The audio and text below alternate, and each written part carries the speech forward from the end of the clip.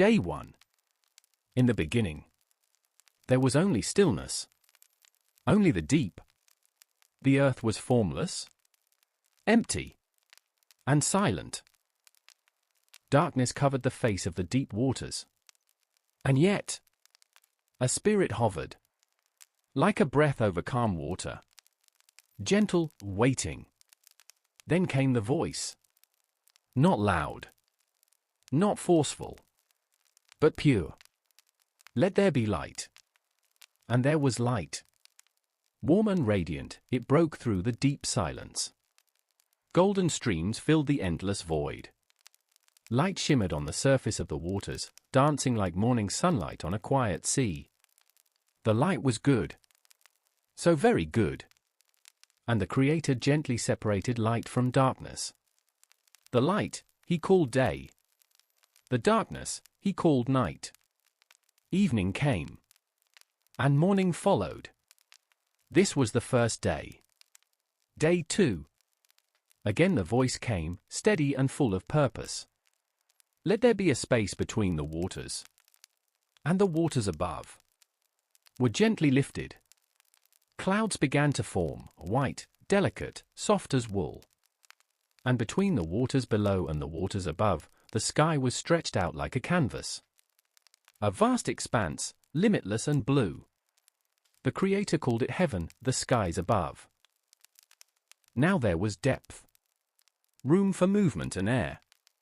The sky arched gently over the waters below, which shimmered with the reflection of light. Evening came. And morning followed. This was the second day. Day 3. Then the Creator spoke again. Let the waters beneath the sky flow together. And they did. The seas gathered in rhythm and rolled away, revealing dry ground. The ground rose. Mountains stretched slowly toward the skies. Valleys dipped low with graceful curves. Plains unfolded, open and welcoming. The dry ground was called land. The gathered waters, seas. And the Creator saw that it was good. Then he said, let the land sprout with vegetation. And the earth answered. First came the grasses, tender and green. Fields swayed with the wind like calm oceans of emerald. Then shrubs, flowers, and vines, colors blooming in soft waves. Tiny wildflowers peeked out of quiet meadows. Petals curled open to the sky. Fragrant herbs dotted the fields. And trees. Mighty oaks, tall cedars, and fruit-laden fig trees took root and lifted their limbs skyward. Each seed bore after its own kind. A pattern, a design. A quiet harmony. It was good. All of it. Evening came. And morning followed. This was the third day. Day 4.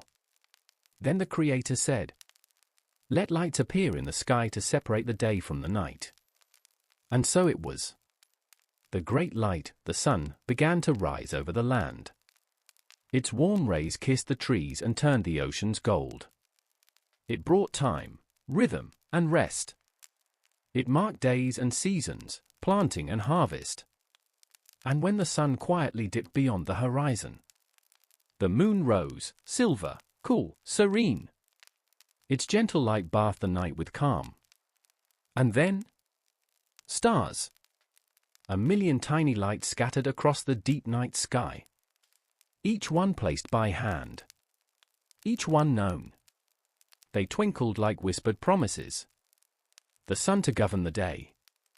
The moon and stars to comfort the night. And the Creator saw that it was good. Evening came.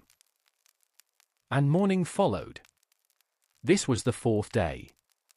Day 5. Then he said, let the waters swarm with living creatures, and let birds fly through the skies. And suddenly the ocean stirred. Life filled the deep. Dolphins leaped joyfully. Turtles glided through coral reefs. Fish in every color imaginable darted through the waters. Graceful rays swept along the ocean floor. Above, the skies came alive. Birds soared and glided, flapping wings that caught the wind. Tiny hummingbirds hovered, bees buzzed near blossoms. Sparrows chirped, and eagles watched from the heights. Each one, crafted with care. Each with its own place, its own voice, its own rhythm. And the Creator blessed them, saying, "Be fruitful and multiply." Evening came, and morning followed. This was the 5th day. Day 6. Now the land was ready. And the Creator spoke once more. "Let the earth produce every kind of animal." And so it did. Elephants marched through grasslands. Lions rested under acacia trees. Gentle deer grazed. Sheep wandered over quiet hills. Cats curled under trees, rabbits darted through meadows, and foxes peeked from dens. The land was alive. Then, the greatest act of all. The Creator said, "Let us make man in our image, in our likeness." And from the dust of the earth, He formed humanity. Shaped with care, tenderly, lovingly. Then He breathed life into them. And they lived. Their eyes opened to beauty, to wonder, to the world around them, full of color, sound, scent, and grace. He named the man Adam. And He placed him in a garden called Eden, a paradise of peace. There, rivers flowed. Trees bore every kind of fruit. Birds sang. A breeze whispered through the leaves. But it was not good for man to be alone. So the Creator caused Adam to sleep. And from his side, He formed the woman, Eve. And together, they were whole. Made for each other. Made to walk in harmony, with creation, with each other, and with the Creator. And the Creator looked at everything He had made. And it was very good. Evening came. And morning followed. This was the 6th day. 7th day. And on the 7th day, the Creator rested. Not because He was weary, but because the work was complete. Finished. Whole. Beautiful. He blessed this day. Sanctified it. Called it holy. A day for peace. For reflection. For stillness. And in this stillness, we remember. The world was not born in chaos, but in love. Not by accident, but by intention. Not rushed, but in rhythm, day by day, layer by layer, moment by moment. Each sunrise now a reminder. Each star a gentle witness. That we were made, known, and deeply loved.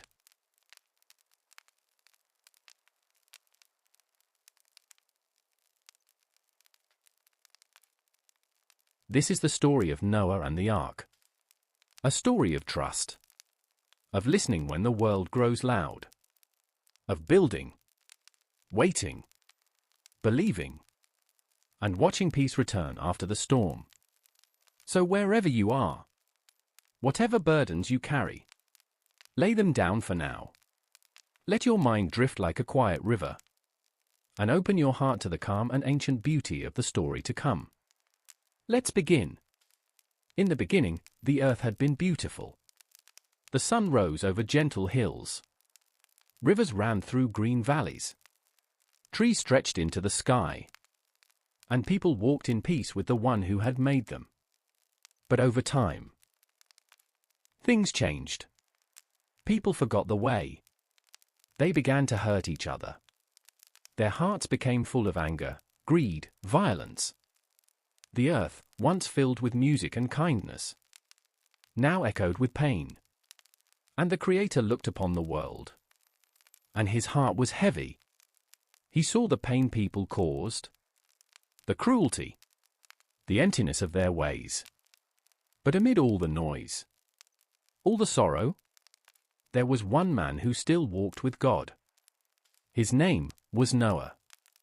Noah was kind, honest, quiet in his soul. He listened to the whisper of the divine. He walked gently on the earth. and God saw that Noah was good. So one day, as Noah was going about his day, the Creator spoke, not through thunder, not through fire, but with clarity and sorrow. Noah, I am going to bring a flood, a great flood, to wash the earth clean. But you and your family, you will be saved.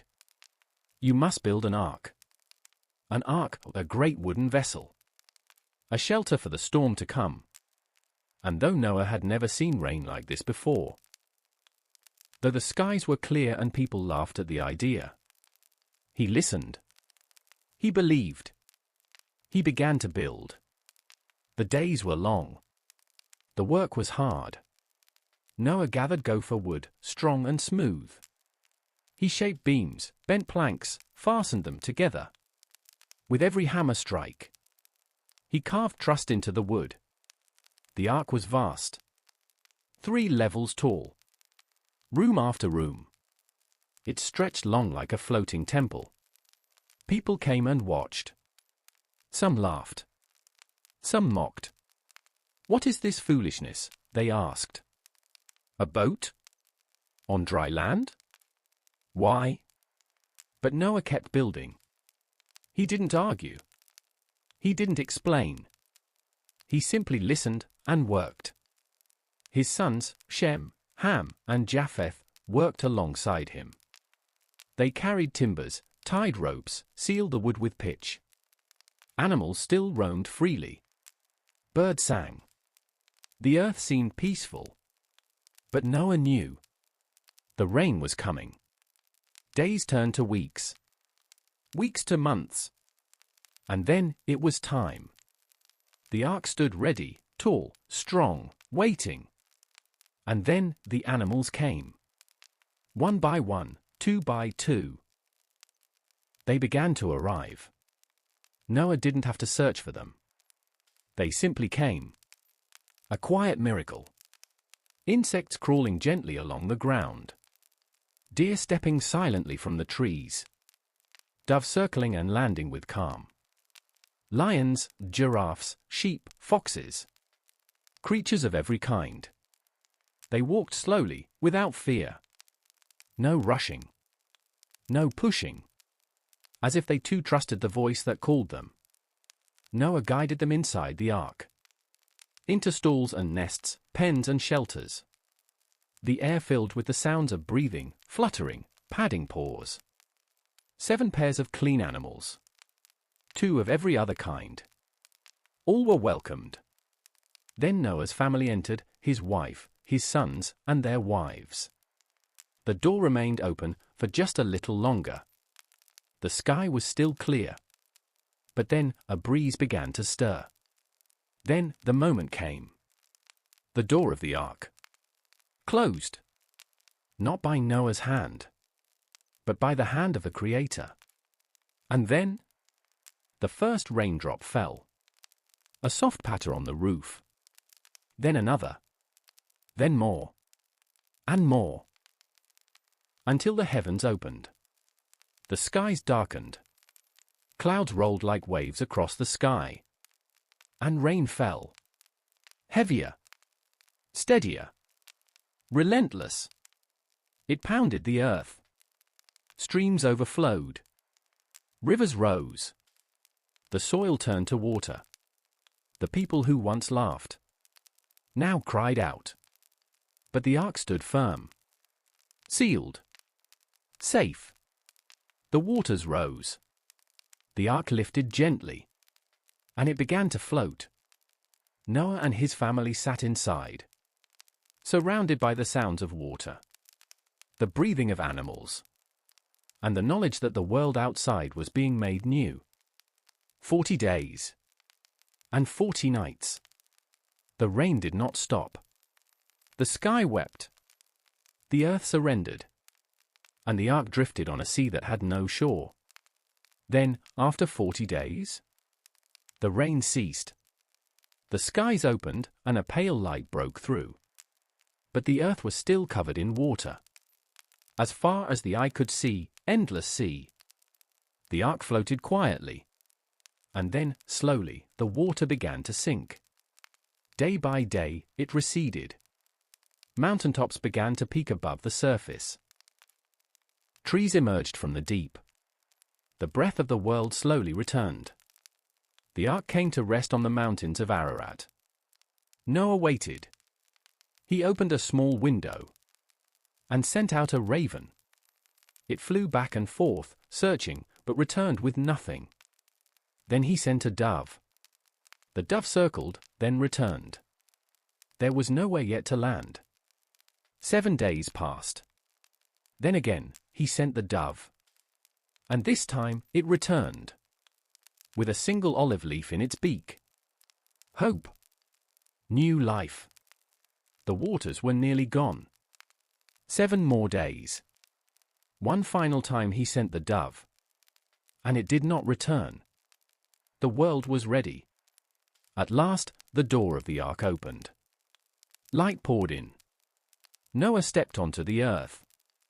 Fresh, quiet, peaceful. The air was clean. The land, reborn. The animals emerged slowly, blinking in the sunlight. Stretching. Walking. Leaping. Birds took flight. Foxes ran through grass. Elephants raised their trunks and trumpeted into the sky. And Noah fell to his knees. He built an altar. And he gave thanks. A song rose from the earth. Not sung with words, but with the beating of hearts. The rustle of trees. The call of birds. The soft wind over new hills. And then, the Creator made a promise. Never again will I flood the earth in this way. Though the heart of humanity may falter, I will not destroy the world. As long as the earth remains, there will be seedtime and harvest, summer and winter, day and night. And in the sky, a rainbow appeared, arched like a gentle bridge between heaven and earth, colors stretching in peace, a covenant of mercy. It would be a sign for all generations. God remembers. God restores. God is faithful. And so the story ends. Not with destruction, but with hope. The flood did not last forever. The rain stopped. The skies cleared. And life began again. Noah's story is our story too. There are storms we pass through. Moments when the sky grows dark. When the waves rise. When it feels as though we are drifting. But even then, there is an ark. There is shelter. And the storm will pass. There is always a dove returning with a branch. And always a rainbow waiting to rise above the clouds. Tonight, let that promise rest in your heart. You are not forgotten. You are not lost. Peace will return. And when it does, you will step into a world made new. So rest now. Let the waters fade. Let the ark rock gently. And trust that morning is coming.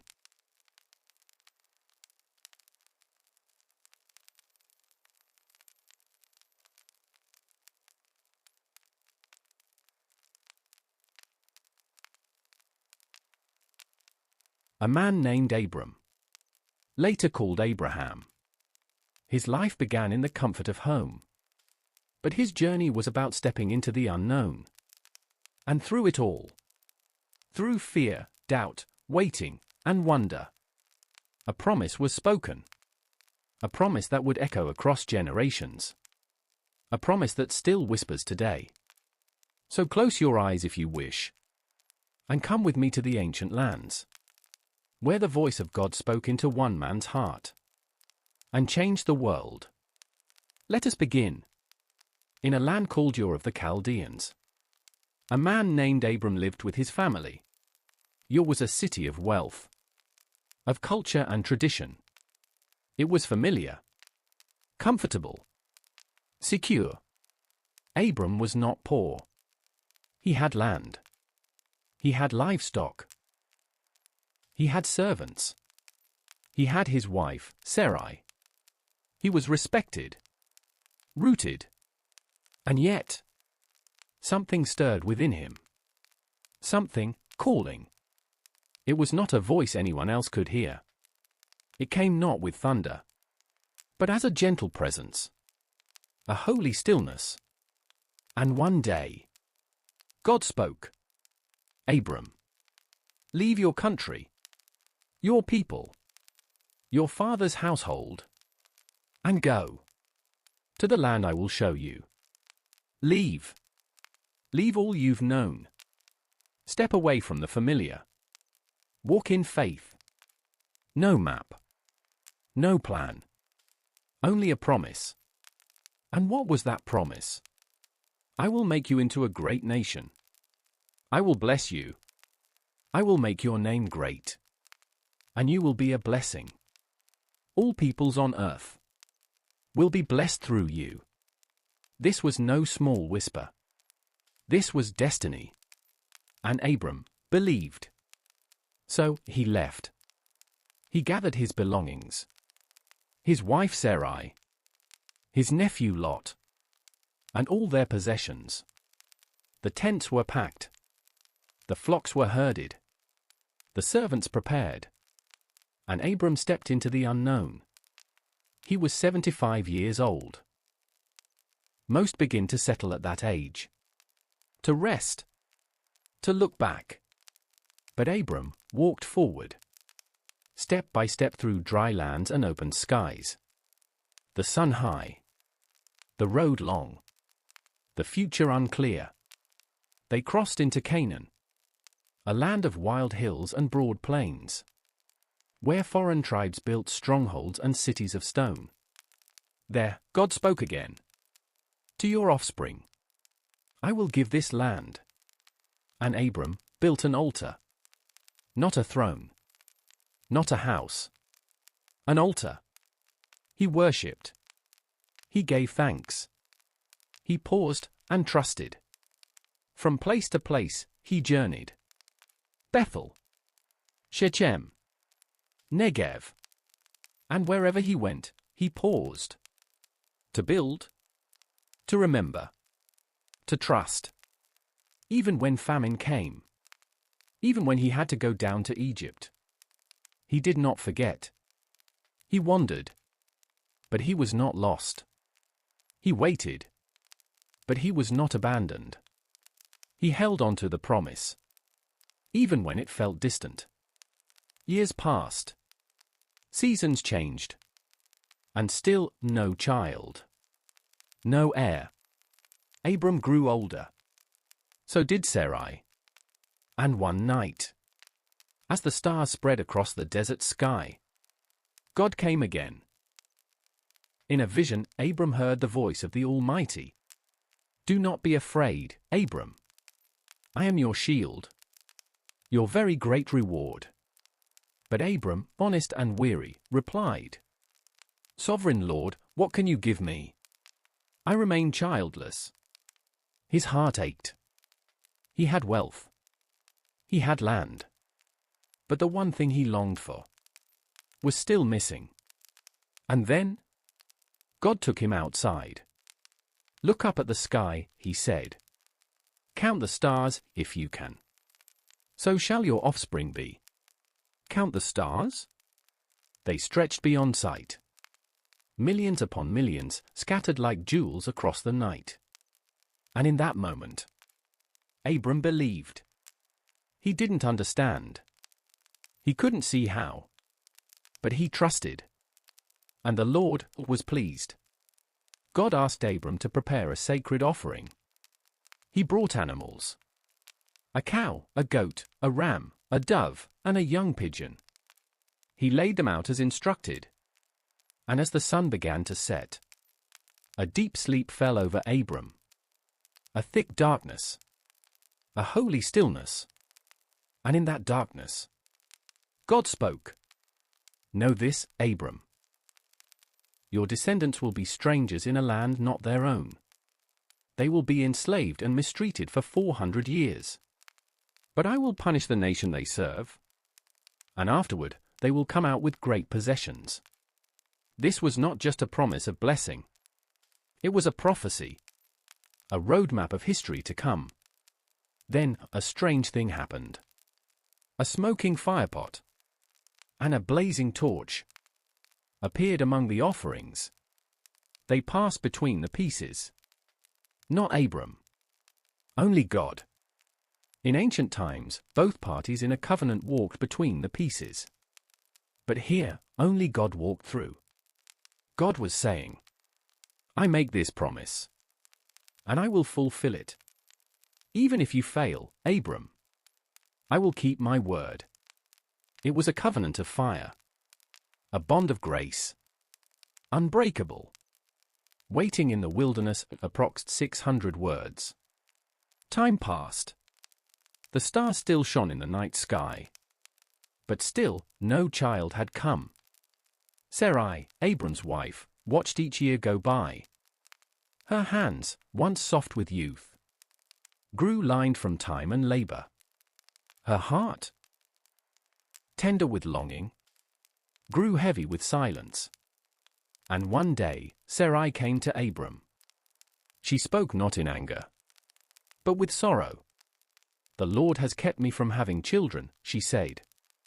Go, take my servant Hagar. Perhaps I can build a family through her? It was a custom of the time, a way for a legacy to continue. But it was not born of faith. It was born of ache, and of waiting too long. Abram agreed. And so, Hagar, Sarai's Egyptian maidservant, was given to him. And she conceived. But what began as a solution quickly became something else. Tension rose between the two women. Jealousy, distance, pain. And Hagar ran. She fled into the desert. Alone. Pregnant. Afraid. The wilderness was vast. The air dry and hot. The sky endless and indifferent. She reached a spring and collapsed beside it. And there, in her loneliness, the angel of the Lord appeared. A soft voice. A gentle presence. Hagar, servant of Sarai. Where have you come from? Where are you going? Her voice cracked with honesty. I'm running away. And the angel said, Go back to Sarai and submit. For I will increase your descendants so greatly. They will be too many to count. And then came the word she never expected. You are now with child. You will have a son. You shall name him Ishmael. For the Lord has heard of your misery. And Hagar, stunned and seen, whispered a name. You are the God who sees me. And the place became sacred. A place where a servant girl was seen. Where the forgotten were remembered. Where grace met grief. She returned. And soon she gave birth to Ishmael. Abram was 86 years old. More years passed. Abram now neared 100. Sarai, nearly 90. Still no child from her womb. Still only waiting. Then, once more, God came to Abram. This time not in a vision, but standing before him. I am God Almighty. Walk before me faithfully and be blameless. Then I will make my covenant between us. And Abram fell on his face. God continued. You will no longer be called Abram, but Abraham, father of many nations. A new name. A new identity. A deep transformation. Then he spoke of Sarai. Her name will be Sarah, and I will bless her. She will bear you a son. Abraham laughed. Not with scorn, but with wonder. Shall a child be born to a man who is 100? Shall Sarah, at 90, bear a child? But God was clear. Yes. Your wife Sarah will bear you a son, and you shall call him Isaac. I will establish my covenant with him. And as a sign of this covenant, Abraham and every male in his household was circumcised. A permanent mark. A symbol of promise. A reminder etched into the flesh of God's faithfulness. Not long after, 3 mysterious visitors came to Abraham's tent. He greeted them with humility, offering water, bread, and rest beneath the trees of Mamre. They sat in the shade, eating a simple meal prepared by Sarah's hands. Then one of them said, "Where is your wife Sarah?" "There, in the tent," Abraham replied. And the visitor said, "I will return to you next year, and Sarah your wife will have a son." Inside the tent, Sarah heard, and she laughed. Not loud, not mocking, but quietly to herself. "After I am worn out, and my Lord is old, shall I now have this pleasure?" But the Lord heard her laugh, and he asked, "Why did Sarah laugh? Is anything too hard for the Lord?" Sarah, startled, denied it. "I did not laugh," she said. But the Lord gently answered, "Yes, you did." It was not a rebuke. It was a smile, a quiet understanding. And behind that understanding, a promise still stood. The year passed, and just as God had said, Sarah conceived, and in her old age, she bore a son. Laughter filled the camp. The impossible had happened. The quiet promise had bloomed. Abraham named him Isaac. Isaac meaning he laughs. And Sarah said, "God has brought me laughter, and everyone who hears about this will laugh with me." It was no longer the laughter of disbelief. It was joy. Pure, radiant, impossible joy. Abraham held the child in his arms, withered hands cradling new life. He remembered the stars, the journey, the waiting, the ache, and now, the fulfillment. God had not forgotten. The promise had been kept. And so the story of Abraham becomes our story too. A story of waiting, of walking without knowing, of listening for whispers of hope. When everything seems still, perhaps you, too, are somewhere between promise and fulfillment. Perhaps you, too, have walked a long road, wondering if joy will ever come. But like Abraham, and like Sarah, you are seen, you are known, you are remembered, and the stars still shine. The promises still stand, and joy is coming. So now, take a deep breath. Let your heart rest. You are not forgotten. You are part of something ancient, beautiful, and good. The God who spoke to Abraham is still speaking today, and his promises are sure.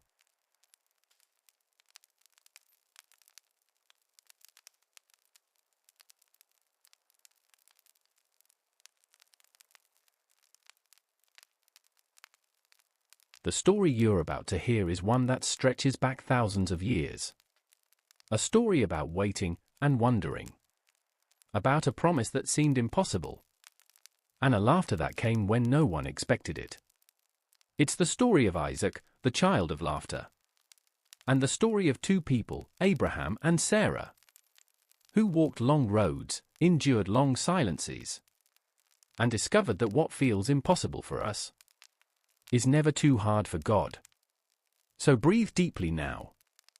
Let the outside world fade, and come with me into the stillness of the desert, into the quiet of a waiting tent, into the heart of a woman who thought her time had passed, until joy arrived. Let's begin. Abraham and Sarah were old. Older than most would believe. Old enough that people had stopped asking when they would have a child. Old enough that they themselves had stopped hoping. They had followed a voice they knew was real. even though they could not see it. They had left their homeland, their people, their comforts, to go to a land they didn't know. The voice had made a promise. You will be the father of many nations. Look up at the sky. Count the stars. So shall your offspring be. And Abraham believed. He and Sarah pitched their tents in strange lands, moved with the seasons, trusted in that voice. But year after year passed. The stars still hung overhead. The promise still echoed. And Sarah's arms remained empty. She laughed once, years earlier, when the visitors told Abraham, this time next year, Sarah will bear a son. She had been inside the tent. She had heard the words. And she had laughed. A quiet, tired laugh. Not because she was mocking, but because she had long ago packed away her hope. She had been barren for decades. Her body had grown old. And so she laughed, because joy seemed too far to reach. But the voice heard her laugh, and answered gently, Is anything too hard for the Lord? Sarah said nothing, but the question stayed with her. Then came the waiting, and then the watching, and then something changed. Sarah began to feel different. Her body moved in ways it hadn't in years. New life stirred within her. Unmistakable. She said nothing at first. She waited in silence, as hope slowly returned like a dawn. And then the movement came. A flutter. A turn. A growing weight beneath her ribs. Sarah placed her hand against her belly, and felt what she had once believed was no longer possible. Life. Inside her. Real. The time came. The pain came too. It had been so long since Sarah had thought about childbirth that she wasn't sure how to prepare. But her body, the same body that had once seemed silent, now cried out with strength. And then came the cry. New. Sharp. Full of air and wonder. Abraham's eyes filled with tears as he looked at the child in Sarah's arms. And Sarah laughed again. Not the laugh of disbelief. This time, it was the kind of laugh that rises before you can stop it. The kind that belongs to miracle. God has brought me laughter, she said. And everyone who hears about this will laugh with me. They named him Isaac, which means he laughs. And from that day on, every giggle, every joyful sound from the tent was an echo of the promise kept. The old couple sat in the sun, watching their son roll in the dust. They sang to him, told him stories, laughed at his questions. Isaac was not just a child. He was proof that God had not forgotten them. That time had not cancelled their purpose. That age had not disqualified them from joy. Sarah had waited a lifetime. And the waiting was not wasted. But even in joy, there was pain still to come. For Abraham had another son, Ishmael, the son born to Hagar. Years earlier, when Sarah had given up on conceiving, she had asked Abraham to take her servant, Hagar, and have a child through her. It was a human solution to what felt like divine delay. And it had brought tension. Now Ishmael was a teenager. And when Isaac was weaned, Abraham held a great feast. Everyone gathered. There was music, celebration, food and laughter. But Sarah saw something. She saw Ishmael laughing at Isaac. Not laughing with him. Laughing at him. A mocking laugh. And something inside her tightened. She went to Abraham and said, Send that woman and her son away. The son of the slave shall not share in the inheritance with my son, Isaac. Abraham's heart ached. He loved Ishmael too. But God spoke again. Do not be afraid to let them go. I will take care of them. I will make a nation of Ishmael as well. But it is through Isaac that your promise will continue. So early the next morning, Abraham rose. He took bread and water. He gave them to Hagar. And with a heavy heart, he watched her and Ishmael walk into the wilderness. The sun was rising. The boy looked back once, and Abraham turned away. Isaac grew. He learned to walk among the goats and sheep. He learned to listen to the wind in the tall grass, to watch his father build altars, to hear his mother's voice at night. The camp was filled with his laughter. He asked questions about the stars. He followed his father on long walks. He picked up stones and imagined building something great. Isaac was more than just a son. He was a reminder.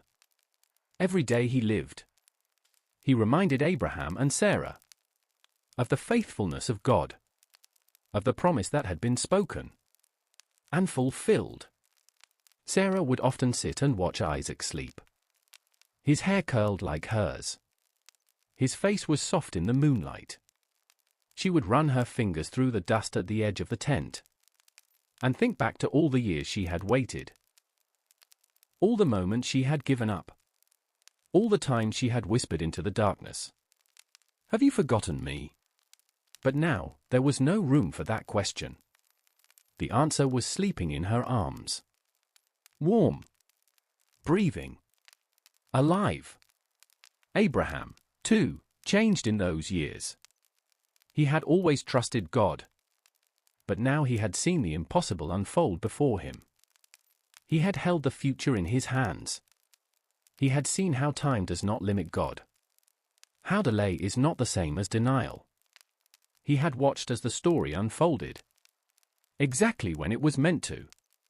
And though there were still challenges ahead, still roads to walk and choices to make, he walked them with a new kind of quiet assurance. Because now he knew, truly knew, that God always finishes what he begins, and that some of the greatest miracles take the longest to arrive. At night, around the fire, Abraham would tell Isaac the stories of their journey. He would speak of the stars, and the first time he heard the voice. He would tell him about leaving home, about building altars, about the visitors who came, and told Sarah she would have a child. And Isaac would listen, wide-eyed and smiling, laughing when he heard how his mother had laughed at God's promise. But it was no longer a bitter story. It was a joyful one, because the laughter had been redeemed. It had been transformed from something tired and unsure into something full of life and beauty. Isaac grew strong, and from his life would come another chapter in the great unfolding of God's promise. He was the child of laughter, and he carried in his blood the promise of a people. And now, as this story draws to its close, maybe you're left thinking about the waiting in your own life. Because all of us, in one way or another, are waiting for something. Maybe you're waiting for restoration, for healing, for direction, for a relationship to change, or for a dream to be fulfilled. Maybe your arms feel empty too. Maybe the years have stretched long, and you've quietly begun to believe that the thing you long for will never arrive. If so, this story is for you. The story of Isaac's birth is not just about a miracle child. It's about the nature of hope. It's about the God who does not forget, who hears even the softest laugh of disbelief and turns it into joy. It's about promises that don't expire, about faith that waits, even when it grows tired. It's about the power of believing, in something you cannot yet see, something that may take years, even decades, to come to life. Sarah once said, "God has brought me laughter." And that sentence, spoken by a woman nearly 90 years old, is one of the most beautiful in all of Scripture. It reminds us that it is never too late for joy to arrive, that even in the wilderness, even in the dry places, something new can still be born. So tonight, if your heart is weary, if you've been waiting longer than you ever thought you could, if hope feels distant, remember Sarah. Remember Abraham. Remember that the God who called them was the same one who fulfilled the promise at exactly the right time. He is not hurried. He is not slow. He is always on time. And he has not forgotten you. Even if the dream has faded. Even if your faith has grown quiet. Even if you've laughed like Sarah did. Not because you believe, but because you've stopped expecting anything at all. Even then, he is still able, still listening, still faithful. Take this with you as you rest. Laughter is coming. Not the cynical kind, but the kind that rises when your heart is finally full. When your arms are no longer empty. When the silence gives way to joy. It may not come today or tomorrow, but it will come. Because the God who made stars is also the God who keeps promises. And he is not done writing your story. So rest now. Let the stillness hold you. Let the story settle gently into your heart. You are not forgotten. You are not alone. You are deeply, truly loved. And one day, you too will say, "God has brought me laughter."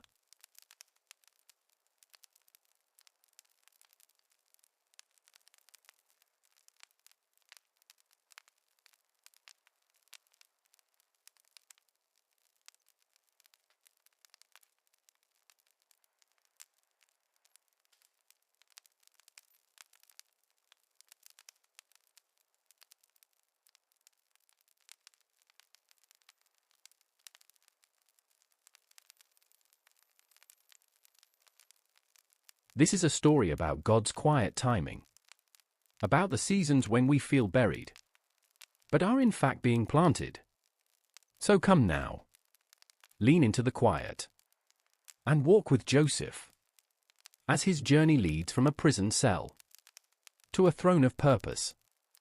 Joseph had been in prison for years. He had once been the favored son of his father Jacob. Given a robe of many colors.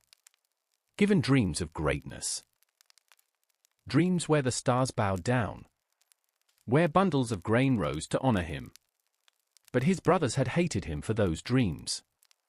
They had thrown him into a pit. Sold him to strangers. And convinced their father he was dead. In Egypt, Joseph had found favor. First in the household of Potiphar. Then even in prison. After he was falsely accused. There, behind the iron bars, Joseph interpreted the dreams of two men. Pharaoh's baker and cupbearer. He told the cupbearer he would be restored to his place. And he asked only one thing. "Remember me. Mention me to Pharaoh. Help me out of this place." But the cupbearer forgot. And Joseph remained in prison. 1 year passed. Then another. He waited. Prayed. Wondered. There were no voices. No dreams. Just silence. And yet, in the quiet, God was still moving. Then, one night, Pharaoh dreamed. It was a strange, vivid dream. He stood by the Nile. 7 fat, healthy cows came up from the river and grazed among the reeds. Then 7 thin, ugly cows came up after them and devoured the fat cows. But even after eating them, The thin cows looked just as empty. Pharaoh awoke. Troubled, he fell back to sleep and dreamed again. 7 heads of grain, healthy and full, grew on a single stalk. Then 7 thin, scorched heads of grain sprouted up and swallowed the full ones. Pharaoh awoke again. Disturbed, uneasy, he called for all the magicians and wise men of Egypt. He told them his dreams, but no one could interpret them. And that's when the cupbearer remembered. "I know someone," he said. "A Hebrew prisoner. He interpreted my dream, and it came true." Pharaoh ordered that Joseph be brought to him immediately. And just like that, Joseph's story began to turn. Joseph shaved, changed his clothes, and stood before Pharaoh. Pharaoh said to him, "I've heard that you can interpret dreams." And Joseph, calm and humble, replied, "I cannot, but God can, and he will give Pharaoh the answer he seeks." Pharaoh repeated the dreams, and Joseph listened, quietly, carefully, and then he spoke. "The 2 dreams are one and the same," he said. "God is showing Pharaoh what he is about to do. 7 years of abundance are coming. They will be followed by 7 years of famine, so severe that the abundance will be forgotten. The dreams are firm. God has decided." Pharaoh leaned forward, and Joseph continued, "Let Pharaoh find a wise man to store grain during the good years, so that the land may survive the years of famine." He didn't ask for anything. He simply gave the truth. And Pharaoh was amazed. "Can we find anyone like this man?" he asked. "In whom is the Spirit of God?" And he turned to Joseph. "Since God has revealed this to you, you shall be in charge of my palace. Only in regard to the throne, will I be greater than you?" Joseph was 30 years old. And just like that, he went from prisoner to ruler. He was dressed in fine linen, a ring placed on his hand, a gold chain hung from his neck. Pharaoh gave him a new name, Zaphanath-Paneah. He gave him a wife, Asenath, the daughter of a priest. He gave him a place among the powerful. And Joseph began to prepare. Joseph was no longer a prisoner. He stood beside Pharaoh, second in command over all of Egypt. A Hebrew in a foreign land, and yet entrusted with the future of a nation. He moved through cities and farmlands, organizing the collection of grain, every field that yielded in abundance. He stored in great silos and storehouses. He oversaw the labor with patience. He worked day by day, preparing for what he knew would come. And just as the dreams had foretold, the land flourished. For 7 years, the fields gave freely. Wheat grew tall.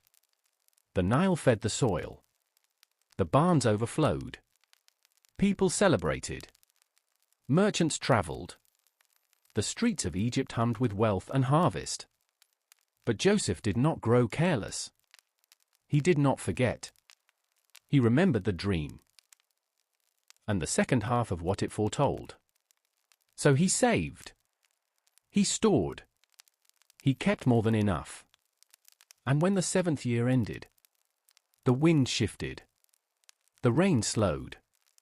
The earth hardened. The crops failed. The famine had come. It began slowly. The farmers noticed the change first. Then the merchants. Then the people in the villages and towns. Bread became harder to find. Animals wandered further in search of food. Water grew scarce. But Egypt had prepared. Because of Joseph, there was grain in every city. And when the people cried out, Pharaoh told them, "Go to Joseph. Do whatever he says." And so Joseph opened the storehouses. He rationed the grain. He kept peace among the hungry. And people came, not only from Egypt, but from distant lands.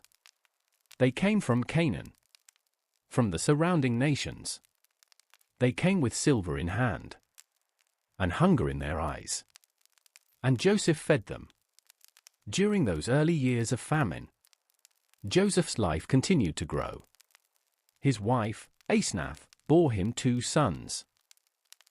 The first he named Manasseh, saying, God has made me forget all my trouble, and my father's household. The second he named Ephraim, saying, God has made me fruitful in the land of my suffering.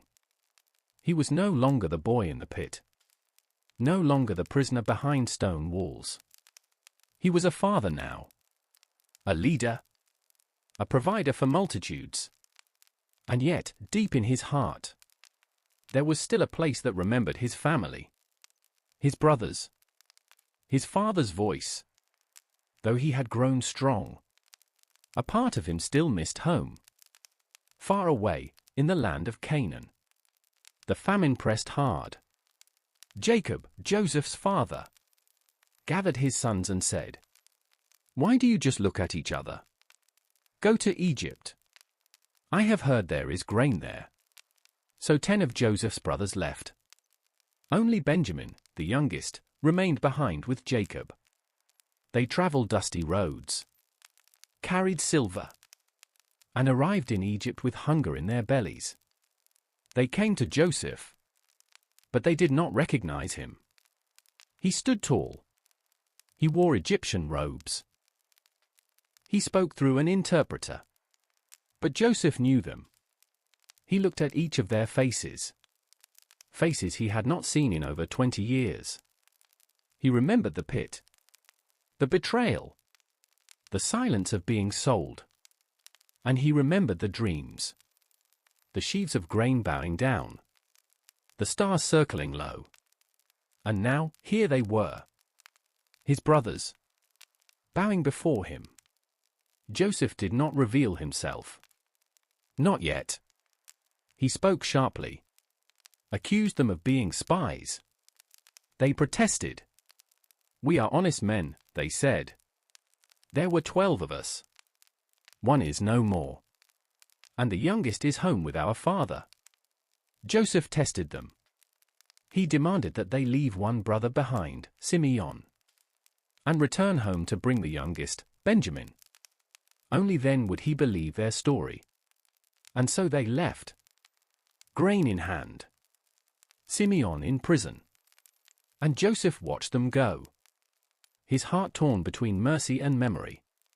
Later, Joseph found a quiet place, and he wept. The years had not hardened his soul.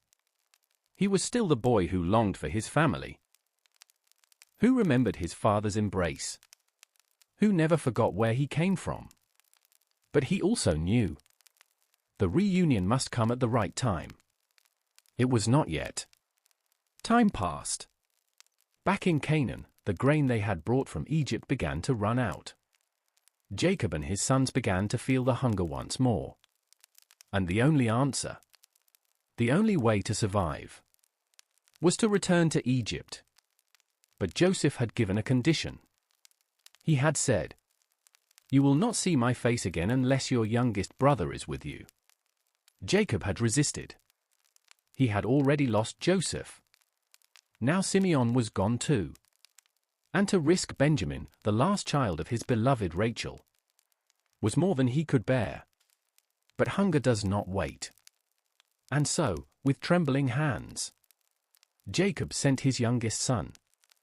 He sent gifts, double the silver, and a blessing.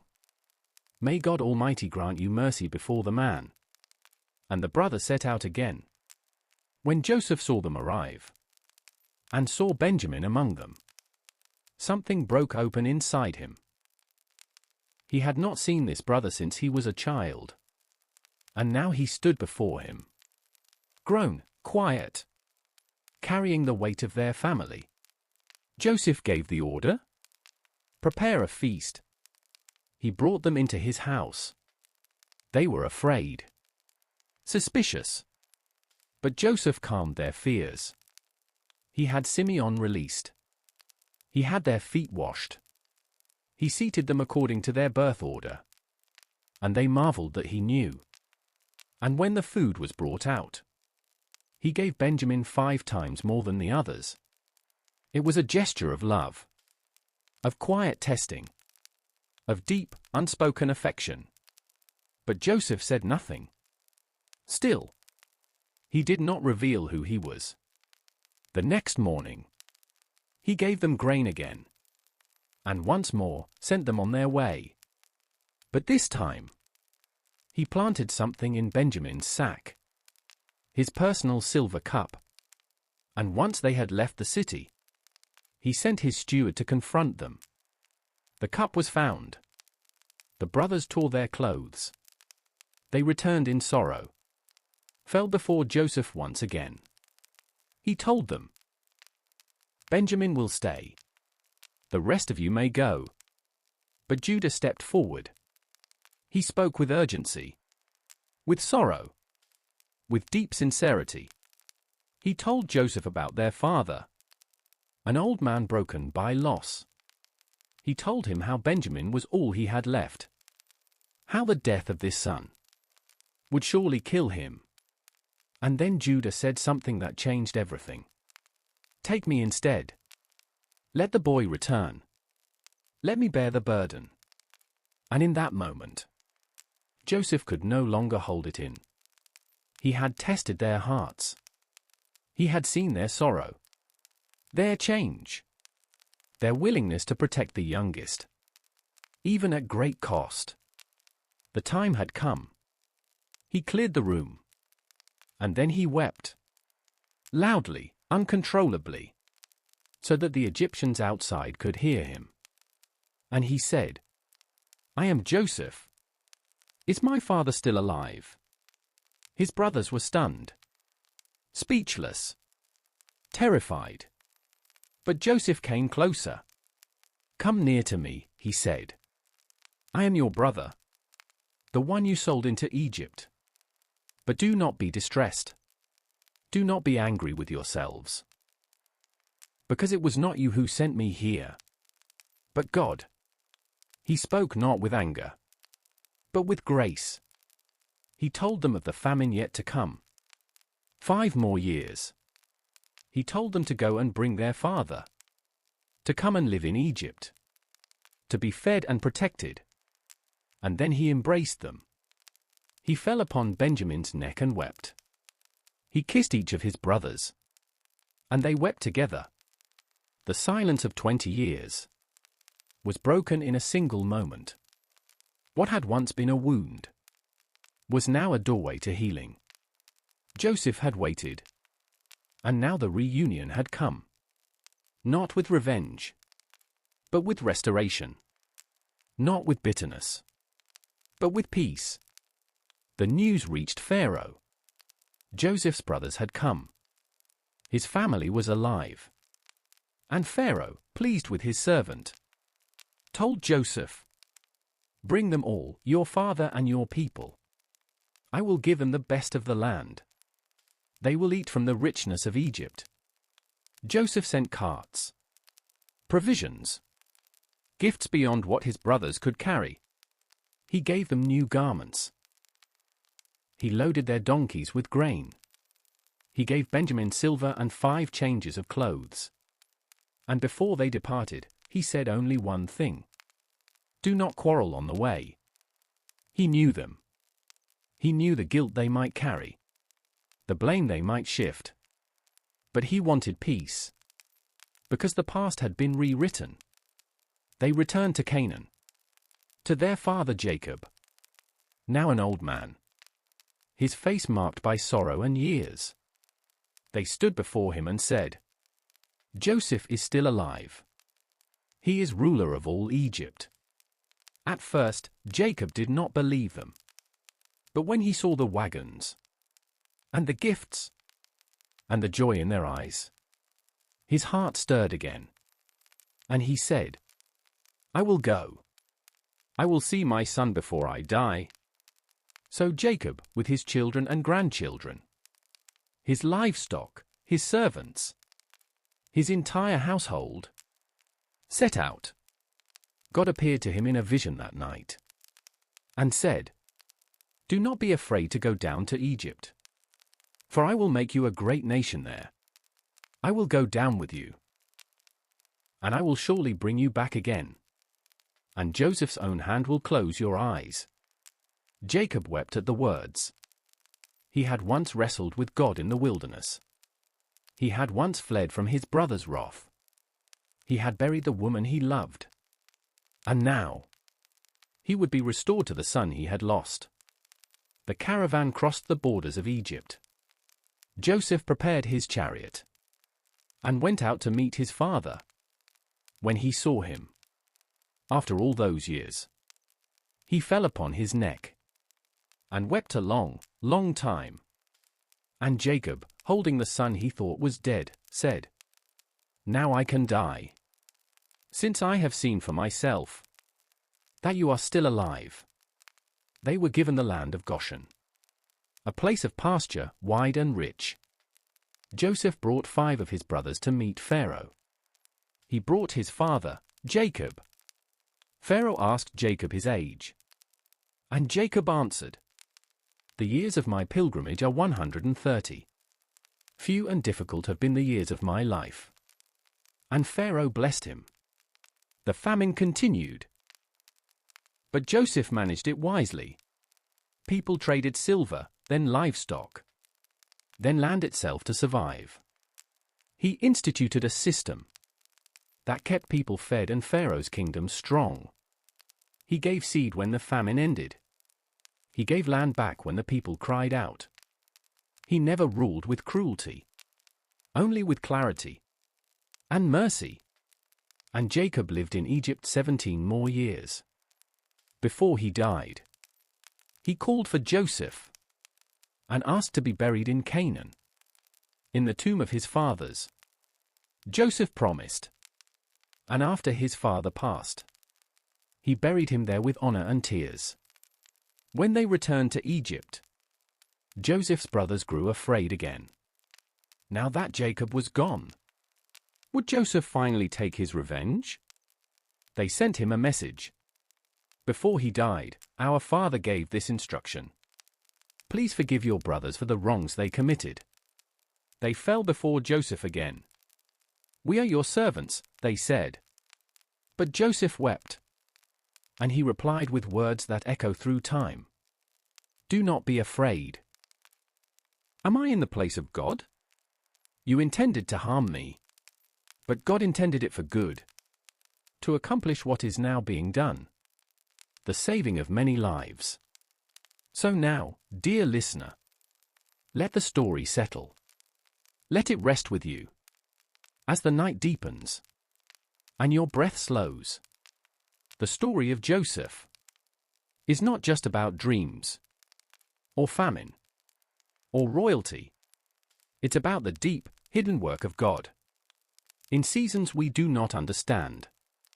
It's about being sold and still being chosen, about being forgotten and still being held, about being thrown down only to rise at the right time.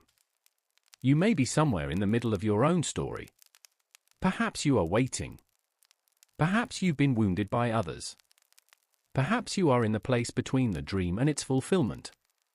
But hear this truth: what others meant for harm, God can still use for good. Your delay is not your defeat. Your pit is not your prison. Your silence is not the end. Because God writes the long story. He walks beside you through famine and feast. He sees the plan, even when you don't. Joseph never knew the timing, but he kept walking. He served. He listened. He wept. He forgave. And through his journey, an entire nation was fed. A family was restored. A future was preserved. So tonight, rest. If you are in the waiting, be still. God is with you. If you are in the middle of something painful, Know that nothing is wasted. If you carry the weight of injustice, Joseph carried it too. And still, he forgave. Let your story unfold in time. Let the one who sees all things carry it forward. You are not forgotten. You are not alone. And one day, like Joseph, you may look back and say, God intended it for good.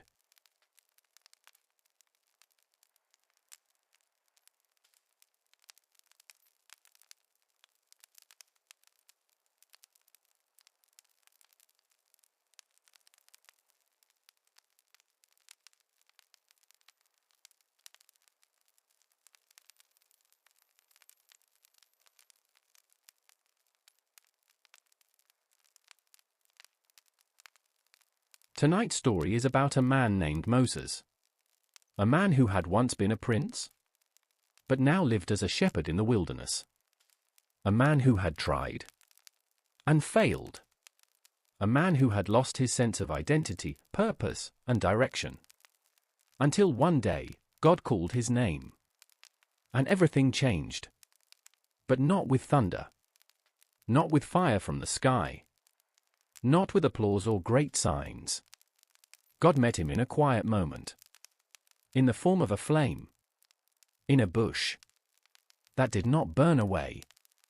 This is a story about calling. About second chances. And about the truth that sometimes the most sacred moments happen in the most ordinary places. So settle in. Close your eyes, if you wish. And come with me to the edge of the desert, where a man who thought he was forgotten would discover that he had been chosen. Moses was tending sheep. That's how his days began. And how they ended. The rhythm of feeding, leading, and watching. He had once lived in Pharaoh's palace. He had once worn robes of fine linen, eaten with royalty, and learned the ways of kings. But that was long ago. That life had ended when he had acted on his anger. When he had seen an Egyptian strike a Hebrew slave, and had killed the man. He had buried the body in the sand. And when the truth came to light, he had run. Far from Egypt. Far from the palace. Far from his people. He had found a quiet life in Midian. He had married. He had become a shepherd. But something inside him had never quite settled. He still remembered the cries of his people. He still remembered the injustice. And he still wondered why his life had taken this path. He had grown older. Not old in years, but old in weariness. Old in questions. And yet, God had not forgotten him. One day, as Moses was guiding his sheep through the far side of the wilderness, he came to a mountain, Horeb, the mountain of God. There, something caught his eye. A bush. But not just a bush. It was burning. And yet, it was not consumed. The fire glowed. But the branches remained. The leaves held their shape. The flame did not eat. Only shimmered. Moses stopped. I will go over and see this strange sight, he said to himself. Why the bush does not burn up. And as he drew near, a voice called to him from within the fire. Moses? Moses! He froze. Here I am, he answered. And the voice said, do not come any closer. Take off your sandals. For the place where you are standing is holy ground. Take off your sandals. The voice had said, for the place where you are standing is holy ground. And Moses obeyed.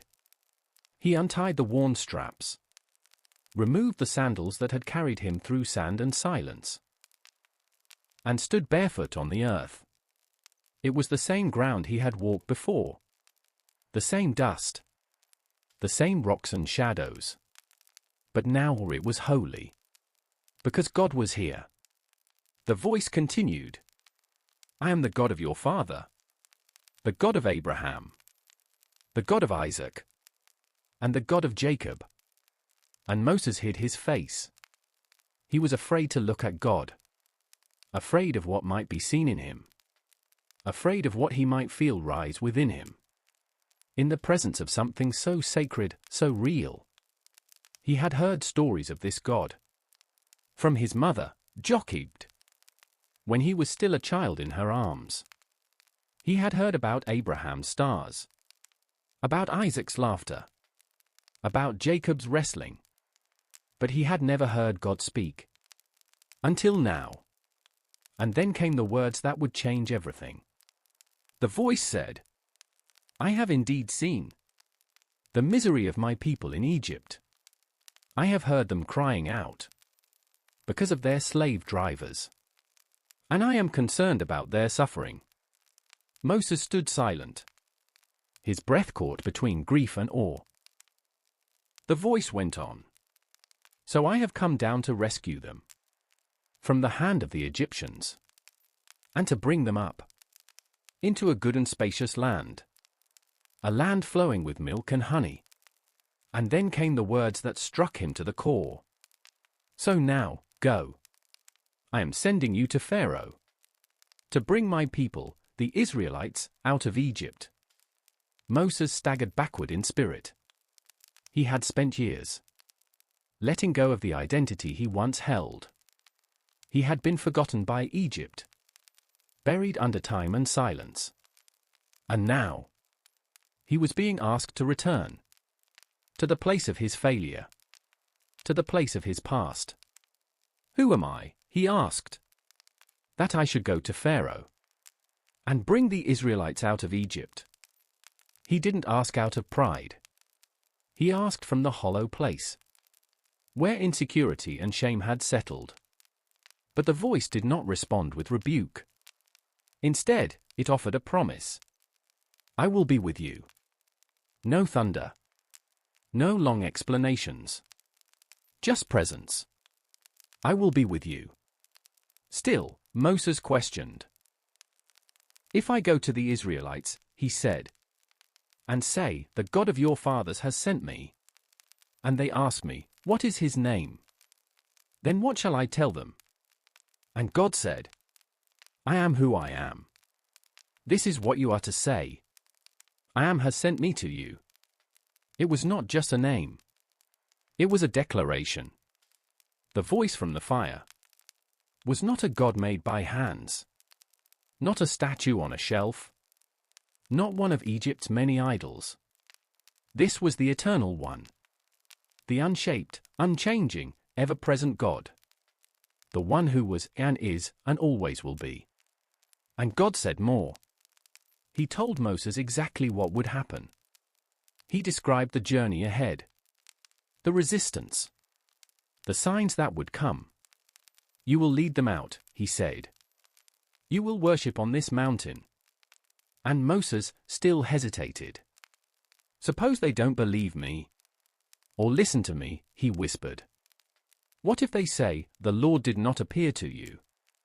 God asked him, "What is that in your hand?" "A staff," Moses replied. And God said, "Throw it on the ground." So he did. And it became a snake. Moses recoiled, afraid.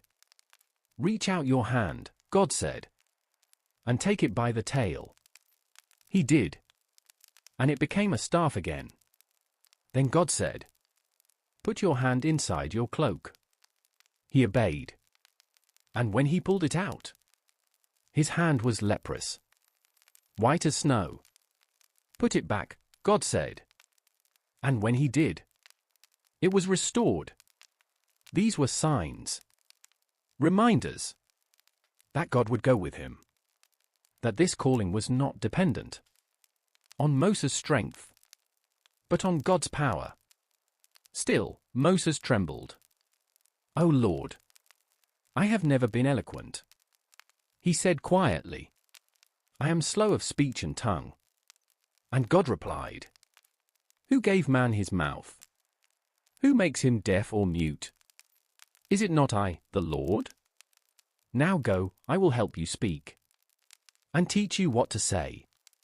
But Moses pleaded, O Lord, please send someone else. The fire did not fade. The voice did not withdraw. God, in his mercy, said, Your brother Aaron is on his way. He will speak for you, but I will be with both of you. The calling remained, and so did the promise. God would not remove the mission, but he would not send Moses alone. Moses bent low. The bush still burned. The fire still glowed. And the voice of God had now become the voice of his future. The fire had spoken. The silence had broken. And Moses knew what he had to do. He returned home. The sheep were still grazing. The rhythm of the day had not changed. But inside him, everything was different. He went to his father-in-law, Jethro, and said, Let me return to my own people in Egypt, to see if any of them are still alive. Jethro, a wise and peaceful man, simply said, Go. I wish you well. There were no long arguments. No warnings. Just a quiet blessing. To go where the voice had called. God spoke again. He told Moses, Go back to Egypt, for all those who wanted to kill you are dead. And so Moses set out. He took his wife and sons. He loaded a donkey, and he carried the staff that had once led sheep through the desert. Now it would lead people through history. As Moses walked, his heart carried questions. Would the people believe him? Would Pharaoh listen? Would he fail again? But he remembered what the voice had said. I will be with you. And so he kept walking. Meanwhile, Aaron, Moses' brother, was already on his way. God had spoken to him too. He was coming to meet Moses in the desert. And when the two brothers saw each other, they embraced. Years had passed. So much had changed. But in that moment, they stood not just as family, but as partners in a mission far bigger than themselves. Moses shared everything. He told Aaron about the bush that burned, but did not burn up. About the voice that spoke his name. About the signs. The command. Aaron listened. And then together, they turned toward Egypt. As they neared the land of Pharaoh, Moses and Aaron gathered the elders of the Israelites. Aaron spoke the words God had given. Moses performed the signs. The staff turning into a serpent. The leprous hand. The wonders of power. And the people believed. They bowed down in awe. They worshipped. For they understood. God had seen them. God had remembered. And now, God had come near. But not everyone would welcome the message. Pharaoh still sat on the throne of Egypt, confident in his power, secure in his might, surrounded by gold, advisors, and gods of his own making. Moses and Aaron went to him. They stood before the man who ruled the known world, and said, This is what the Lord, the God of Israel, says. Let my people go, so that they may hold a festival to me in the wilderness. Pharaoh raised an eyebrow. Perhaps he laughed. He said, Who is the Lord, that I should obey him and let Israel go? I do not know the Lord, and I will not let Israel go. And just like that, resistance began. Pharaoh didn't just refuse. He increased the people's suffering. He ordered that they make bricks, without being given straw. He demanded more work, more labor, with fewer resources. The people cried out, and they turned on Moses and Aaron. You have made us a stench to Pharaoh, they said. You have brought trouble, not freedom. And Moses, was shaken. He turned to God and asked, "Why, Lord? Why have you brought trouble on this people? Is this why you sent me? Ever since I went to Pharaoh to speak in your name, he has brought trouble on this people, and you have not rescued them at all." But God answered, "Not with rebuke, but with reassurance. Now you will see what I will do to Pharaoh. Because of my mighty hand, he will let them go. I am the Lord. I appeared to Abraham, to Isaac, and to Jacob. I have heard the groaning of my people, and I have remembered my covenant. I will bring them out. I will free them. I will take them as my own people, and I will be their God." The road ahead would not be easy, but it was no longer unclear. Moses had returned, not as the man he once was, but as the man God had prepared him to become. He was no longer just a shepherd. He was a voice, a vessel, a bridge between bondage and freedom. And he would walk forward, with fear in his heart, yes, but with God beside him. Pharaoh had refused. The bricks had grown heavier. The people were bitter. And Moses, once full of trembling purpose, now felt the edges of doubt begin to creep in. He had obeyed. He had spoken. He had followed the fire. But nothing had changed. At least, not yet. Still, God's voice came. Not in anger, but in gentle repetition. A reminder. I am the Lord. I appeared to Abraham, to Isaac, and to Jacob, and I established my covenant with them. I have heard the groaning of my people, and I will bring them out. I will redeem them with an outstretched arm, and with mighty acts of judgment. I will take you as my own, and I will be your God. The words echoed deep into Moses' heart. They were not empty. They were a promise. So Moses and Aaron returned to Pharaoh again. And again. And again. Each time, the message was the same. Let my people go. And each time, Pharaoh's heart was hard. But God had already said it would be so. He was not surprised. He was not delayed. This was the beginning of something greater. Then the signs began. Moses threw his staff before Pharaoh, and it became a serpent. Pharaoh's magicians did the same, but Moses' staff swallowed theirs. Still, Pharaoh would not listen. Then came the first plague. The Nile turned to blood. The waters ran red. The fish died. The land smelled of death. But Pharaoh's heart remained hard. Then frogs poured across the land. They entered homes and ovens, beds and baskets. The croaking was relentless. Pharaoh begged Moses, "Pray to your God to take them away." Moses prayed. The frogs died. But once the pressure lifted, Pharaoh hardened again. Then gnats. Dust turned to insects, crawling across skin, into eyes and ears. Pharaoh's magicians tried to mimic it, but they failed. "This is the finger of God," they said. But Pharaoh would not listen. Then flies, swarming, biting, everywhere, except in Goshen, where God's people lived. There, the air remained clean. Pharaoh saw it, felt it. Still, he did not bend. One by one, the signs grew stronger. Livestock died. Boils spread. Hail fell from the sky. Locusts devoured the land. And still, Pharaoh resisted. Each time, he would waver, then harden again. And each time, Moses returned. He prayed. He spoke. He did not give up. And in the middle of it all, he remembered the bush.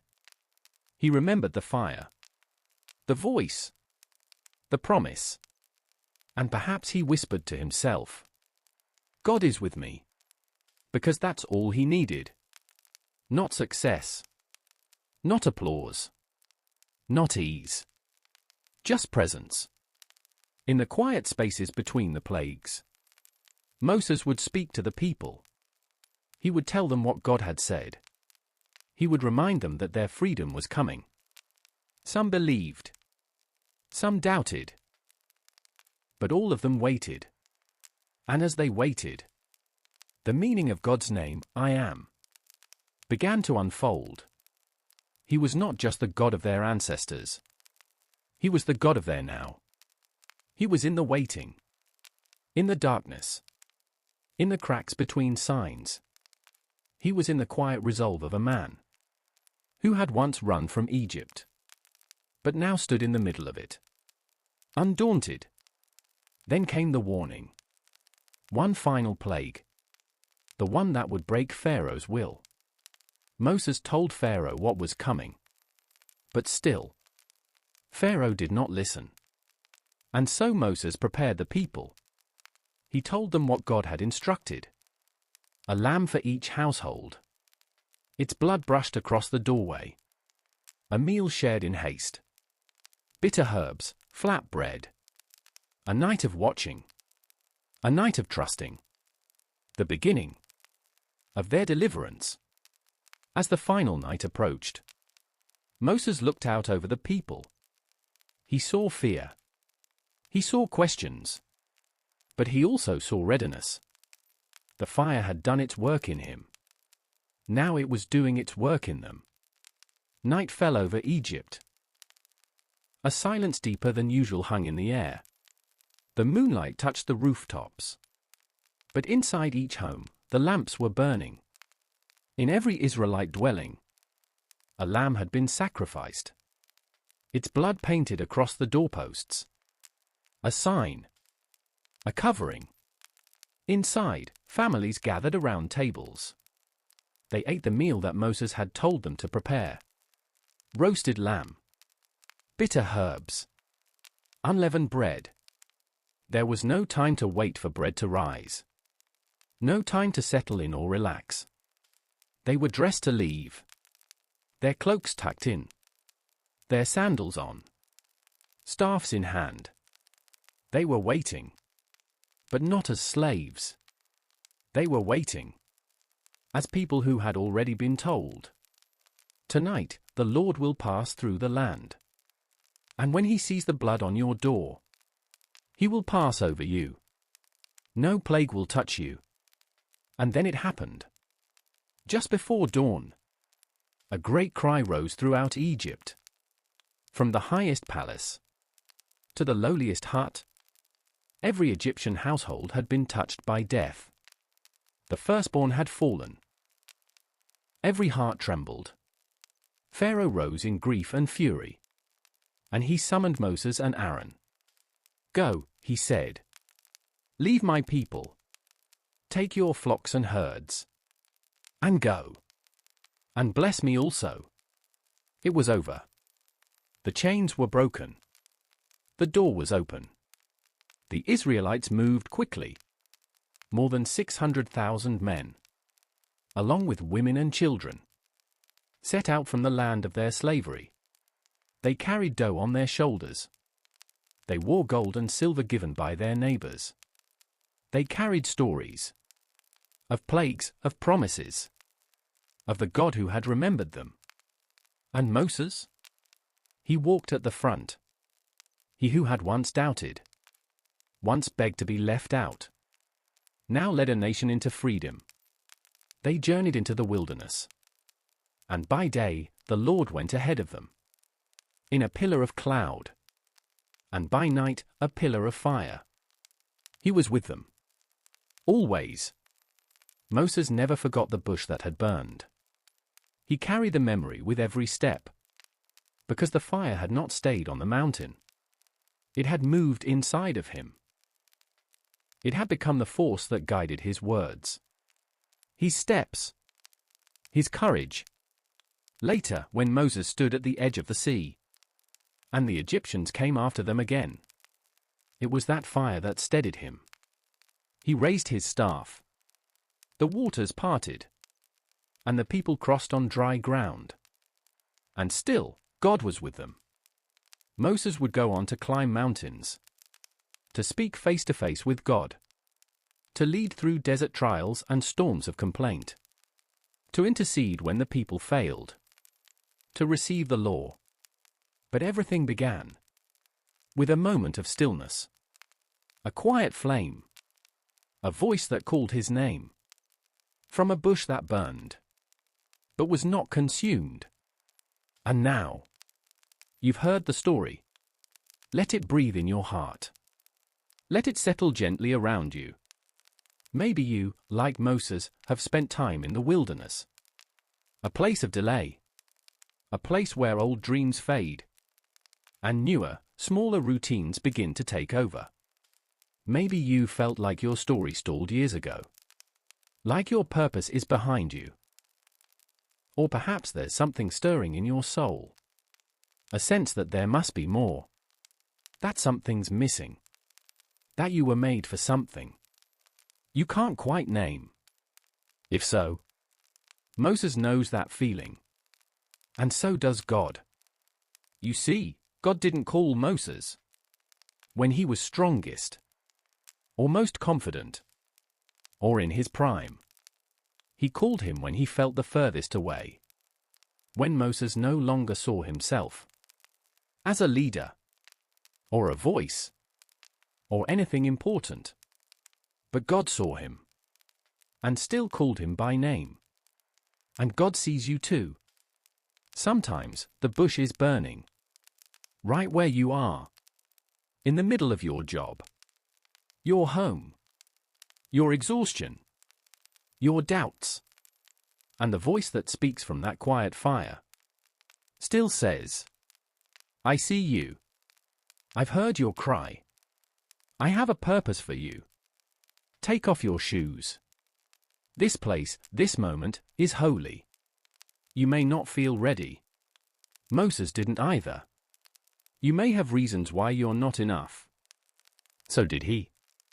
But the answer God gives has never changed. I will be with you. Not just when you feel brave, but when you feel broken. Not just when the seas part, but even in the silence. Before anything happens. And maybe you're not meant to lead a nation, but you might be called to speak peace into someone's storm, to bring kindness where it's been missing, to forgive where bitterness wants to grow, to raise children, to hold space for healing, to speak for someone who can't speak for themselves. The flame still burns, and the voice still calls.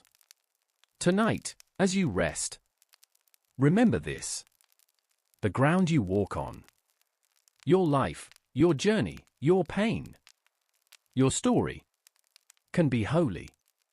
God still speaks in the quiet, still meets us in ordinary places, still lights flames in forgotten corners of our lives.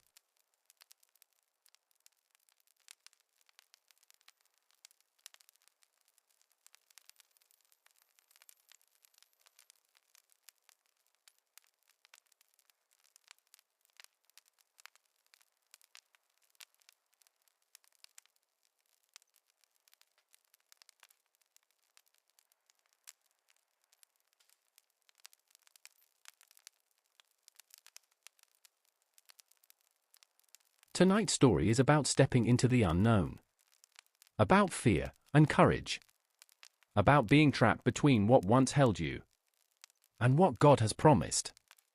It's the story of the Israelites as they stood at the edge of the Red Sea, with Pharaoh's army closing in behind them, and nothing but water ahead. And yet, even there, God made a way, because He always does. So let this story unfold around you. Like gentle waves. Let it wash over the noise and fear. And let it remind you that no matter what stands in front of you, There is a God who leads, who sees, and who parts the sea. The Israelites had left Egypt. They had packed quickly. Bread without yeast. Bags filled with just enough for the road ahead. After 400 years of slavery, they were finally free. God had delivered them. And Moses, the man who once stood trembling at a burning bush, now walked before them, staff in hand, eyes forward. They didn't know exactly where they were going, but they knew who was leading them. God had gone ahead of them as a pillar of cloud by day, and a pillar of fire by night, never leaving their side. It was beautiful, strange, terrifying, hopeful. The desert was dry, but freedom had a flavor all its own. They were moving forward. But then, God spoke again. He told Moses to turn the people back, to camp near the sea, at a place called Pi-Hahiroth. It didn't make sense. Why go backward? Why face the water? But Moses obeyed. Because sometimes, God leads us into impossible places. Not to trap us, but to reveal something we could never discover on our own. Meanwhile, back in Egypt, Pharaoh sat brooding.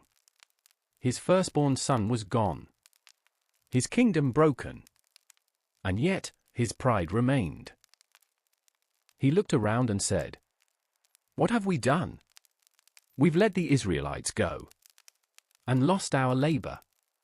So he gathered his army, 600 of the best chariots, soldiers, horses, shields and spears. They rode out in pursuit, through dust and heat, toward the desert, toward the people of God. The Israelites, camped near the sea, looked up and saw them coming. Dust rising, wheels thundering, the glint of armor in the distance.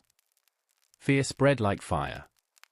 They cried out to Moses, "Was it because there were no graves in Egypt that you brought us here to die? Didn't we say, 'Leave us alone'? It would have been better to serve the Egyptians than to die in the desert." Their voices were filled with panic. And Moses, once unsure of himself, once hidden in the shadows, stood tall. He said, "Do not be afraid. Stand firm, and you will see the deliverance the Lord will bring you today. The Egyptians you see today, you will never see again. The Lord will fight for you. You need only to be still." The sound of chariots grew louder. The cries of fear spread through the camp. Children clung to parents. The old and weary sat trembling in the sand. I scanned the horizon for escape, but there was none. On one side, Pharaoh's army. On the other, a sea too wide to cross. It felt like the end. But it was only the beginning. Because the God who had brought them out of Egypt had not brought them here to abandon them. Then the angel of God, who had been traveling in front of the people, moved. The pillar of cloud, which had gone before them, shifted behind them. It came between the Israelites and the Egyptians. A barrier of presence, of mercy, of mystery. To the Egyptians, it brought darkness, but to the Israelites, it gave light. All night long, the two groups remained separated, close enough to hear, but not to reach. And in the space between them, God was moving. God said to Moses, "Raise your staff. Stretch out your hand over the sea, to divide the water, so the Israelites can go through on dry ground." And Moses obeyed. He walked to the edge of the sea. He lifted his staff, and he held it over the waves. The wind began to blow. Not just a breeze, but a strong east wind that rushed across the waters with divine force. The sea responded. It pulled back. Walls of water rose. To the left and the right. And in between. Dry ground appeared. What had once been a barrier was now a pathway.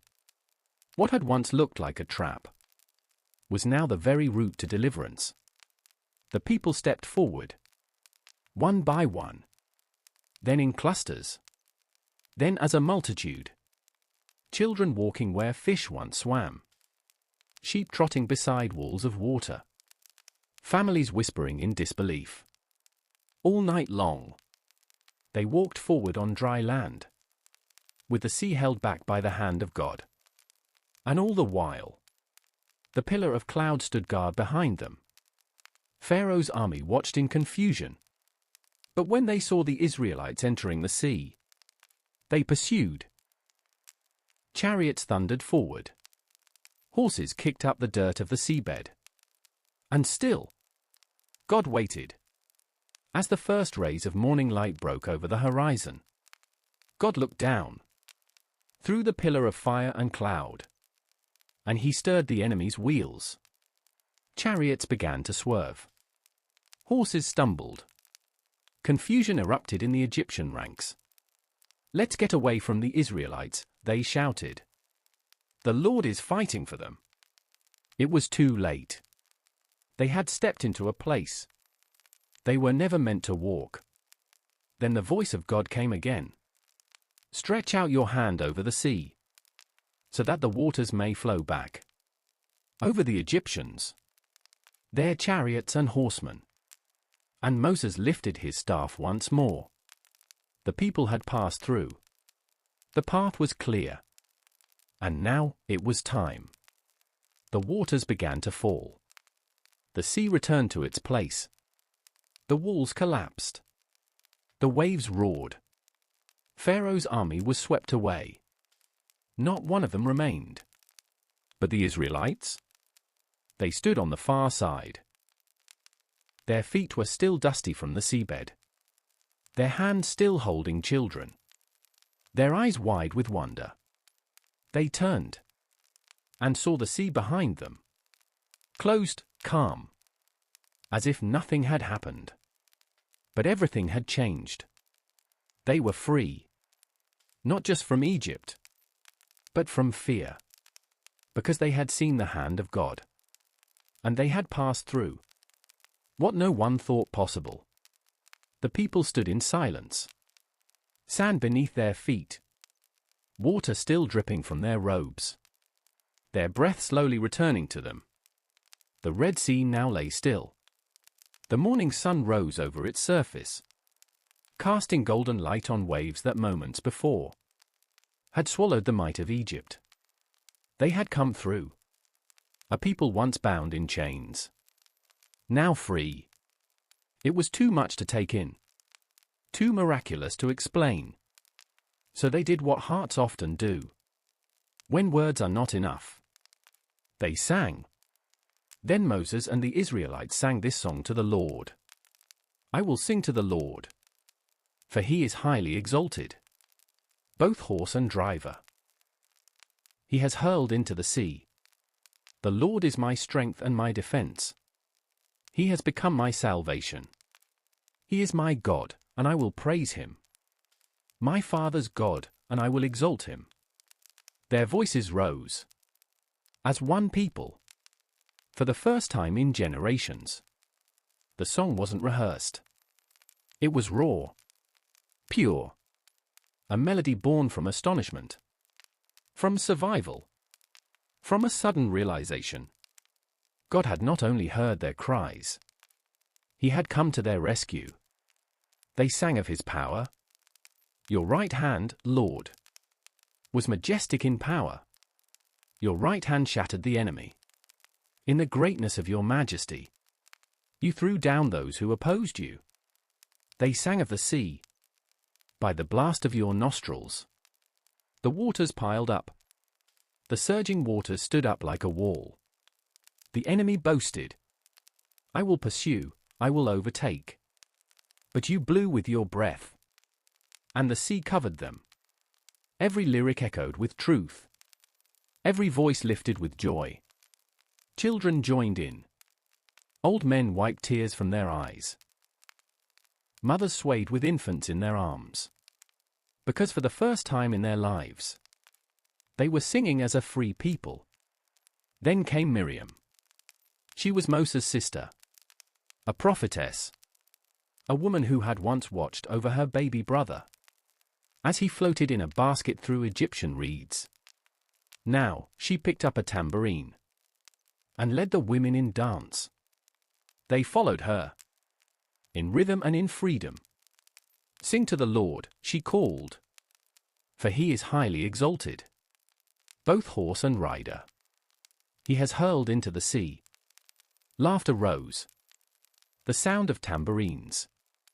Feet moving through the sand. Not in labor, but in praise.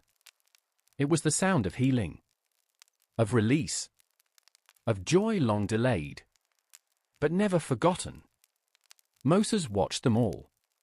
He had once begged God to send someone else. He had doubted his voice. He had questioned the plan. But now, he saw it for what it was. Not his own strength, not his own strategy, but God's hand. A God who had chosen him. Not because he was perfect, but because he was willing. And that was enough. The people lingered by the sea a while longer. They didn't want to forget this feeling. Of awe. Of wonder. Of being surrounded not by fear, but by God's presence. They would carry the memory with them into the wilderness ahead. Because even though their journey wasn't over, they had already seen enough to know God was with them. The celebration still echoed in their hearts. The sound of the sea behind them. The rhythm of Miriam's tambourine. The awe in the air. But deliverance was only the beginning. Because freedom does not always feel easy. And faith is not just for the mountaintop. It's for the dry, uncertain roads that come after. From the shores of the Red Sea, Moses led the people into the wilderness of Shur. It was barren. Stone and dust stretched far in every direction. The sun burned bright. And the people walked. Step after step. Hour after hour. The first day passed. Then a second. Then a third. No water. Children began to grow quiet. Voices strained. Lips cracked from dryness. And then they saw it. In the distance. An oasis. A spring of water. They hurried toward it. Running, stumbling. Craving relief. But when they tasted it, it was bitter. Too bitter to drink. Their hope turned quickly to frustration. The relief they had imagined dissolved into disappointment. They named the place Mara, which means bitter. And they grumbled against Moses. What are we to drink? They asked. But beneath the question was a deeper ache. Did God bring us out here to let us die of thirst? Moses turned to the one who had parted the waters before. He cried out to the Lord, and the Lord showed him a piece of wood. Moses threw it into the water, and the water became sweet, drinkable, refreshing. Another quiet miracle. No thunder, no fire, just the steady faithfulness of God. In a moment of need. Then God made a promise. He said to the people, if you listen carefully to the Lord your God, and do what is right in his eyes, if you pay attention to his commands, and keep his decrees, I will not bring on you any of the diseases I brought on the Egyptians. For I am the Lord, who heals you. And after Mara, they came to a place called Elim. It was quiet, cool. 12 springs of fresh water. 70 palm trees. A resting place. They camped there. In the shade. By the springs. It was a reminder. That God not only leads us through the sea, but brings us to places of rest. Along the way, freedom isn't always a straight line. It winds through deserts, through dry places, through moments when we wonder if we're still seen. But the one who delivered us will not stop walking with us. His presence does not depend on our surroundings. He was with them in Egypt. He was with them at the sea. And now, he was with them in the wilderness. Moses looked around. The people were still learning what it meant to follow. But so was he. The staff in his hand had parted waters, sweetened springs, and struck fear into kings. But he knew it was not the staff that held power. It was the God who had called him from a burning bush and never stopped walking beside him. And still, the journey continued. The path forward would have more trials, more questions, more miracles. But for now, in the shade of the palms, by the stillness of flowing water, they remembered God makes a way, even in the desert. The people rested by the springs of Elim. The journey had only just begun, but already they had seen so much. They had watched the sea split. They had walked through the impossible. They had felt fear, and then joy, and then fear again. But through it all, God had never left them. Even when they doubted, even when they panicked, even when they grumbled, he stayed. He fed them. He shielded them. He showed up. In cloud by day, in fire by night, in whispers and wonders. This was not a distant God. This was not a silent God. This was a God who traveled with his people. And Moses? He was no longer the hesitant man, standing barefoot at a burning bush. He was no longer only a shepherd. He had become a leader, a deliverer, a voice for the voiceless. He still doubted sometimes, still leaned on God in his uncertainty. But now he knew, in the depths of his soul, that the one who had called him would never leave him. And that was enough. Later in the journey, when memories faded and fear rose again, Moses would often remind the people, remember what the Lord did for you. Remember how he brought you out. Remember how he made a way where there was no way. Because remembering is part of faith. It's how we keep walking, even when the road ahead is unclear. The story of the Red Sea was more than a moment in time. It became a symbol, a song, a cornerstone of their identity. The God who parted the waters was not just the God of their past. He was the God of their future. And now, dear listener, as the quiet of night surrounds you, as your body settles and your thoughts slow, let this story become part of you too. Let its truth rest in the places where you feel most stuck, most hemmed in, by fear, by uncertainty, by the things that seem too wide, too deep, too impossible to cross. You may be standing at your own Red Sea. Behind you, the weight of things you long to leave behind. Ahead of you, waves of the unknown. But remember this: you are not alone. There is a God who sees you, who walks before and behind you, who does not abandon you.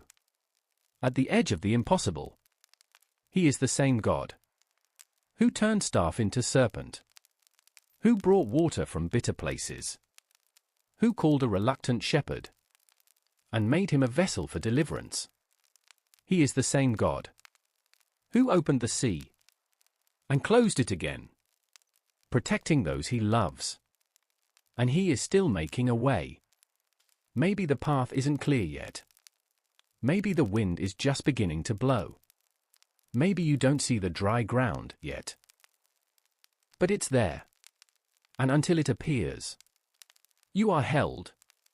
You are covered by the cloud, lit by the fire, watched over by mercy.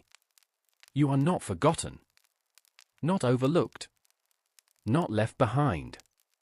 Even now, even here, He is leading you. So take comfort. Rest tonight in the truth that what stands in front of you is no match for the one who goes before you.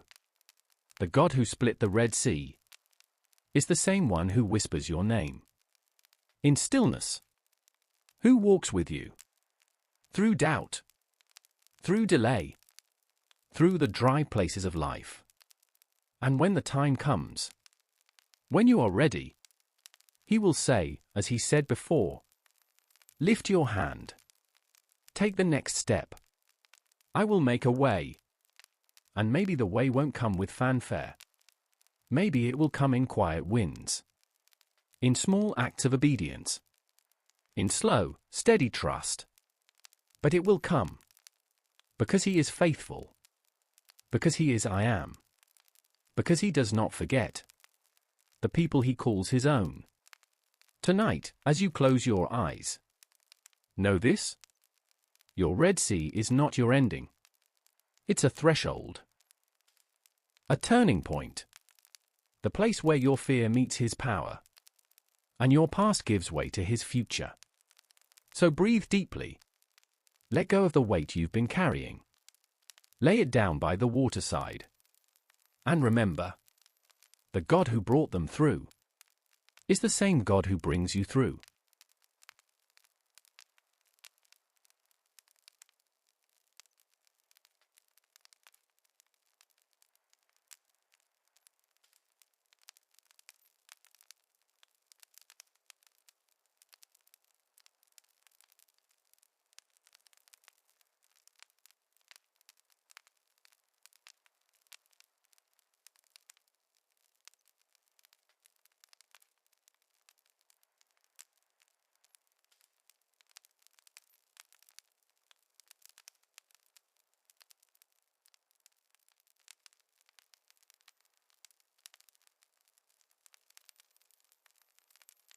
This story is quiet, like the soft fall of morning dew. But within it lies the strength of promise and the comfort of daily grace. It's the story of manna, bread from heaven, given to a people who were tired, uncertain, and learning what it meant to trust God. You are invited to settle in, to breathe, to be still, and to remember that even in the wilderness, God provides. The Israelites had been delivered, freed from the chains of Egypt, led across the sea on dry ground. They had seen Pharaoh's army swallowed by waves, and had watched their past disappear beneath the water. They were no longer slaves. But they were not yet home. They were free, but wandering.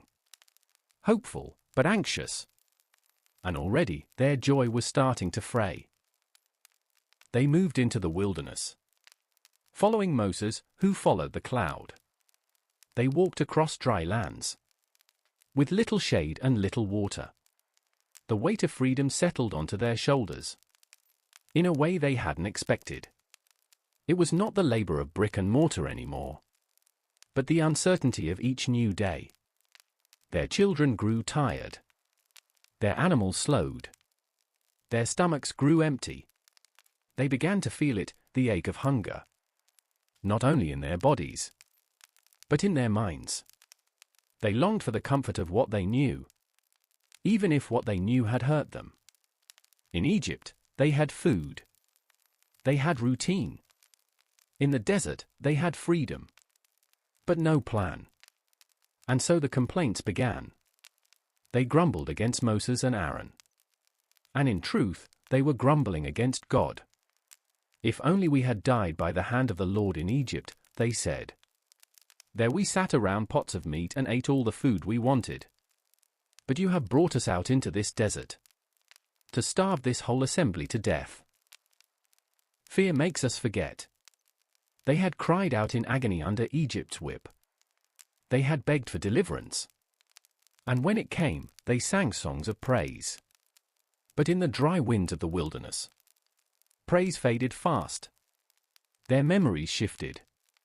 Their perspective narrowed.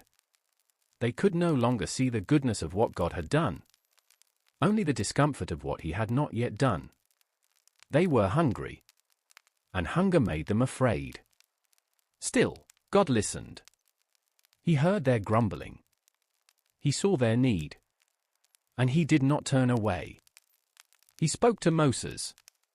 "I will rain down bread from heaven for you," he said. "The people are to go out each day and gather enough for that day. In this way, I will test them and see whether they will follow my instructions." God would not just provide. He would teach. He would teach them rhythm, patience, and trust. He would show them how to rely not on stored-up strength, but on daily grace. Evening fell. The sun, pale and red, dipped below the edge of the desert. The camp grew quiet except for the occasional cough, the rustle of worn fabric, the hush of tired voices. And then they came. Wings against the dusk. Low, slow flocks sweeping in from the horizon. Quail. Birds by the hundreds, maybe thousands. They settled in the camp, surrounding the people. They came close enough to gather, easy enough to catch. And the people did. That night, they roasted the meat over open fires. They chewed slowly, as if they weren't sure it was real. Their bellies filled. Their limbs softened. And sleep came easier. But it was only the beginning. In the morning, the miracle continued. As the first light crept across the hills, a thin layer of dew covered the ground around the camp. As the sun rose higher, the dew dried and vanished. In its place, something new. A fine, flaky substance. Delicate. Light. White like frost. It coated the ground like snow that didn't melt. It sparkled faintly in the sun. The people looked at it, puzzled. "What is it?" they asked. Moses answered simply, "It is the bread the Lord has given you to eat." And that's what they called it. Manna. Which means, in their language, "What is it?" Because sometimes, the most holy things arrive without warning, without explanation, without a name. It was unlike anything they had known. Not grain, not flour, not meat. Not something they could have invented. And every single morning, it was there. Enough for all. Each household was to gather one omer. About what a person would eat in a day. Those who gathered much found they had no surplus. Those who gathered little discovered they lacked nothing. It balanced out, not by accident, but by divine design. God was showing them something deeper than nutrition. He was showing them provision. Limit. Enough. Not too much. Not too little. Just enough. Each morning they would gather. Each evening they would eat. And each day they would be reminded. God is here. God is paying attention. God is giving what is needed. But there was a condition. They were not to keep any overnight. They were not to hoard it. Not to save it for tomorrow. It was a test of trust. Would they believe that the same God who fed them today would feed them again tomorrow? Some obeyed. Others did not. Those who tried to store it away for the next day found only rot. The manna grew worms. It turned foul. It could not be preserved by fear or by pride. It was designed for the moment, not for the next. This daily rhythm was meant to shape them, to slow them, to humble them, to teach them to live one sunrise at a time. They had lived as slaves to Pharaoh. Now they were learning to live as children of God. And children do not earn their bread. They receive it. They wake up and find it waiting for them. The manna came every morning, just as God said. Light as snow, soft as flour, covering the ground like a whisper. Every sunrise became a promise fulfilled. Every morning, a quiet mercy. But then came the 6th day. As the people went out to gather, they noticed something different. There was more. Twice as much. Instead of 1 omer, they had 2. They brought it back to their tents, uncertain. Would it spoil overnight like before? Would it rot and stink? Moses gave them God's instructions. This is what the Lord has said. Tomorrow is a day of rest, a holy Sabbath to the Lord. So bake what you want to bake and boil what you want to boil. Save whatever is left, and keep it until morning. They did. And for the first time, the manna lasted. No rot. No worms. No stench. It stayed fresh. Clean. Whole. The people woke the next day, the 7th, and found no manna on the ground. But they did not need it, because on the 6th day, God had already given them what they needed. There was nothing to do now but rest. They stayed inside. They shared what they had. They sat in the cool shade of their tents.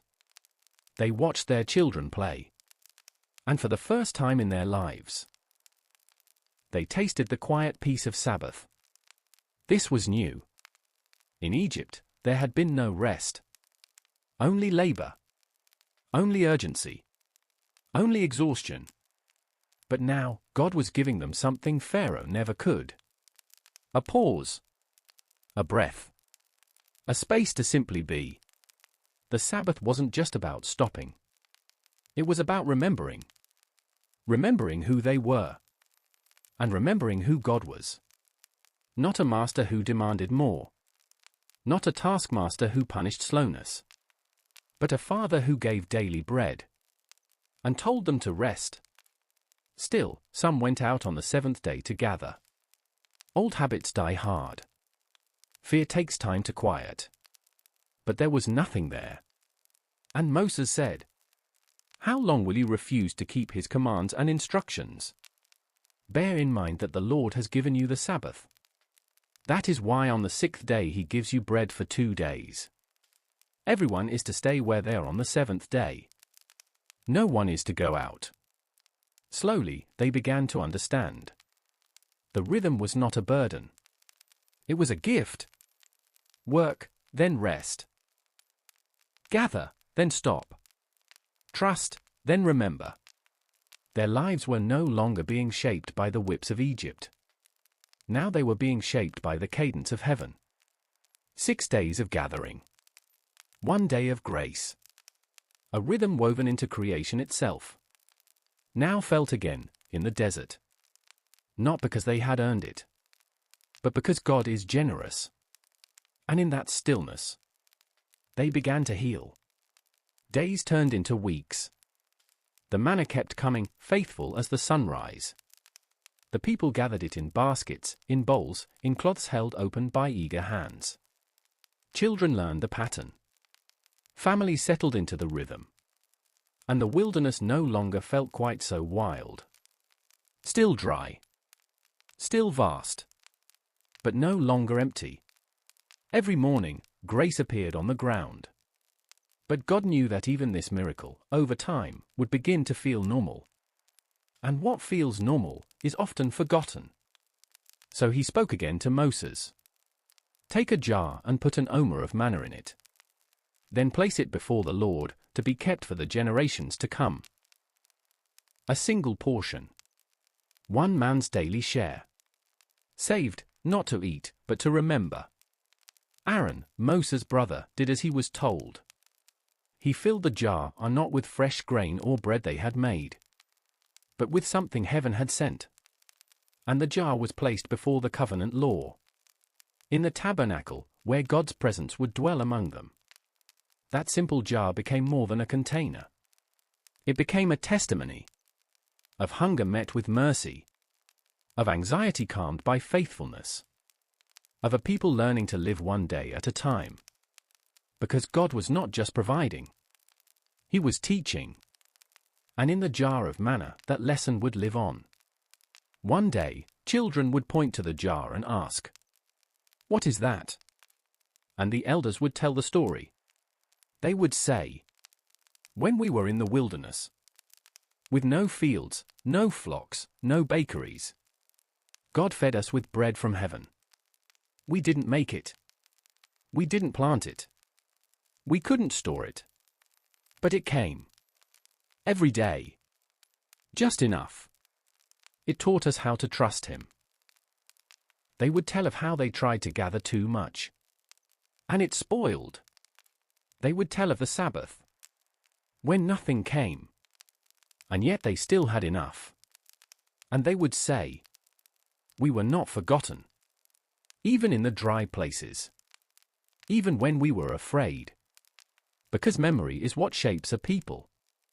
Not only what they experience, but what they choose to carry forward. So God told them to carry this: a jar of the impossible, a container full of provision, a daily miracle made permanent. The manna would not last forever. When they finally reached the promised land, when they ate from the produce of the soil, the manna would stop. Just like that. The season would end. But the story would remain. Because some things are too important to leave behind. Some mercies are meant to be remembered. Not only with our minds, but with our habits, our gratitude, our faith. As the days went by, the manna became familiar. No longer shocking. No longer met with questions. Just part of the rhythm. It appeared. They gathered. They ate. But some days, some heart still felt empty. Not in the stomach, but somewhere deeper. A quiet ache. A longing not even food could fill. Because people do not live on bread alone. Even miraculous bread. Even manna. God knew this. He had always known. The provision was never just about calories. It was about teaching a nation what dependence looked like. Teaching a people who had lived under the whip how to live under grace. And it wasn't easy. They had learned how to survive. Now they were learning how to trust. How to let go of control. How to step into a new way of being. One where each morning began with open hands. And that kind of learning doesn't happen all at once. So the manna kept coming. Like a whisper. Like a promise repeated. Like a love letter written daily on the sand. It wasn't always appreciated. Sometimes they grew tired of it. In time, they would even say, "We detest this miserable food." Not because it was bad, but because their hearts were still healing. Sometimes even the best gifts can be misunderstood when we are weary. But still, God gave. He did not take it away. He did not grow impatient. He knew what they needed, even when they didn't know how to ask. And in that consistency, in that mercy, He was shaping their souls. It is still true now. We are hungry people. Not just for bread, but for certainty, for security, for peace, for meaning. We want to know what's coming. We want to feel full. We want to gather enough, so we don't have to feel vulnerable again. But what if God's greatest gift is not the feast that lasts forever, but the portion that carries us through today? What if the real miracle is not never being hungry, but always being met? Every morning, every need, every fear. What if the true transformation comes not when we've stored up everything, but when we wake up and know, again, that He will provide? That He hasn't forgotten? That we're not alone? That something holy will be waiting for us in the quiet hours of the morning. And so the story of manna became more than a moment in the wilderness. It became a memory, a symbol, a sacred reminder that in the dry, uncertain places, God still provides. For 40 years, they ate what heaven sent, not because they were perfect, but because God was faithful. They were slow to learn, but He was slow to anger. They were inconsistent, but He was constant. And when their feet finally touched the land of promise, when they tasted the fruit of their new home, the manna stopped. Not because God had changed, but because the season had. Now they would eat what they planted. Now they would harvest from the ground. But they would never forget what it meant to be fed by invisible hands. The jar of manna remained, a silent testimony, a promise in a pot, a way of saying to the generations after, He met us, He carried us, He fed us, day after day after day. And now, as your own day comes to a close, as your thoughts begin to slow, as your body grows still, remember this: the God who gave bread in the wilderness is still giving. He may not send flakes on the ground or meat in the dusk, but He is still near, still seeing, still listening. Maybe your wilderness looks different. Maybe it's a season of waiting. Maybe it's loss. Maybe it's fear or emptiness you can't quite name. But God is not waiting for you to be strong. He is simply asking you to wake up with open hands, to trust that He will meet you in the morning, to believe that what He gives, whatever it is, will be enough. You don't have to gather for tomorrow. You don't have to worry how the week will unfold. You are not responsible for holding it all together. That is not your weight to carry. Tonight, your portion is peace. Tomorrow, your portion will be new. Because He is the God of enough. Not the God of scarcity. Not the God of pressure. He is the God who says, I know what you need, and I will not fail you. So rest. Rest in the truth that you are seen, that your hunger is heard, that your heart is known, that your story is not forgotten. Let go of the striving. Let go of the fear. Let go of the pressure to know what's next. He is with you now. He will be with you tomorrow, and the next day, and the next. Just like the manna. Quiet. Faithful. Enough. Good night. And may you wake to grace scattered like dew, to mercy shaped like rest, to a morning filled with enough. Always enough.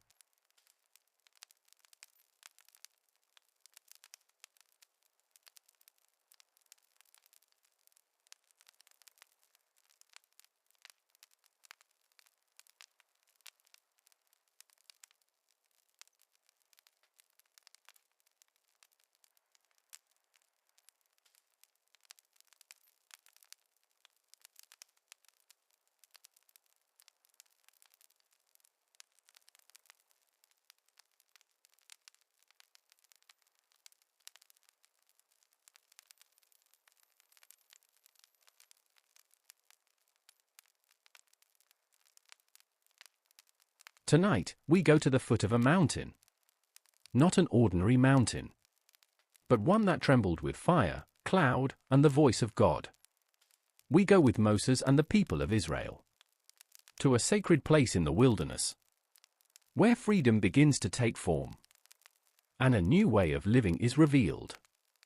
This is the story of the 10 Commandments.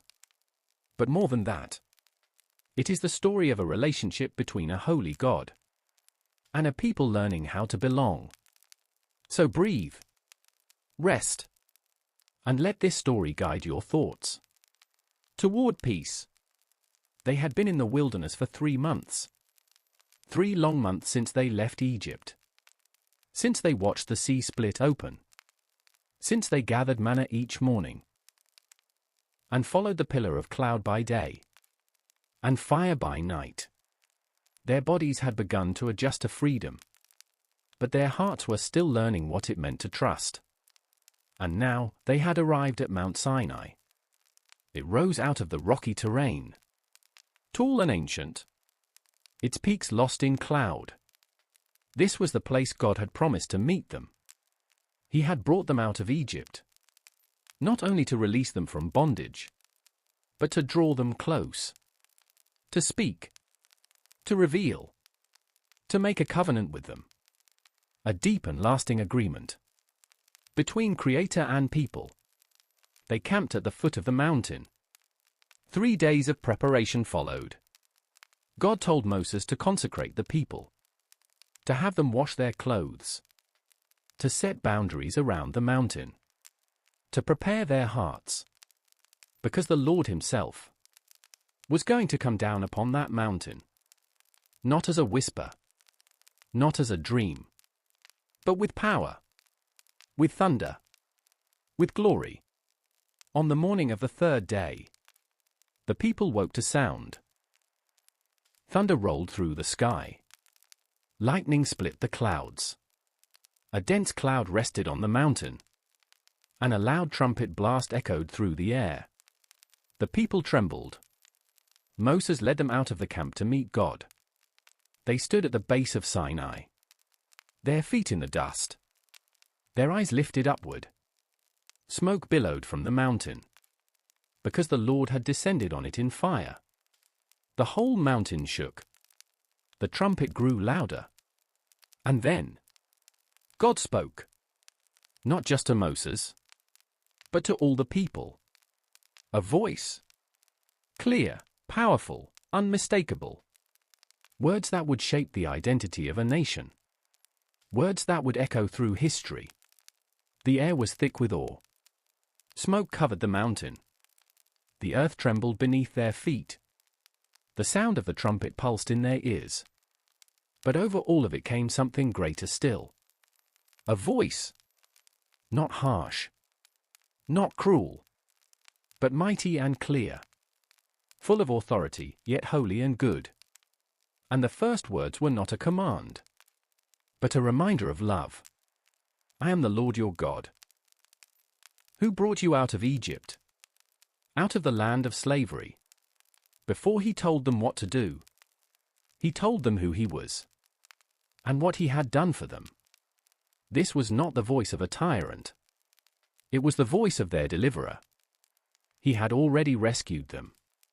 Now He would teach them how to live as free people. You shall have no other gods before me. Not because He was insecure, but because He was enough. The first command was a call to loyalty. Not to a distant ruler, but to the one who had proven Himself faithful. He had led them through the sea. He had given them food from the sky. He had drawn near in power. This command was not a restriction. It was a protection. To put trust anywhere else would only lead them back into fear. God was saying, I will not share your heart with things that cannot save you. You are mine, and I am yours. You shall not make for yourself an image, in the form of anything in heaven above, or on the earth beneath, or in the waters below. You shall not bow down to them or worship them. The second command built on the first. God was invisible, not because He was absent, but because no image could ever capture His fullness. They had come from Egypt, a land of statues and idols. But this God was not like the gods of Egypt. He was alive, uncontainable, personal. To reduce Him to wood or stone would only shrink their faith and distort the truth. He reminded them, I, the Lord your God, am a jealous God. Not jealous like people are. Not envious. But deeply committed. He desired their undivided hearts. Not because He needed them, but because they needed Him. And then He said something strange and sobering. I punish the children for the sin of the parents. To the third and fourth generation of those who hate me. But show love to 1,000 generations of those who love me. And keep my commandments. It was not about cruelty. It was about weight. The choices we make matter. They ripple outward. But love? Love reaches even further than consequence. To 1,000 generations. You shall not misuse the name of the Lord your God. For the Lord will not hold anyone guiltless who misuses his name. The third command was about reverence. God's name was not casual. It carried his presence, his character, his covenant. To misuse it was to forget who he was. To speak lightly of what was sacred. His name was not for magic. Not for manipulation. Not for curse or for joke. It was to be honored. Spoken with humility. Carried with care. And then came a command. Unlike anything Pharaoh had ever given. A command not to labor, but to stop. Remember the Sabbath day by keeping it holy. 6 days you shall labor and do all your work. But the seventh day is a Sabbath to the Lord your God. This was not just a suggestion. It was a command. But unlike other commands, this one was not about doing more. It was about doing less. The Sabbath was a holy pause. A rhythm built into creation itself. God had worked for 6 days, forming the heavens, the seas, the mountains, the stars. And on the seventh day, he rested.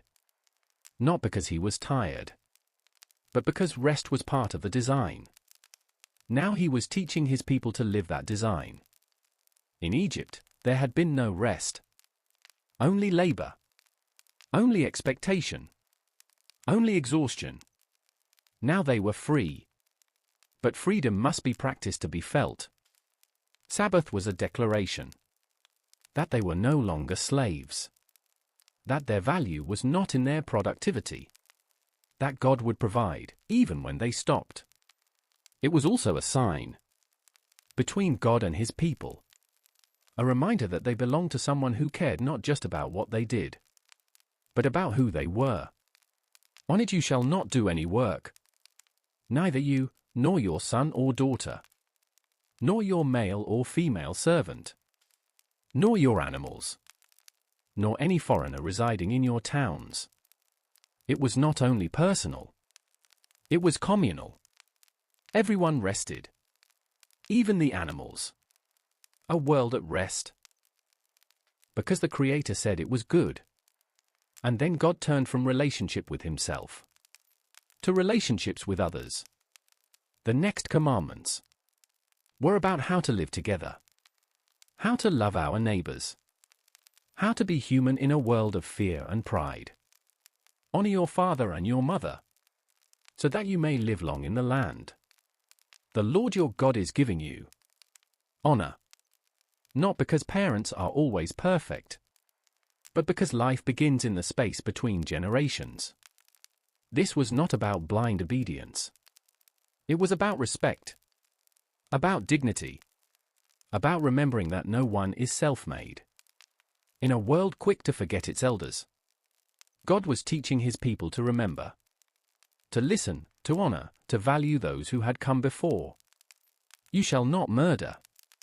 Simple. Direct. Sacred. Every life is precious. Every person is made in the image of God. To take a life was to touch something holy. This command carved out a boundary. A reverence for life that would shape every other law. You shall not commit adultery. Faithfulness mattered. Not only in covenant with God, but in covenant with one another. Marriage was sacred. A reflection of God's own faithfulness. To betray that bond was to damage more than one heart. It was to tear the fabric of trust. God was teaching his people to protect the bonds that made love safe.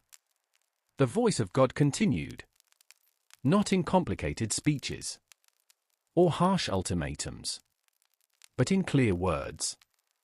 Words that would shape their lives. You shall not steal. Trust was essential in this new society. If they were to live together in peace, they would need to respect one another's boundaries, their possessions, their work. To steal was not just to take an object. It was to take something sacred. Dignity, safety, peace. This command was an invitation to honesty, to fairness, to living with open hands rather than closed fists. You shall not give false testimony against your neighbor. Truth was the foundation of justice, especially in matters of conflict and judgment.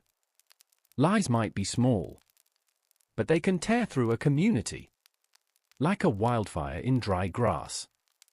God's people were to be people of truth, not just in courtrooms, but in daily life.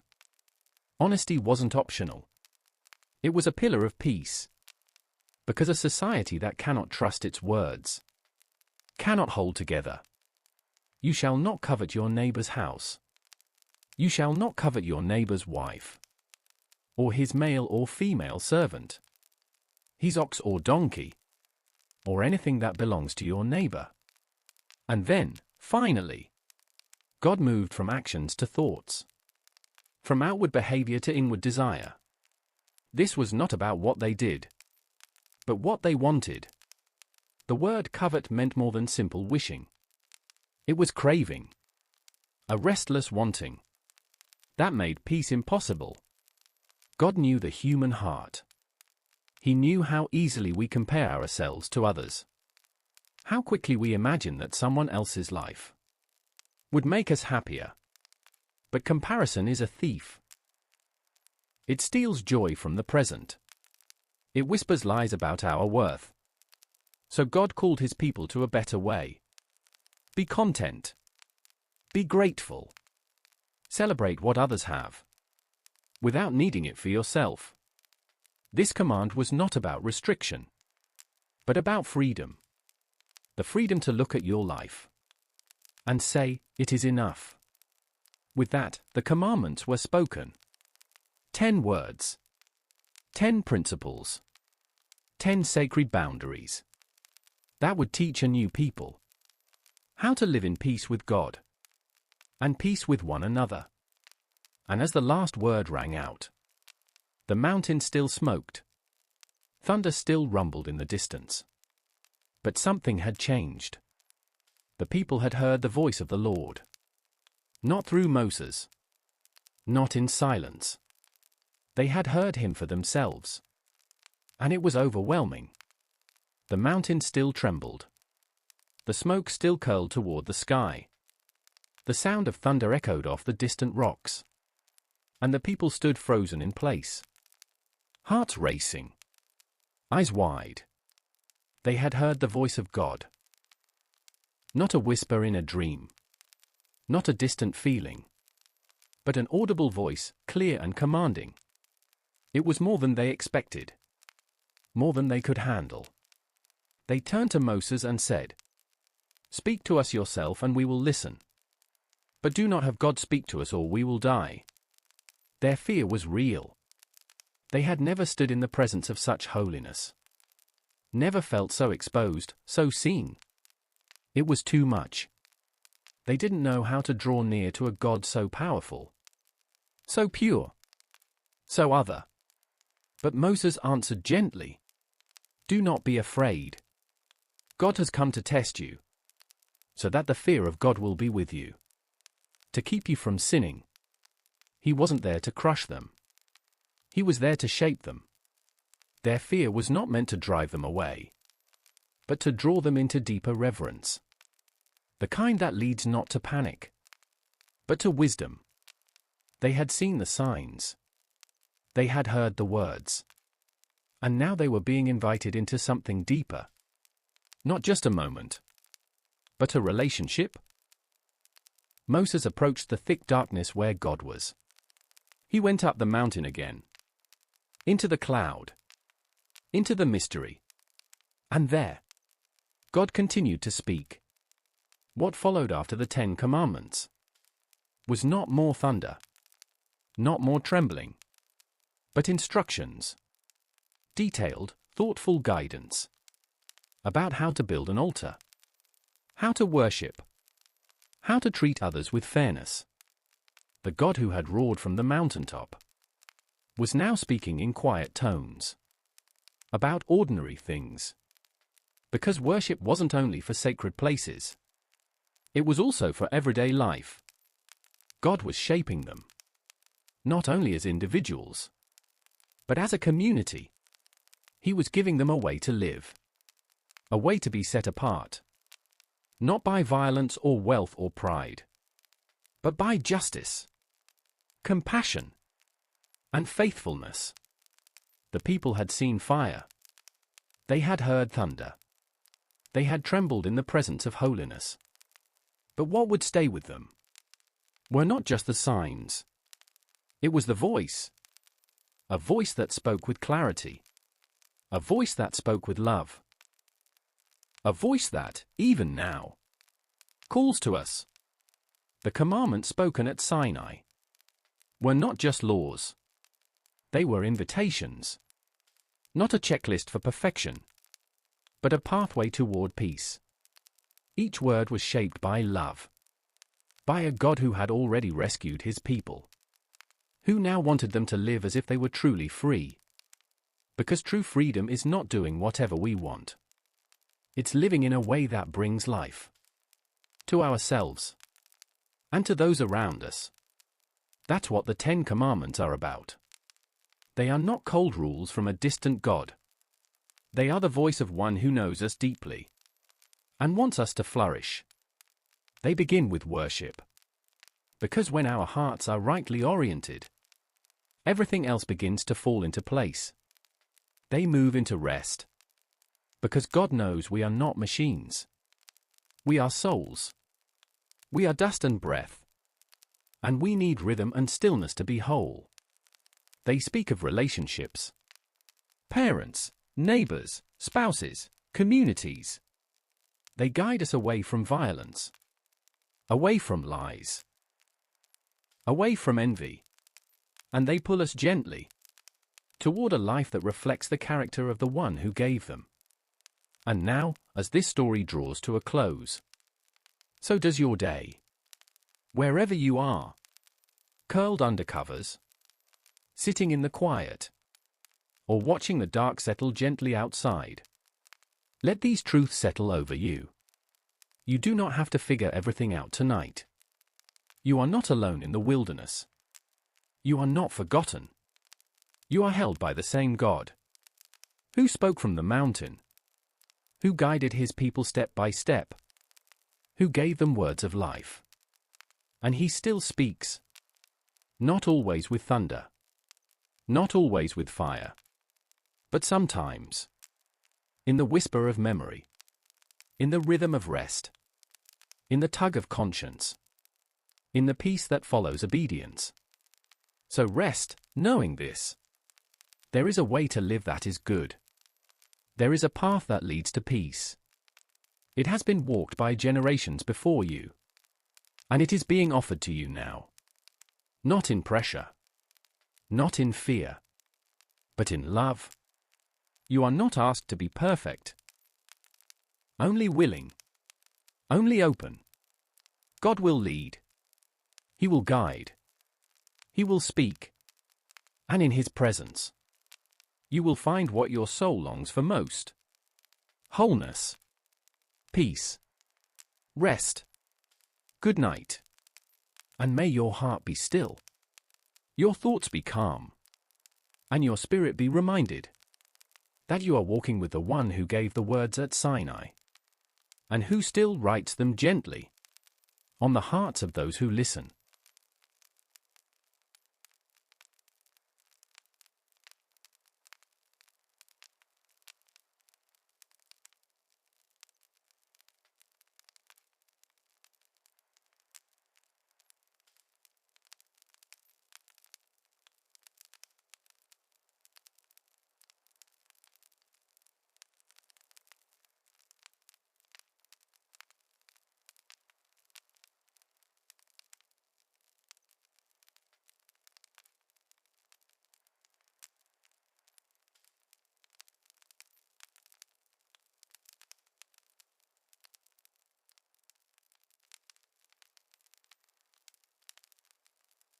You've made it here. To this quiet moment. Between the noise of the day and the hush of the night. Where the breath can deepen. And the shoulders soften. Let this time be for you. A moment to rest in something ancient.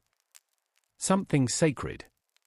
Tonight, we return to a people in the wilderness. A people who had been set free. But who were still learning what it meant to belong. To trust. To carry hope through the dust of uncertainty. And in the heart of that wilderness, God asked them to build something. Not a city. Not a palace. Not even a temple. But a tent. A tabernacle. A holy place.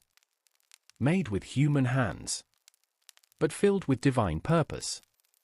This is the story of how they built that place. How they waited. And how, at last, glory came to dwell among them. They had come far. Not in distance only, but in spirit. In the stretching of the soul that comes. When you walk through desert after desert, with no certainty but the presence of God before you. It had started with fire, with plagues and parted seas, with panic and awe.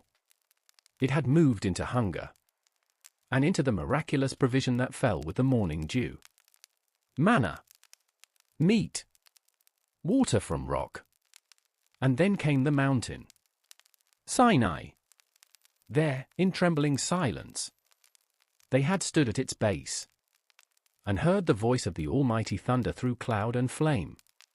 There they had received the commandments, not only as law, but as a vision for life.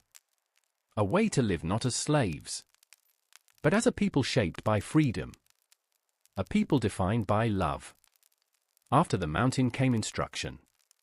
Moses, drawn into the cloud, remained for 40 days.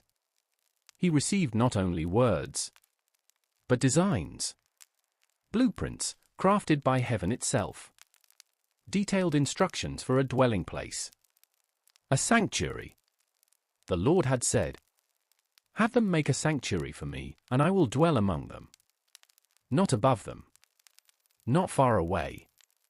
But among them. There was no place yet to call home. No land to settle. But still, God wanted to be close. So they began to build. It was not a small task. This tabernacle would be unlike anything they had ever made. It would require skill, craftsmanship, devotion. And it would require something even more costly. Willing hearts. From everyone whose heart prompts them to give.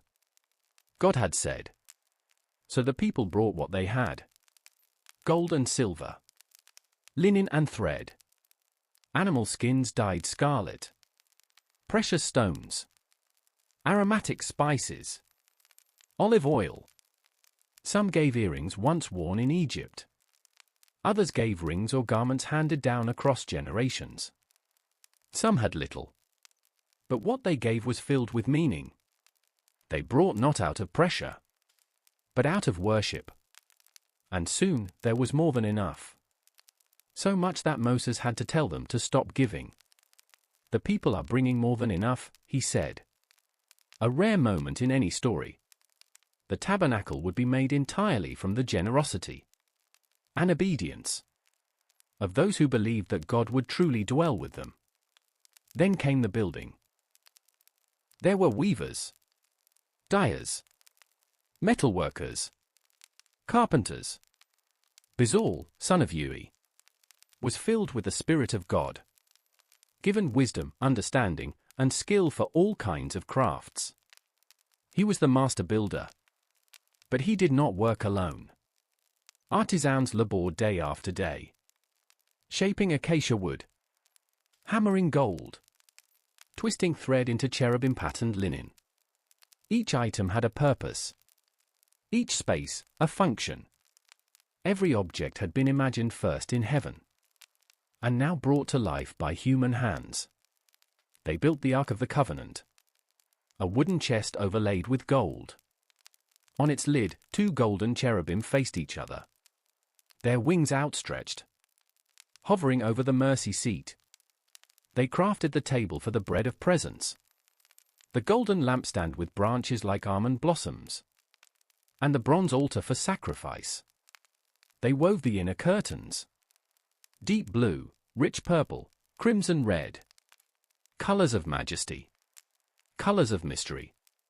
They made the frame, the courtyard, the tent pegs, every piece, every stitch, every polish of metal was an offering of faith.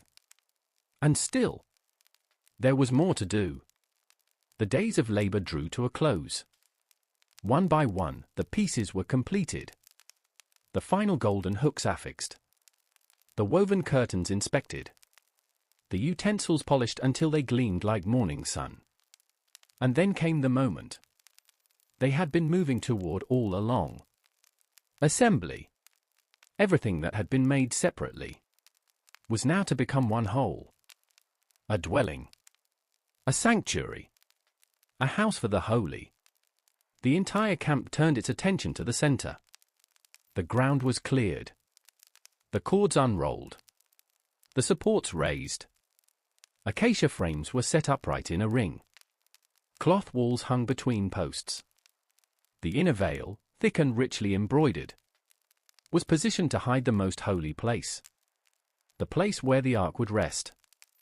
Layer upon layer of coverings were laid over the top of the tent. Fine linen, goat hair, ram skins dyed red, dolphin hides for protection from the desert wind.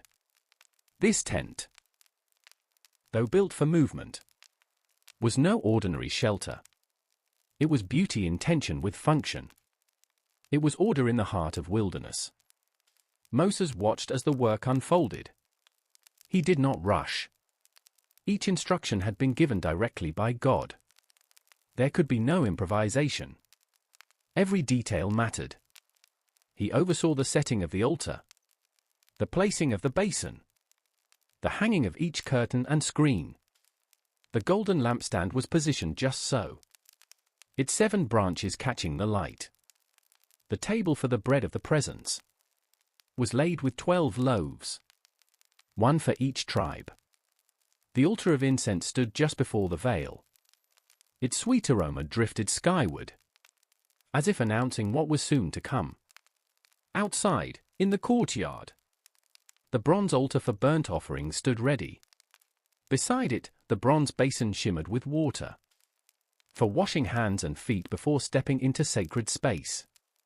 And then, the ark, the most sacred piece, covered in gold, topped with cherubim whose wings touched. Inside were the stone tablets, etched with the finger of God. Moses, solemn and careful, placed it in the most holy place. He drew the veil shut. Only the high priest, once a year, would enter that space again. It was now the very center of Israel's spiritual life. Not a symbol, but a statement. God is here. God is near. And still, there was one more step. Consecration. Because this tabernacle, though built by human hands, was not for human use alone. It had to be set apart, washed, anointed. Moses did as the Lord had commanded. He took the sacred anointing oil, a blend of myrrh, cinnamon, and fragrant spices, and he anointed the tabernacle and everything in it. He touched each altar, each basin, each utensil, with the oil that set it apart. He sprinkled oil on Aaron and his sons, dressing them in priestly garments, placing the turban upon Aaron's head, tying the sashes around their waists. They, too, were now holy, not because of status, but because of calling. They were the ones who would minister before the Lord, offering sacrifices, carrying prayers, standing between the people and their God. And finally, on the first day of the first month of the second year, Since their departure from Egypt, the work was finished. It was done. The people had given. The artisans had crafted. Moses had assembled. The priests had been prepared. Every command had been followed. Every stitch had found its place. The tabernacle stood in the center of the camp. Not just a structure, but a story made visible. The story of a God who invites his people to prepare a space for him to dwell. And now, all that remained was to wait. Wait for the one who had given the design. Wait for the one who had called them out of bondage. Wait for the cloud. Wait for the glory. Would he come? Would he fill the space they had made? Would the invisible become present? They did not know when, or how, or what it would feel like. But they knew this. They had obeyed. And now they waited. In silence. In hope. In reverence. The sun had risen softly that day. A golden hush had settled over the camp. Birdsong mingled with the quiet rustle of tents. Children whispered instead of shouted. Even the breeze moved more gently, as if creation itself was holding its breath. All was ready. And still, no one spoke the words aloud. When will he come? They had waited before. In Egypt. For freedom.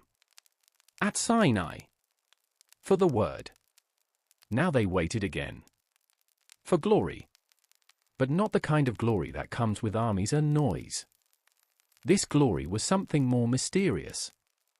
More sacred. Not human-made. Not summoned.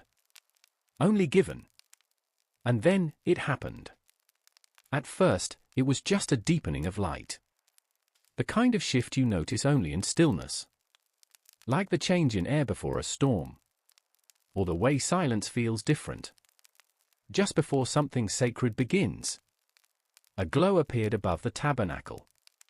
It began as a cloud. Thick, luminous, alive. It rolled down from the sky. As if heaven itself had stooped low. To kiss the earth. It was not smoke. Not mist. It had weight. It had voice, though no words. It had power. But not the kind that terrifies. This was presence. This was holiness.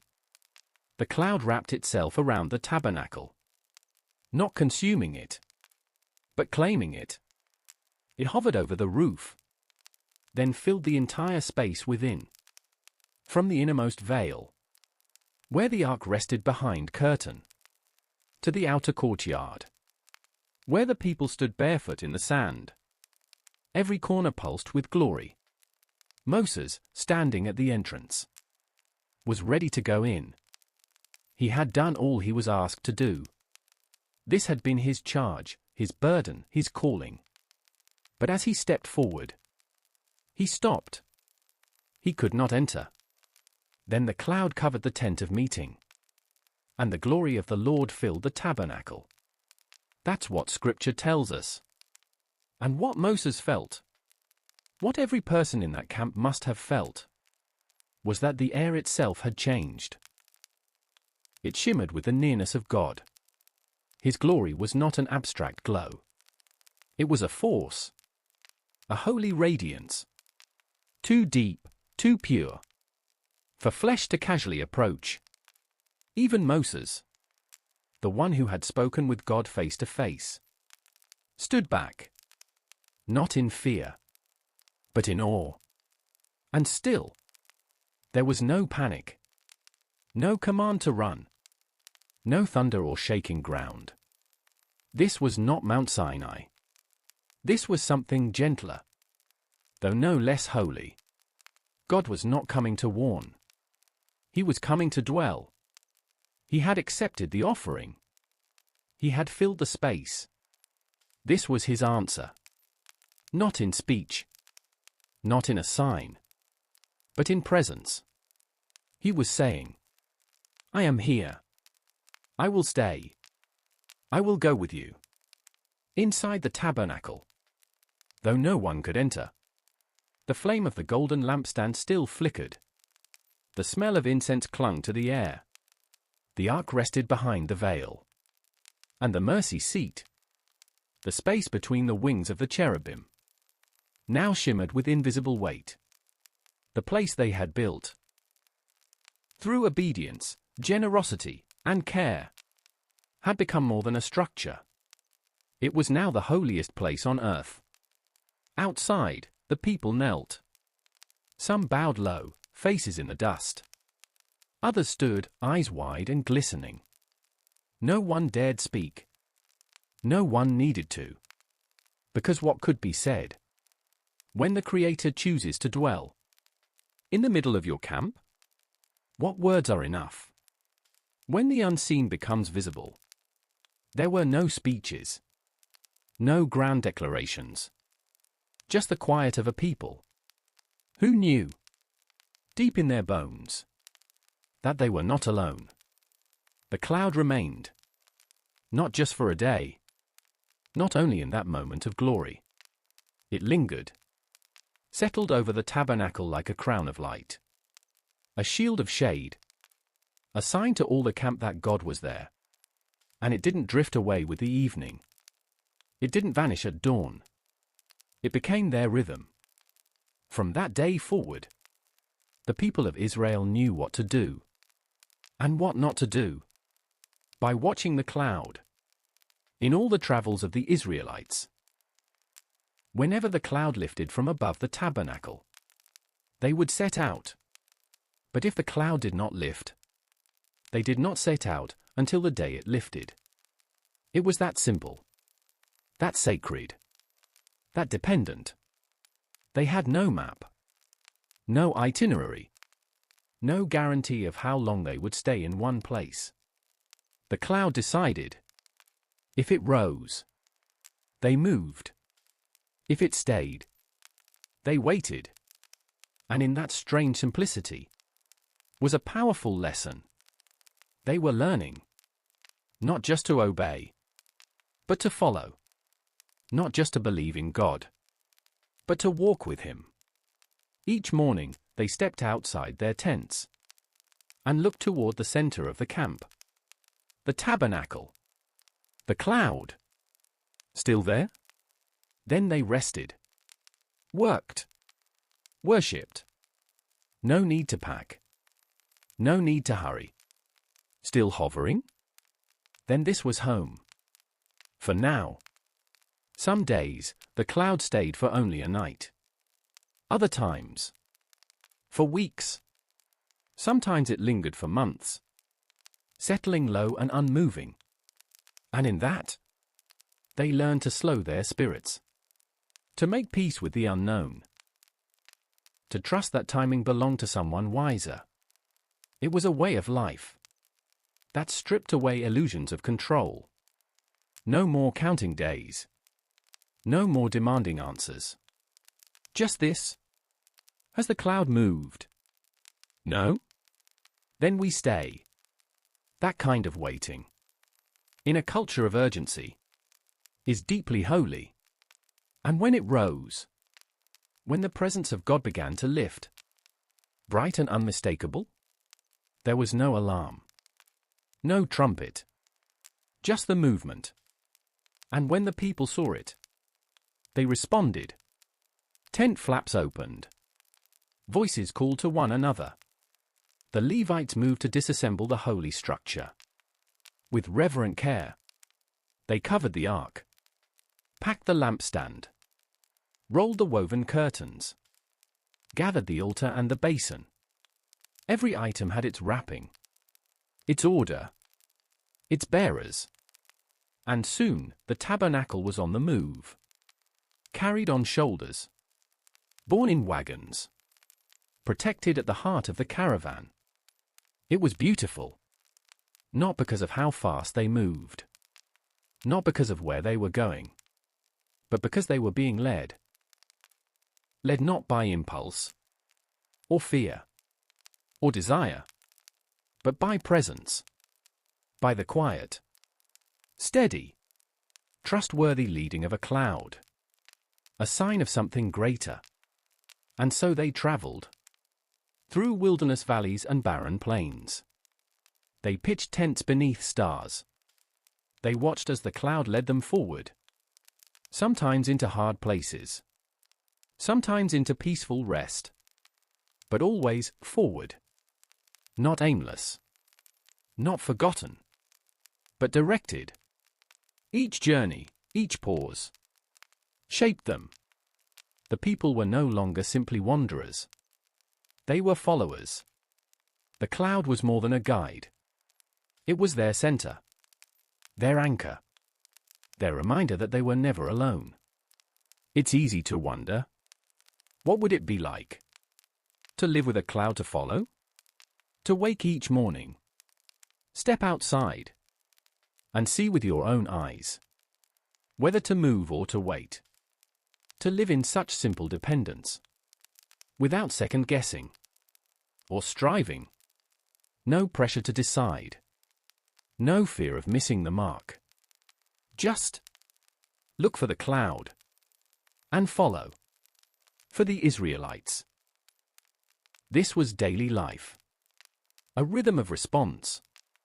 A pattern of trust. But what about us? We don't have a visible cloud. To rise and fall in the middle of our camps. No glowing fire by night. To mark the trail ahead.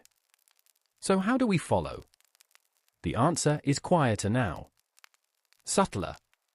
But no less real. Because the cloud was always more than vapor. It was a sign. A physical expression of a spiritual truth. God was leading them. He is still leading us. Now, He guides not from a tent in the desert, but from within. His Spirit dwells not in gold-covered wood, but in hearts open to Him. The tabernacle, as glorious as it was always temporary. Even the temple that would one day be built in stone was never the final destination. The goal was always nearness. Always presence. God's desire was never to stay behind a veil forever, but to dwell among us. And now, He does. The cloud may not rest above your house, but His presence rests within your soul. It won't rise over your city skyline, but it will nudge your spirit. Whisper peace when you're anxious. Prompt you to pause when everything in you wants to rush. It may not be dramatic, but it's deeply personal. And the invitation is the same as it was for those long ago in the wilderness. Watch. Listen. Follow. Not your instincts alone. Not your fears. Not the pressure of the world's pace. Follow the presence. Some days, it will mean rest. Stopping. Doing nothing visible or productive. Not because you're lazy, but because the cloud has not moved. Other days, it will mean stepping forward. When you feel uncertain, packing up your comfort, and moving toward something new. It won't always make sense. The direction might feel strange. The path unclear. But the presence is trustworthy. And it will never lead you anywhere that God has not already gone ahead. This is not easy. We live in a world that celebrates speed, clarity, certainty. But walking with God is often slow, messy, quiet. And it requires one thing. The wilderness taught best. Trust. Trust that God sees more than you do, knows more than you can, and loves more than you realize. The people of Israel followed the cloud. Not because they understood it, but because they had come to know the one who sent it. And so the story ends. Not with a destination reached, but with a present revealed. The tabernacle, that sacred tent built in the wilderness, stood not as a monument to achievement, but as a dwelling of love. God had chosen to be with them, to lead, to guide, to stay.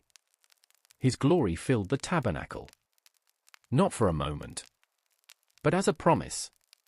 From that day on, whenever the cloud lifted, the people rose, and when it settled, they rested. This became the shape of their lives. Obedience marked not by force, but by trust. A sacred pace. They didn't know where they would go next. They didn't always understand why they waited. But the presence made it enough. It wasn't about the place. It was about the one who traveled with them. This, perhaps, is one of the most precious truths of all. God does not only meet us on mountaintops, not only in great miracles or thunderous moments. He meets us in tents, in waiting, in slow, dusty journeys through places we don't always understand. And when we prepare room for Him, when we surrender our pace, our plans, our need for control, He comes, not always with fire and cloud, but with stillness, with whisper, with presence. The tabernacle eventually faded from history. The people reached the promised land. A temple was built in stone and splendor. But even the temple would not remain, because the story was always moving toward something deeper, toward Emmanuel, God with us. When Jesus came, He did not dwell in tents or temples. He became the dwelling. John writes, "The Word became flesh and tabernacled among us. We have seen His glory." God's glory filled the tabernacle, then the temple, then the world, through Christ. And now? It lives within you. You are the place where God longs to dwell. You are the vessel He fills, the tent He sets His glory upon. You don't need to go anywhere special. You don't need to be anyone else. You are enough for Him to draw near. And He does. So tonight, as you lie in stillness, let that truth settle over you, like the soft weight of the cloud that once covered the tent. You are not alone. You are not wandering without purpose. You are not forgotten. The same God who guided a nation through the wilderness, who filled a handcrafted tent with divine glory, who came to earth in human form, is with you now. In your breath, in your rest, in the rhythm of your heart, in the silence of your soul.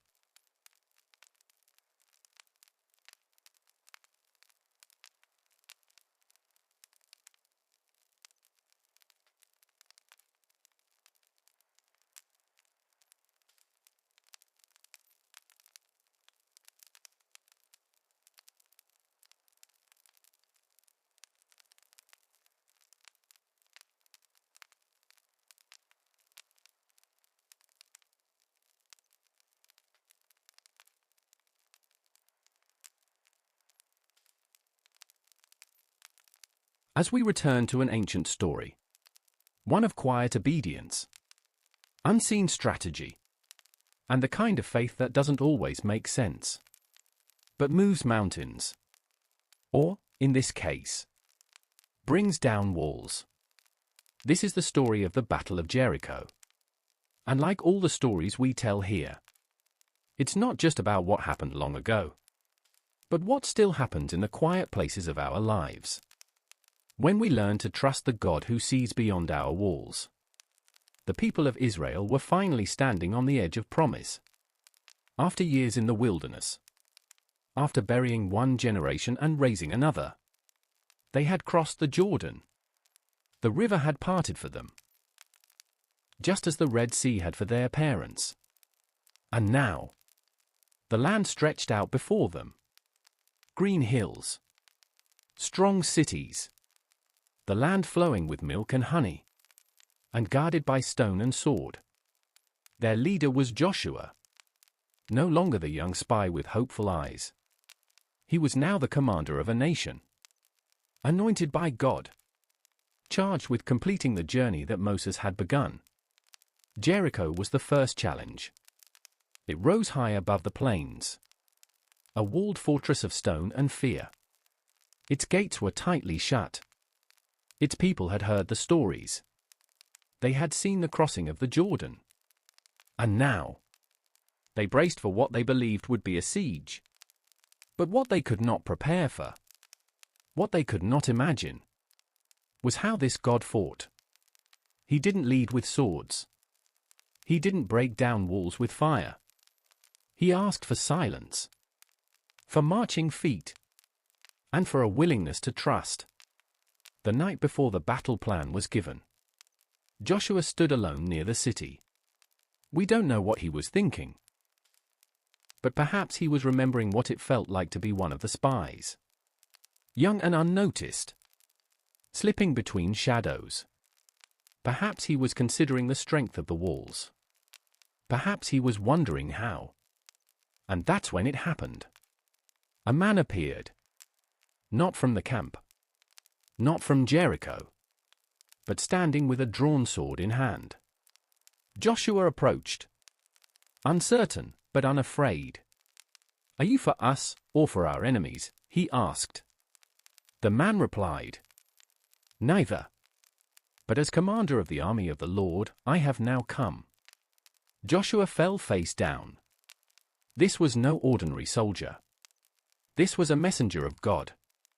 "What message does my Lord have for his servant?" Joshua asked. And the commander answered, "Take off your sandals, for the place where you are standing is holy." Joshua obeyed. He removed his shoes. He knelt on the dry earth. And he listened. There, in the stillness outside the gates of Jericho, God gave him the battle plan. And it wasn't what Joshua expected. There would be no ladders raised, no siege towers, no arrows loosed over the walls. Instead, God said, "March once around the city each day for 6 days. 7 priests with trumpets, the Ark of the Covenant, and warriors walking in silence. And on the 7th day, march 7 times. Then blow the trumpets and shout, and the walls will fall." It was unlike anything Joshua had ever heard. But he didn't question. He didn't argue. He trusted. Because the victory didn't depend on his logic. It depended on obedience. Early the next morning, Joshua rose. The sun had just begun to warm the edges of the camp. Tents flapped gently in the breeze. Children stirred. Fires crackled. And the people prepared to move. But today's movement wasn't a march of war. It was something else. Something strange. Something holy. Joshua called the priests to him first. "Take up the Ark of the Covenant," he said, "and have 7 priests carry trumpets in front of it." Then he turned to the army. "Advance. March around the city, with an armed guard going ahead of the Ark of the Lord." And so, they began. Thousands of feet moved across the plain toward Jericho. No drums. No battle cries. Just the sound of sandals pressing into earth. And the gentle rhythm of breath. The priests carried their trumpets. But they did not blow them. The ark moved behind them. A visible sign that God himself led the procession. Behind the ark walked the warriors. Not shouting. Not charging. But simply walking. One lap. Around the outer wall. Jericho watched. From the towers, soldiers leaned forward. Hands resting on stone. Eyes narrowed. What was this? No weapons raised. No siege. Just silence. Rahab, inside her home built into the wall, heard the footsteps pass beneath her window. She looked down at the red cord that still hung there. She could hear the quiet movement of the people. She saw the priests. The ark. She understood more than most. This was not the silence of hesitation. It was the silence of obedience. Of discipline. Of trust. She stayed inside. So did her family. Each one watching. Waiting. Wondering. When the marchers had circled the city once, they returned to camp. No attack. No confrontation. They settled into their tents. They rested. They waited. The next morning, they did it again. And again the day after that. 6 days. 6 silent marches. Each time the people rose, they formed their procession. Each time the priests walked ahead, carrying the trumpets but not sounding them. Each time the ark moved, they followed. One circuit around the walls. Then back to camp. To the people of Jericho, it made no sense. What kind of army walks around a city and does nothing? By the 4th day, some laughed. By the 5th, others mocked. But Israel didn't waver. They didn't explain. They didn't respond. Because this wasn't about intimidation. It was about surrender. To a plan that seemed foolish to men, but was perfect in the eyes of God. Inside the Israelite camp, there were surely questions. Whispers. Curiosity. But no rebellion. They had wandered for 40 years. They had buried their parents. They had eaten manna in the wilderness. And they had learned, at last, to trust, even when they didn't understand. And so they marched. Not to show strength, but to declare faith. Every step was a sermon. Every lap, a declaration. We move when God says move. We wait when He says wait. We trust when nothing makes sense. And as the 6th day ended, the air changed. There was anticipation now. A heaviness in the sky. The people went to sleep that night, not knowing what tomorrow would bring, but ready to obey. On the 7th day, the camp stirred before dawn. The air was cooler than usual, still and hushed, as if the earth itself held its breath. There was no confusion, no hesitation. The people knew what to do now. They rose early, gathered in formation, and prepared to walk again. But today would be different. Today, they would not circle the city once. They would walk 7 times. The priests carried the ark. 7 of them held the ram's horns. The warriors followed behind. Silent, alert. The sun rose higher, casting long shadows across the plain.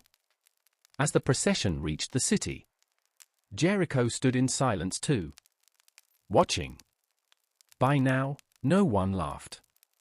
No one mocked. Fear had replaced ridicule. The soldiers stood motionless on the walls, watching these strange people move with confidence and quiet authority. They began their first lap. Around the outer wall. Stone still untouched. Gate sealed tight. And when the first lap was done, they kept going. A second. Then a third. Dust clung to their sandals. Their faces glistened with heat. But still, no one spoke. Their silence was a kind of reverence. A testimony that this was no ordinary campaign. This was not Israel's victory. It was God's. Rahab watched from her window. The red cord still hung where she had tied it. Her family sat close behind her. Some prayed. Some wept quietly. Some simply waited. But she never looked away. With each lap, her hope grew stronger. Because she remembered the promise. And she had seen the faith of those who made it. The footsteps passed again. And again. By the time they began the 7th lap, the sun hung high and bright overhead. The entire assembly moved as one. An army without shouting. A people without fear. And when the 7th circuit was complete, the priest stopped. They stood still, just in front of the ark. The people stood with them. Thousands of them, encircling the city. Then, for the first time in days, Joshua's voice rose above the silence. Shout! For the Lord has given you the city. The priests lifted their horns, and they blew. A long, thunderous sound. Wild and sacred. A cry of heaven and earth meeting. And then, the people shouted. It wasn't chaos. It was obedience. One great voice. Thousands strong. Rising like a wave against the stone. They weren't shouting in rage. They were shouting in faith. Because they had walked in silence for 6 days.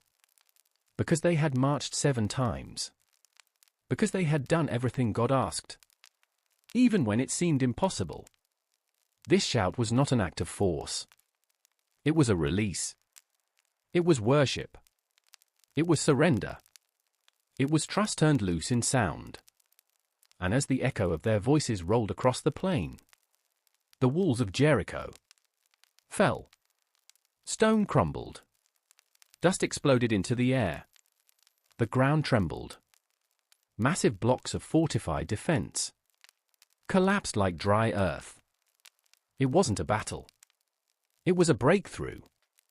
The walls that had stood for generations were gone in a moment. God had delivered the city. Not by might. Not by strength. But by His power. Only one place stood untouched. One section of the wall. Still standing. A lone window facing the plain. With a red cord fluttering softly in the wind. The sound of collapse had faded. The dust began to settle. From a distance, the city of Jericho now looked like a broken monument. Walls shattered. Towers reduced to stone. The proud gates splintered like dry wood. But within that ruin was one untouched home. A window still open. A cord still hanging. And inside, Rahab waited. Her heart beat fast. But not with fear. It was something else. A strange quiet had fallen over her family. No one spoke. No one moved. The ground had shaken beneath them. They'd heard it. The crash, the cries. The roar of a city falling. But their house still stood. Their place in the wall remained. And now, there were footsteps again. But this time, closer. Not a marching army. Not guards on patrol. These were purposeful strides. Familiar. She moved toward the window, peering out cautiously. And then she saw them. 2 men. The same 2 she had once hidden. Descending now into the city from the outer camp. They were not running. They were not shouting. They moved directly and calmly. Toward her. Rahab turned and gathered her family. They're coming, she whispered. The men I told you about. The ones I trusted. They followed her to the main room. Crowded but still. All eyes fixed on the door. When it opened, it wasn't with force. The spies entered quietly. There were no swords drawn. No armor gleaming. Just 2 men. Who remembered their word. They looked around the room. So many faces. But all inside. All accounted for. Rahab stepped forward. There were no grand speeches. No explanations. Only the fulfillment of a promise. One of the men nodded. Come with us, he said. You're safe now. We will take you to the camp. Just as we said, Rahab didn't hesitate. She took her family by the hand. Together, they stepped out into a city they no longer belonged to. A city that had crumbled, while their little space in the wall remained untouched. They walked over fallen stone, past broken gates, under the wide sky that now opened freely over the ruins of Jericho. And all the while, Rahab held onto something more than the hands of her family. She held onto a quiet knowing that the God of Israel had seen her, that he had remembered, that he had come through. Joshua waited at the edge of the city. When he saw them, he didn't speak right away. Perhaps he was remembering the story the spies had told him, about the woman who risked her life to protect them, about her confession of faith, about the scarlet cord. Now, she stood before him, not as an outsider, not as a threat, but as one who believed. He gave the order? Bring them outside the camp. Let them stay safely apart for now. It wasn't rejection. It was reverence. A way of honoring a process, of making room. Rahab and her family were not forgotten. They were protected. That day, as Jericho burned behind them, and the land of Canaan was shaken by Israel's advance, Rahab found something far greater than survival. She had found a new beginning. Her past was behind her, left among the broken walls. And ahead of her was a future she could never have imagined. In the days that followed, Rahab and her family remained just outside the Israelite camp. Not cast out, but sheltered. Not shunned, but held gently in a space between what was and what would be. There was time to rest, to breathe, to begin again. They were fed, clothed, treated with dignity. And while some eyes may have watched with curiosity, wondering who this woman was, and why she had been spared, none could deny the truth. She had believed before the walls came down. Rahab watched the people of Israel from a distance. Their routines, their worship, their prayers and songs and customs. And something in her heart stirred. This was not just a nation. It was a people defined by promise. They weren't perfect. She could see that. But they were chosen. Not for power. Not for pride. But to carry a message? That there is a God who draws near to the humble. Who leads with mercy. Who keeps his word. And Rahab had seen that for herself. There were days she thought back to Jericho, to the stone and dust, the echoes of its fall. But more often, she thought of the scarlet cord. She had kept it, not because it was magical, but because it reminded her that her faith had not gone unnoticed. It had been her banner, her declaration, her cry for mercy, and mercy had come. Eventually, the time outside the camp came to an end. Rahab was invited in. Fully. Not just tolerated, but welcomed. Her people became Israel's people. Her story became part of theirs. She didn't fade into the background. She didn't return to obscurity. Instead, she settled among them. She built a life. And over time, she married a man named Salmon from the tribe of Judah. Together they raised a family. They worked the land. They told stories at the fireside. And as the years passed, her past no longer defined her. Her courage did. Her faith did. Her name did. Rahab. A name that had once been whispered in back streets. Now spoken with honor. Not because she had earned a spotless record, but because she had trusted. When trust meant everything. In time, Rahab would become the mother of Boaz. a man known for his gentleness and strength. Boaz would marry Ruth, the Moabite woman of great loyalty. And from their line would come Obed, and then Jesse, and then David, the shepherd, the warrior, the king. And generations later, from that same line, would come Jesus, the Son of God, the Savior of the world.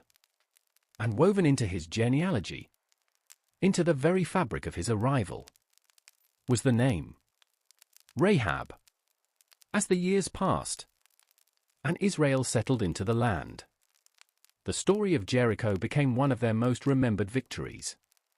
It was retold by firelight, written in scrolls, sung in the prayers of children. But for Rahab, the story was never about walls. It was about something quieter, something deeper. It was about obedience. When things didn't make sense, it was about stepping forward in faith. When fear was more familiar, and it was about a God who could see a future, even in someone the world had overlooked. Rahab had lived on the edge, literally in the wall of a fortified city, and figuratively in the margins of her society. But God had seen her heart. He saw her courage, her clarity, her willingness to risk everything for the hope of something better. And that scarlet cord, that simple rope tied in a window, became a symbol that echoed throughout history. It pointed to a deeper kind of salvation, a protection that didn't depend on weapons or walls, but on mercy, and trust, and grace. Even today, Rahab's name is remembered. In the book of Hebrews, she's listed among the great cloud of witnesses, heroes of faith who chose to believe God, even when they couldn't yet see the outcome. Not for her strength, not for her perfection, but for her faith. And that is what mattered most. So what does that mean for us? Here and now? It means that faith doesn't have to be loud. It doesn't have to be perfect. It doesn't have to come from those in power or prestige. Sometimes, faith is quiet. It looks like welcoming someone at risk to yourself. It looks like tying a rope in a window. It looks like standing still when the world shakes around you, trusting that God sees and He remembers.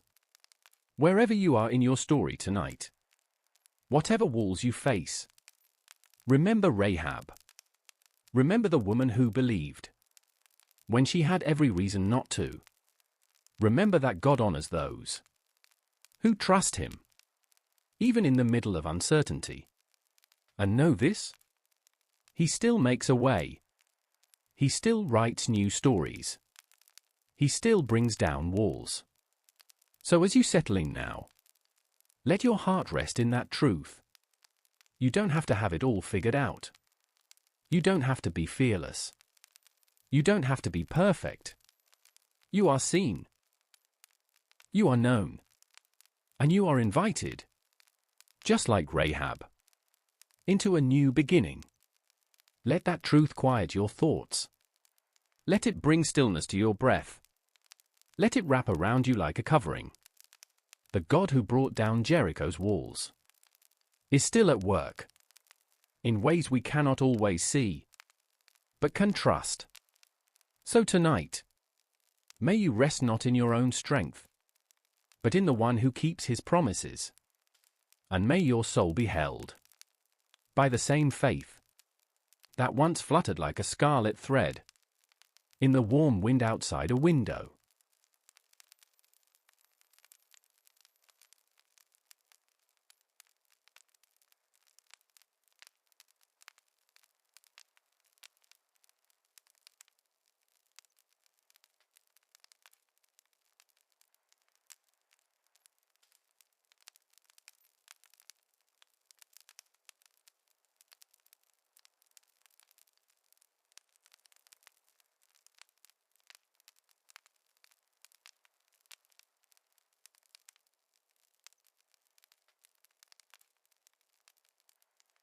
Tonight's story is one of memory and meaning.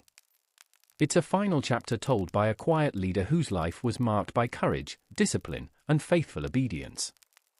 It's not a tale of war or conquest, but of reflection, a moment where a man invites his people to remember who they are and who they belong to. It's the story of Joshua, no longer the young commander who led the Israelites into the promised land, but an aged leader, his hands worn with time, his voice steady but slowing.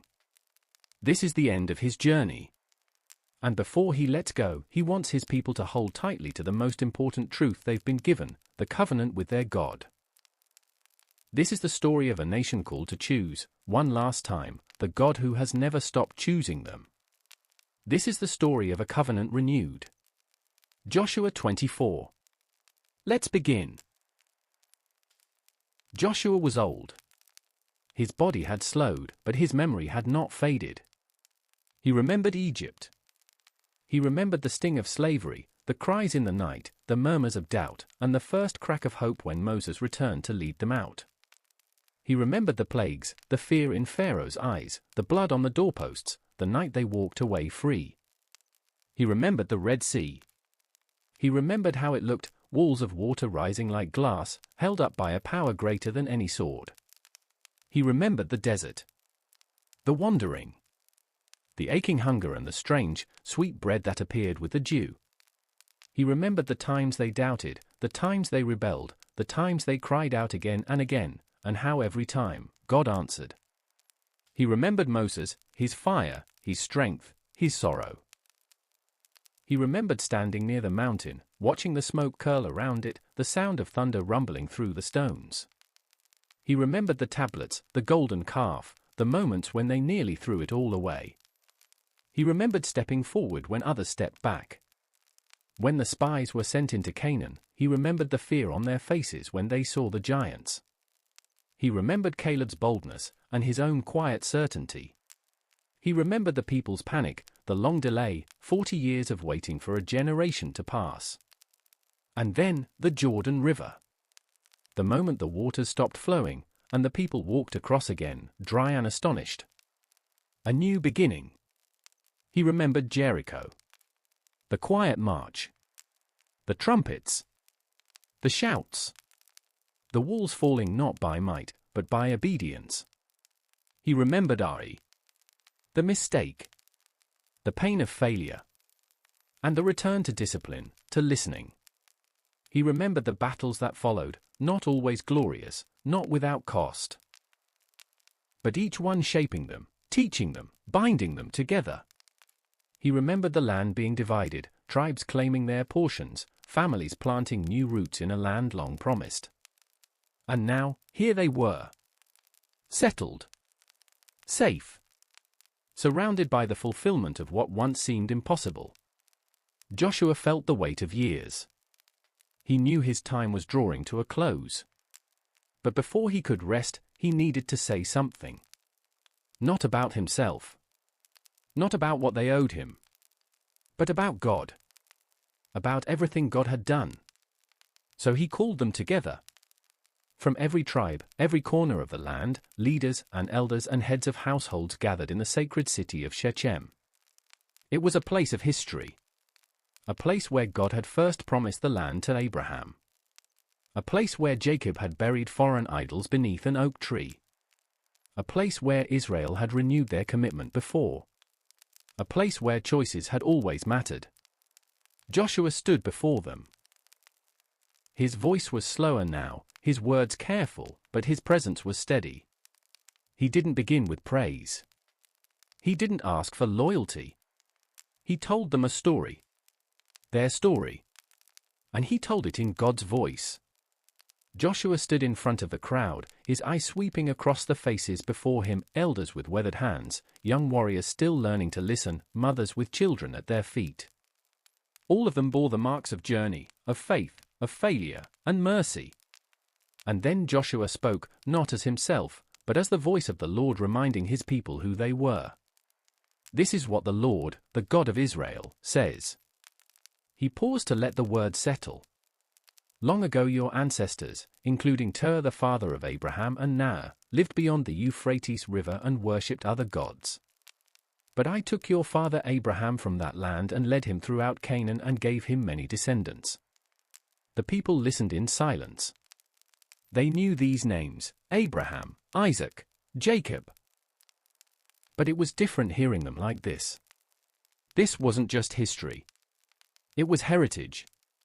"I gave him Isaac," Joshua continued, "and to Isaac I gave Jacob and Esau. I assigned the hill country of Seir to Esau, but Jacob and his sons went down to Egypt." The rhythm of memory moved forward. "Then I sent Moses and Aaron, and I afflicted the Egyptians with what I did there, and I brought you out." There was no dramatization in his voice, just weight. The sacred weight of remembering. "When I brought your people out of Egypt, you came to the sea. The Egyptians pursued them with chariots and horsemen. But they cried out to me, and I put darkness between you and the Egyptians. I brought the sea over them and covered them. You saw with your own eyes what I did." Joshua's voice softened as he walked through the desert years. "Then you lived in the wilderness for a long time." They all knew what that meant. The wandering. The testing. The waiting. "I brought you to the land of the Amorites who lived east of the Jordan. They fought against you, but I gave them into your hands. I destroyed them before you, and you took possession of their land." There were nods among the people. Some had fought those battles themselves. Others had only heard the stories from fathers and uncles around campfires. Then Balak son of Zippor, king of Moab, prepared to fight against Israel. He sent for Balaam son of Beor to put a curse on you. But I would not listen to Balaam. So he blessed you again and again, and I delivered you out of his hand. That part still felt miraculous. A prophet sent to curse them instead became a mouthpiece for blessing. Then you crossed the Jordan and came to Jericho. The citizens of Jericho fought against you, as did the Amorites, Perizzites, Canaanites, Hittites, Girgashites, Hivites, and Jebusites, but I gave them into your hands. I sent the hornet ahead of you, which drove them out before you. Also the 2 kings of the Amorites." Joshua paused again. "You did not do it with your own sword and bow." That part was important.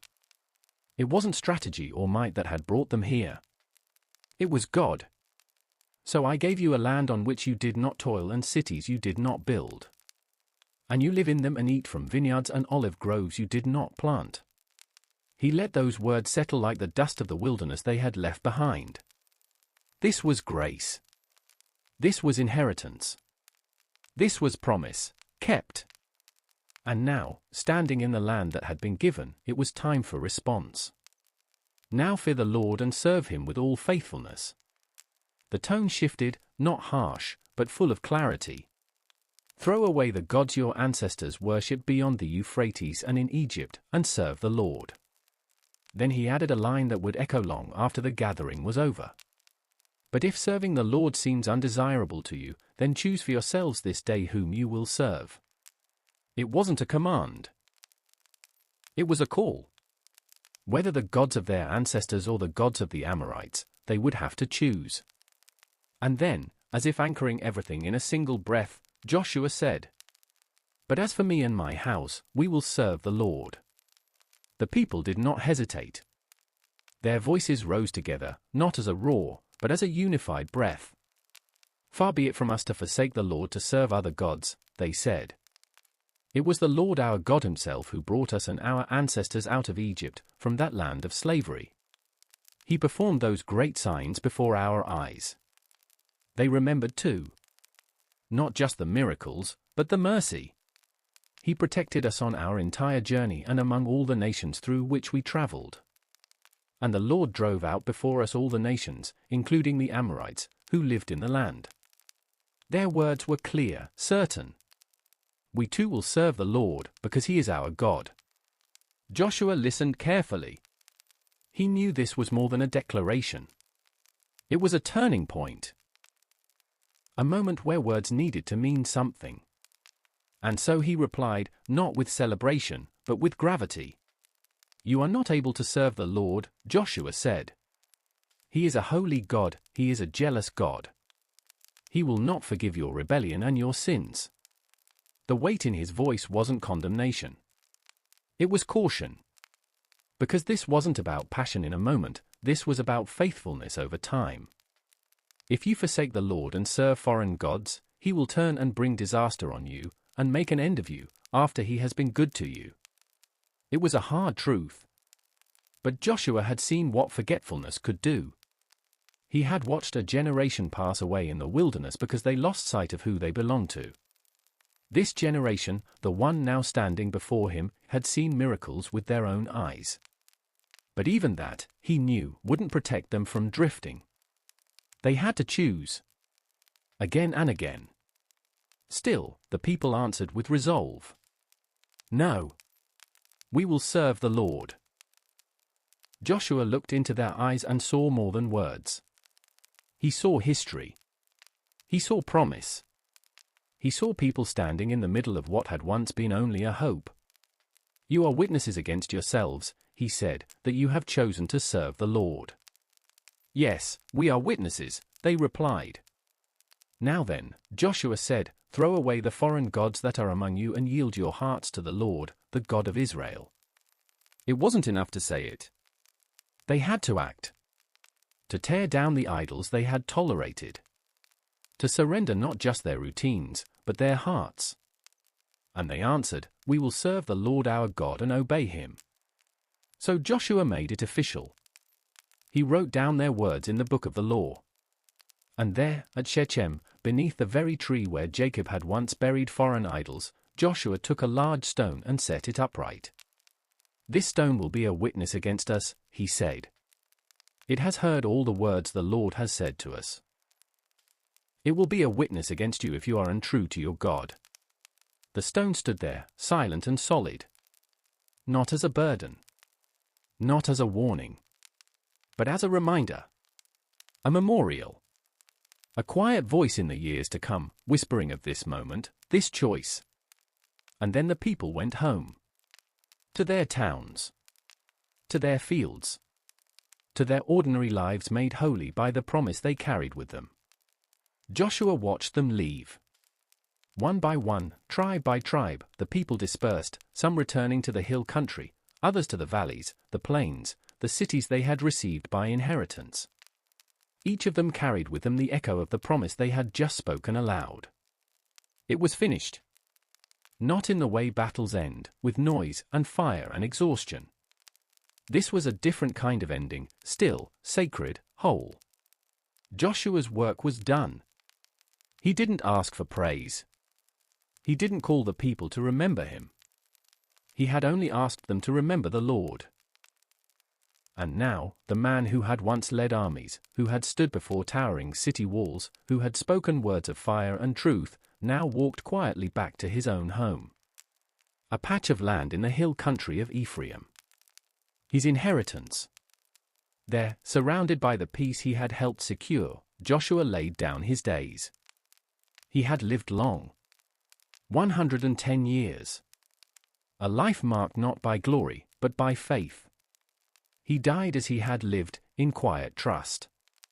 And the people buried him in the land of his inheritance, at Timnath-Serah, in the hill country that rose into the sky like a final benediction.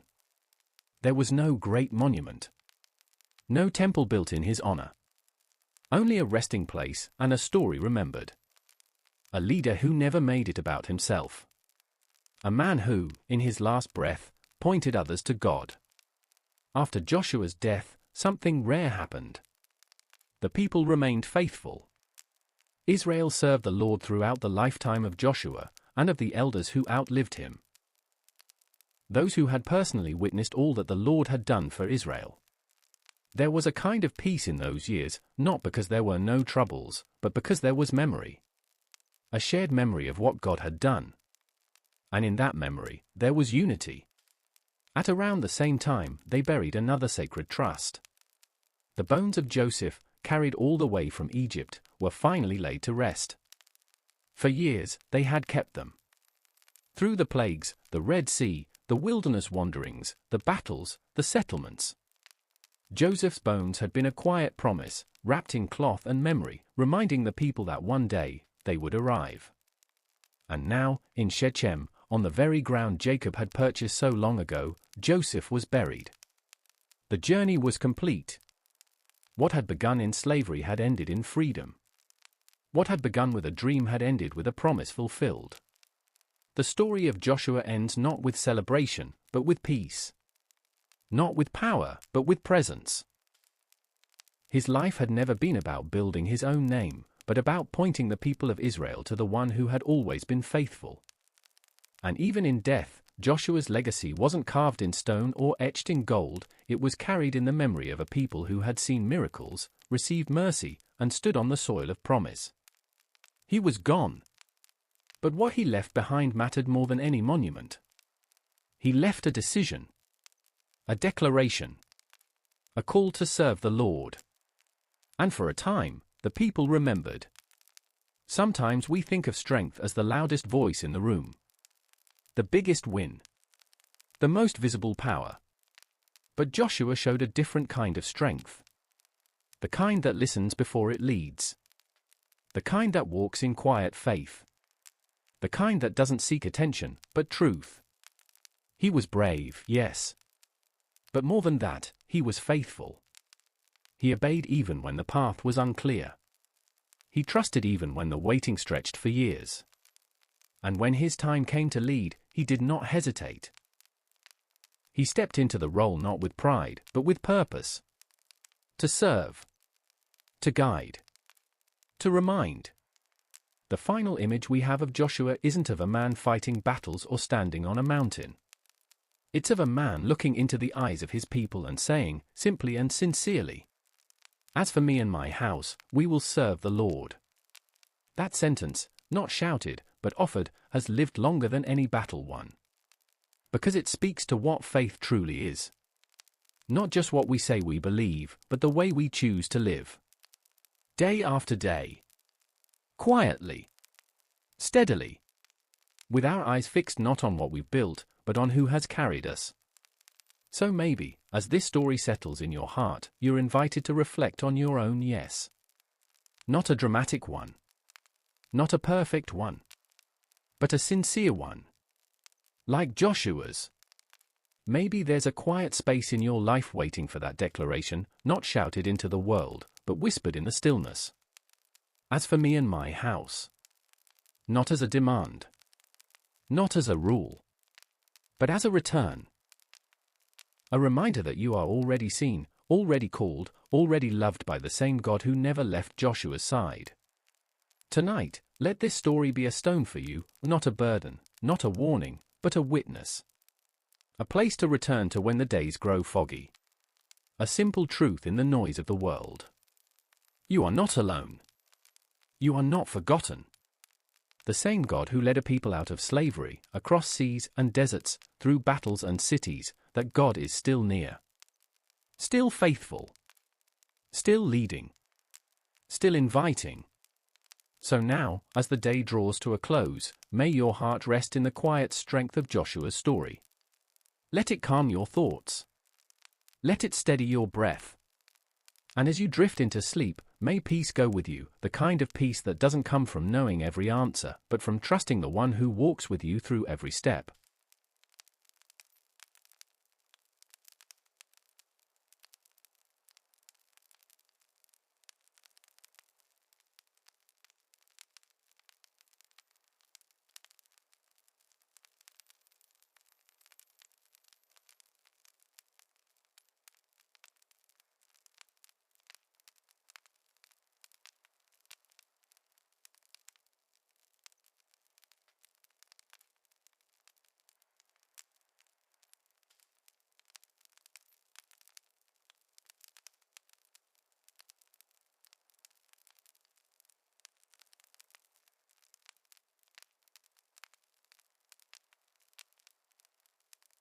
We step now into the story of Gideon's victory, Judges 7. And as you listen, may it remind you that sometimes the most miraculous victories begin not with certainty, but with surrender. Let's begin. The night was still in the valley of Jezreel. Tents dotted the fields, shadows stretched across the land, and silence held the camp like a blanket. But the silence couldn't soothe the worry pressing down on Gideon. he stood alone in the quiet, staring up at the stars. Somewhere, just beyond the hills, the enemy was waiting, the Midianites, Amalekites, and other eastern peoples. Countless numbers. A swarm of warriors and camels that had ravaged the land like locusts for years. And now, here he was, not a soldier, not a seasoned leader, just Gideon. A man who had once threshed wheat in secret, hiding from those very same enemies. A man who had questioned God's presence. A man who had needed sign after sign to believe he was truly called. He wasn't fearless. But he was willing. And that, it turned out, was enough. God had already chosen him. And though Gideon had asked for signs, the fire on the altar, the fleece wet with dew, then dry the next day, the call remained. Firm. Unshaken. Not because of Gideon's strength, but because of God's plan. Now, gathered around him, were 32,000 men of Israel. Enough to feel confident. Enough to feel like something might finally shift in their favor. But that confidence was short-lived. Because God came to Gideon that night and said something unexpected. You have too many men. Gideon's brow furrowed. Too many? He had seen the enemy camp, stretched out, vast, beyond numbering. How could they have too many? But God continued, I cannot deliver Midian into their hands, or Israel would boast against me, saying, my own strength has saved me. Gideon said nothing. This was not about numbers. It was about trust. So God gave him a command, announce to the army, anyone who trembles with fear may turn back and leave Mount Gilead. Gideon obeyed. And when the announcement went out, 22,000 men walked away. Fearful. Honest. Gone. 10,000 remained. Gideon's heart tightened. His army had just shrunk by more than half. He looked at the few who stayed, brave, maybe. Or just too desperate to leave. But before he could gather courage, God spoke again. There are still too many men. Gideon's breath caught. Still? Gideon stood still, silent under the weight of it. There are still too many. It wasn't just an unexpected command. It was a terrifying one. He had already lost 22,000 men. Now, with just 10,000 remaining, it felt like every soul counted. Yet the voice of the Lord was steady. Take them down to the water, and I will thin them out for you there. Gideon nodded, though he didn't fully understand. There was no strategy manual for this. No military logic to rely on. Only trust. So he led the men down to the water's edge, dust rising from their sandals, the sound of distant winds in the trees, the quiet murmuring of men wondering what would come next. And there, beside the stream, the Lord gave Gideon new instructions. Separate those who lap the water with their tongues like a dog from those who kneel down to drink. Gideon watched. Some knelt, cupping the water in their hands, lowering their faces calmly to drink. But others bent swiftly, scooping the water and lapping it up with alertness, their eyes still scanning the horizon, their bodies ready to rise. When the moment passed, Gideon tallied the men. 300 had lapped with their hands to their mouths. The rest, nearly 10,000, had knelt. Then came the words Gideon had been dreading. With the 300 men that lapped, I will save you and give the Midianites into your hands. 300. Out of 32,000. Less than 1%. Gideon stood there, stunned. The men who had been dismissed packed up and departed, leaving behind their provisions and trumpets, tools of war and honor now handed over to the few who remained. Dust settled again. The air was thinner. Quieter. 300. God didn't explain why those particular men. He didn't explain why the water, or the method, or the moment. But he had chosen. And that, Gideon reminded himself, had always been enough. Still, night fell with a heaviness. The Midianite camp stretched out before them, vast and loud, thousands upon thousands, warriors and camels and banners rippling in the dark. Gideon's hands trembled. Even the strongest faith doesn't always silence fear. And God knew that. So he came again. This time, gently. If you are afraid to attack, God said, go down to the camp with your servant Purah and listen to what they are saying. Afterward, you will be encouraged to attack. It wasn't a rebuke. It was reassurance. An invitation to hear something that would anchor his courage. So Gideon obeyed. In the quietest hours of the night, Gideon and Purah moved carefully toward the enemy camp. They passed the outposts, crouched low, slipping between tents, until they came close enough to hear the low hum of voices. Inside one of the tents, 2 soldiers were speaking. I had a dream, one said. A round loaf of barley bread came tumbling into the Midianite camp. It struck the tent with such force that the tent overturned and collapsed. The other replied, this can be nothing other than the sword of Gideon son of Joash, the Israelite. God has given the Midianites and the whole camp into his hands. Gideon froze. His heart beat hard in his chest. A barley loaf. A tent flattened.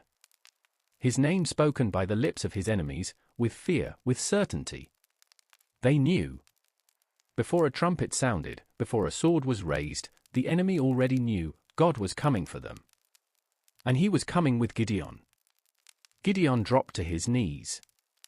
There in the dirt, in the dark, just outside the tents of his enemies, he worshipped. Not because the odds had shifted. Not because the numbers made sense. But because he had heard the truth again. God had already gone before him. Gideon rose quietly from the ground outside the enemy camp, the dust clinging to his knees. The words of the Midianite soldier still echoed in his mind, clearer now than even the stars above. God has given the Midianites into Gideon's hands. It was not a boast. It was not a hope. It was a certainty. And that was enough. He returned to his camp at once. The men, only 300 of them, sat scattered in the dark, waiting, whispering, wondering if this would be their last night. Gideon didn't hesitate. He didn't need to rally them with speeches. He didn't need to convince them of victory. He simply gave instructions. Get up, he said quietly. The Lord has given the Midianite camp into your hands. They stood. No armor. No war cries. Just belief and obedience. Gideon divided the men into 3 companies, 100 in each. To each man, he gave something strange. A trumpet. A clay jar. And inside each jar were torch. There were no swords. No shields. No chariots. Just a sound, a flame, and fragile hands. And yet, somehow, it was enough. When I and all who are with me blow our trumpets, Gideon said, then from all around the camp blow yours and shout, for the Lord and for Gideon. There was no discussion. No doubting looks. No men shrinking back into the shadows. They nodded. Held their jars. Waited. And just after midnight, during the changing of the guard in the Midianite camp, Gideon gave the signal. They moved. 300 men. 3 groups, surrounding the camp from 3 directions. No horses. No arrows. Just the weight of purpose and the silence of night. And then, all at once, the air shattered. The men broke their clay jars, sharp cracks like thunder splitting the stillness. Flames burst into view as torches flared across the hills. Trumpets blared, hundreds of them, echoing off the rocks and trees. And voices rang out in unison, a sword for the Lord and for Gideon. In the camp below, chaos erupted. The Midianites scrambled out of tents, grabbing weapons, calling out, trying to understand what was happening. From every side they saw flames. From every direction they heard noise. And in their confusion, in the darkness, with fear thick as smoke, they turned on each other. They drew swords and struck blindly. Friend against friend. Warriors shouting in panic, unsure who was enemy and who was ally. The Lord turned their confusion into collapse. The camp that had once seemed unbeatable now buckled under its own weight. Gideon and his men did not rush down to fight. They stood in place, trumpets still raised, torches still burning. They watched as fear did what swords could not. The enemy ran. First in small groups, then in waves. Midianite soldiers fled toward the Jordan River, shouting, scattering, abandoning their camp in full retreat. And Gideon's men, still holding nothing but trumpets and fire, watched the impossible happen. Victory, not by force, but by faith. The Midianites fled. Their shouts faded into the night, scattered like dry leaves in the wind. Camels stampeded. Tents were abandoned. The camp, once so vast and confident, now lay broken, the ground littered with confusion, fear, and defeat. And still, the torches burned. Still, the trumpets rang. Still, the 300 men stood, small in number, but mighty in what they had witnessed. Gideon did not wait long. He sent messengers throughout the hill country of Ephraim, calling the other Israelite tribes to join the pursuit. "Come down against the Midianites," he said. "Seize the waters of the Jordan ahead of them." They came. Men from Ephraim surged forward, gathering at the river crossings, cutting off escape routes, driving the panicked Midianite remnants further into disarray.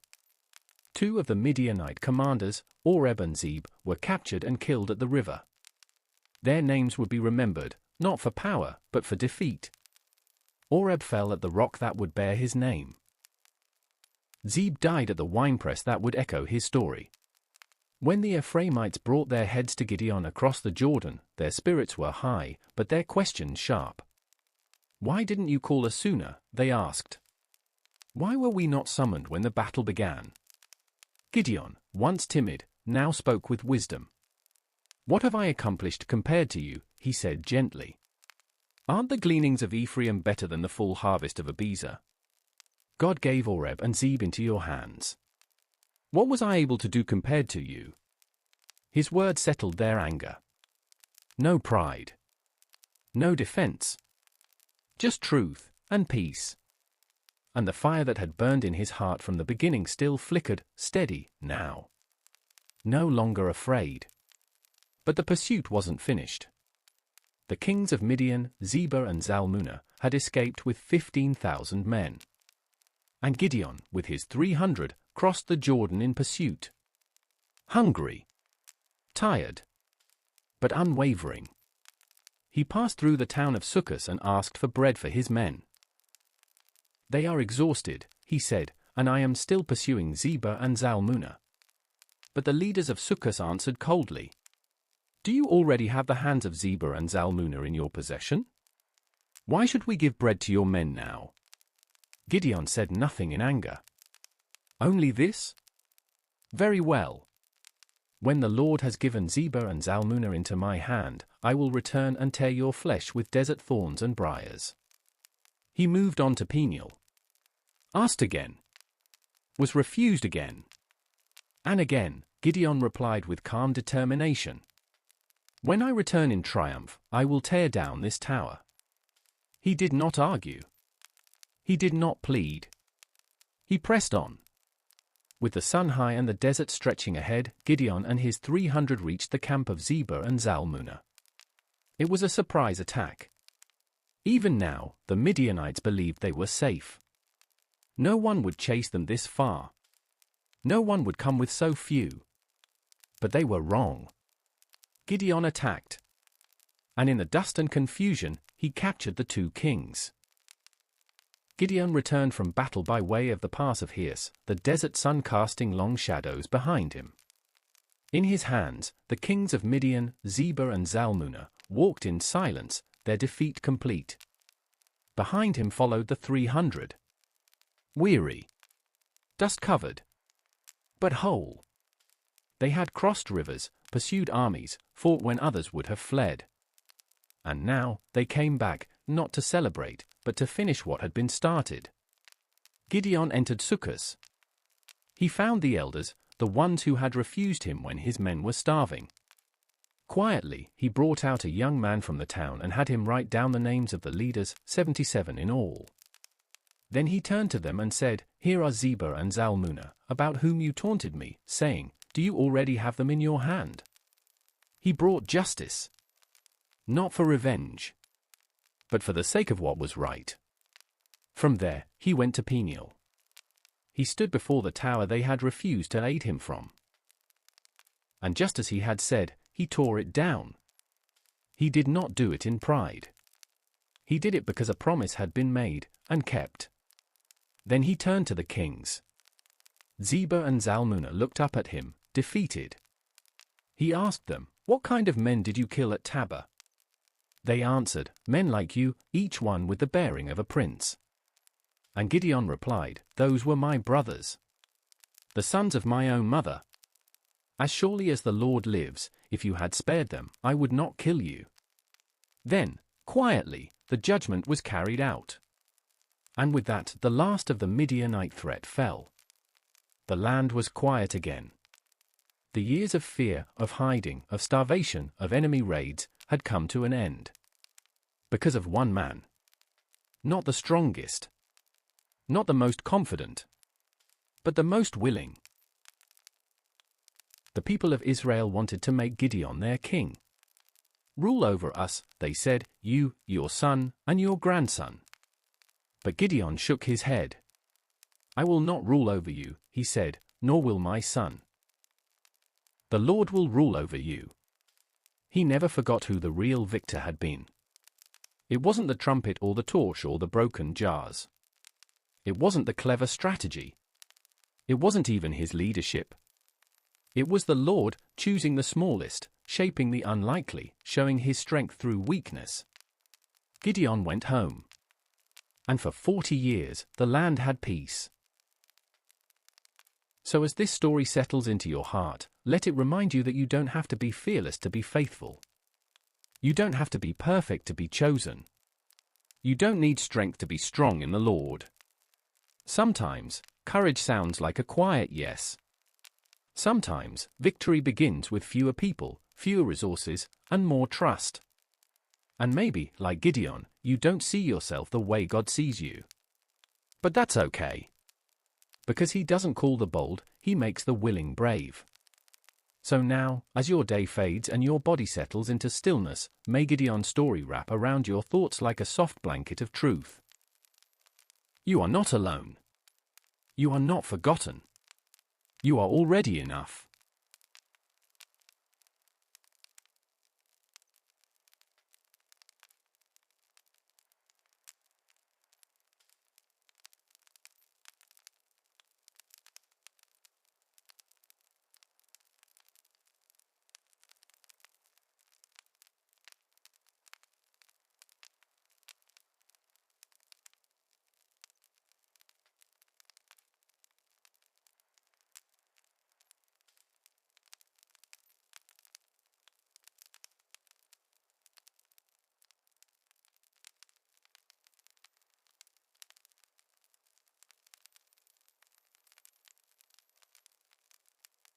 This is the story of Ruth, a woman whose devotion would shape generations to come.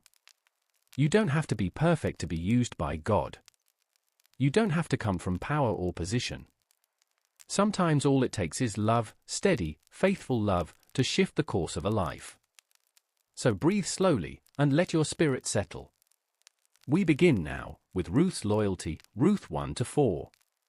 May it bring rest to your heart. In the days when the judges ruled, there was a famine in the land. The soil was dry.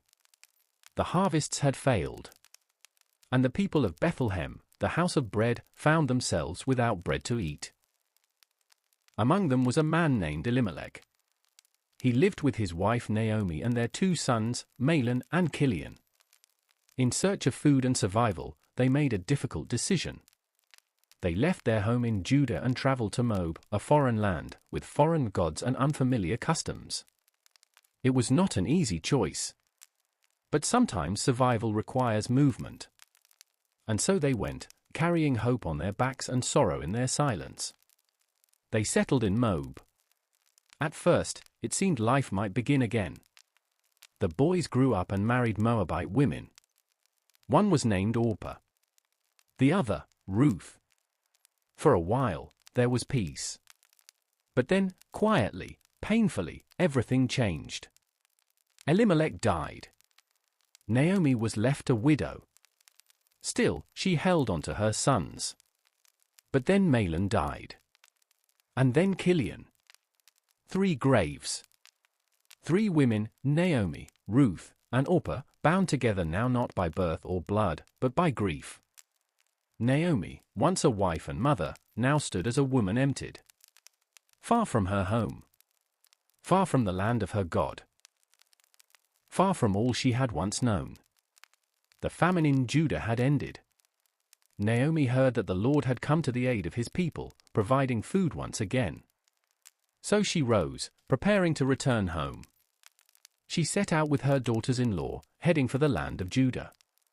But after a while, she paused. They had walked far, but not far enough to forget what had been lost.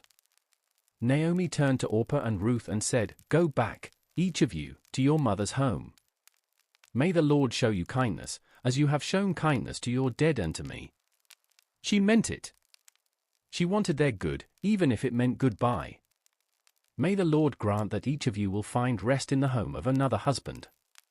Then she kissed them, and they wept aloud.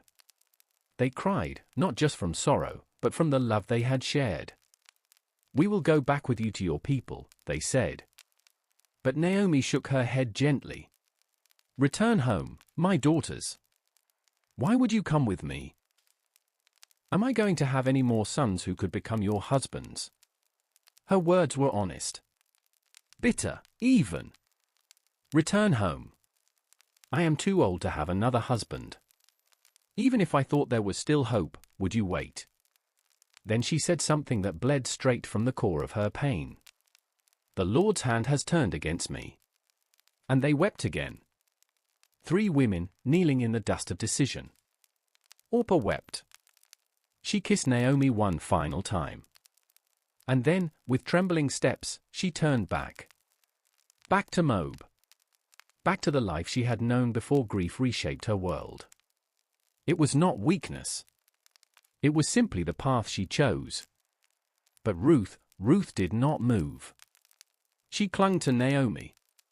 Like roots in dry ground, she would not let go. Naomi looked at her and said, "Look, your sister-in-law is going back to her people and her gods. Go back with her." But Ruth's eyes did not waver. And her voice, quiet but unshakable, spoke words that would echo through generations. "Don't urge me to leave you or to turn back from you. Where you go, I will go. Where you stay, I will stay. Your people will be my people. And your God my God. Where you die, I will die. And there I will be buried. May the Lord deal with me, be it ever so severely. If even death separates you and me." Naomi said no more. What could she say? This was not obligation. It was devotion. A Moabite woman, pledging herself not just to Naomi, but to Naomi's people, and to Naomi's God. So the 2 women walked on. Through valleys and winding paths. Through memories they could not unsee. Until they reached Bethlehem. The town stirred. Whispers moved from door to door. Can this be Naomi? But Naomi's heart was heavy. She replied, "Don't call me Naomi." Naomi meant pleasant. "Call me Mara," she said. Mara meant bitter. Because the Almighty has made my life very bitter. I went away full, but the Lord has brought me back empty. Why call me Naomi? The Lord has afflicted me. The Almighty has brought misfortune upon me. And so Naomi and Ruth settled in Bethlehem at the beginning of the barley harvest. A quiet return. A new beginning. It was harvest time. And though they had returned to Naomi's homeland, Ruth was still a stranger, a foreigner among the people of Israel. But she was not idle.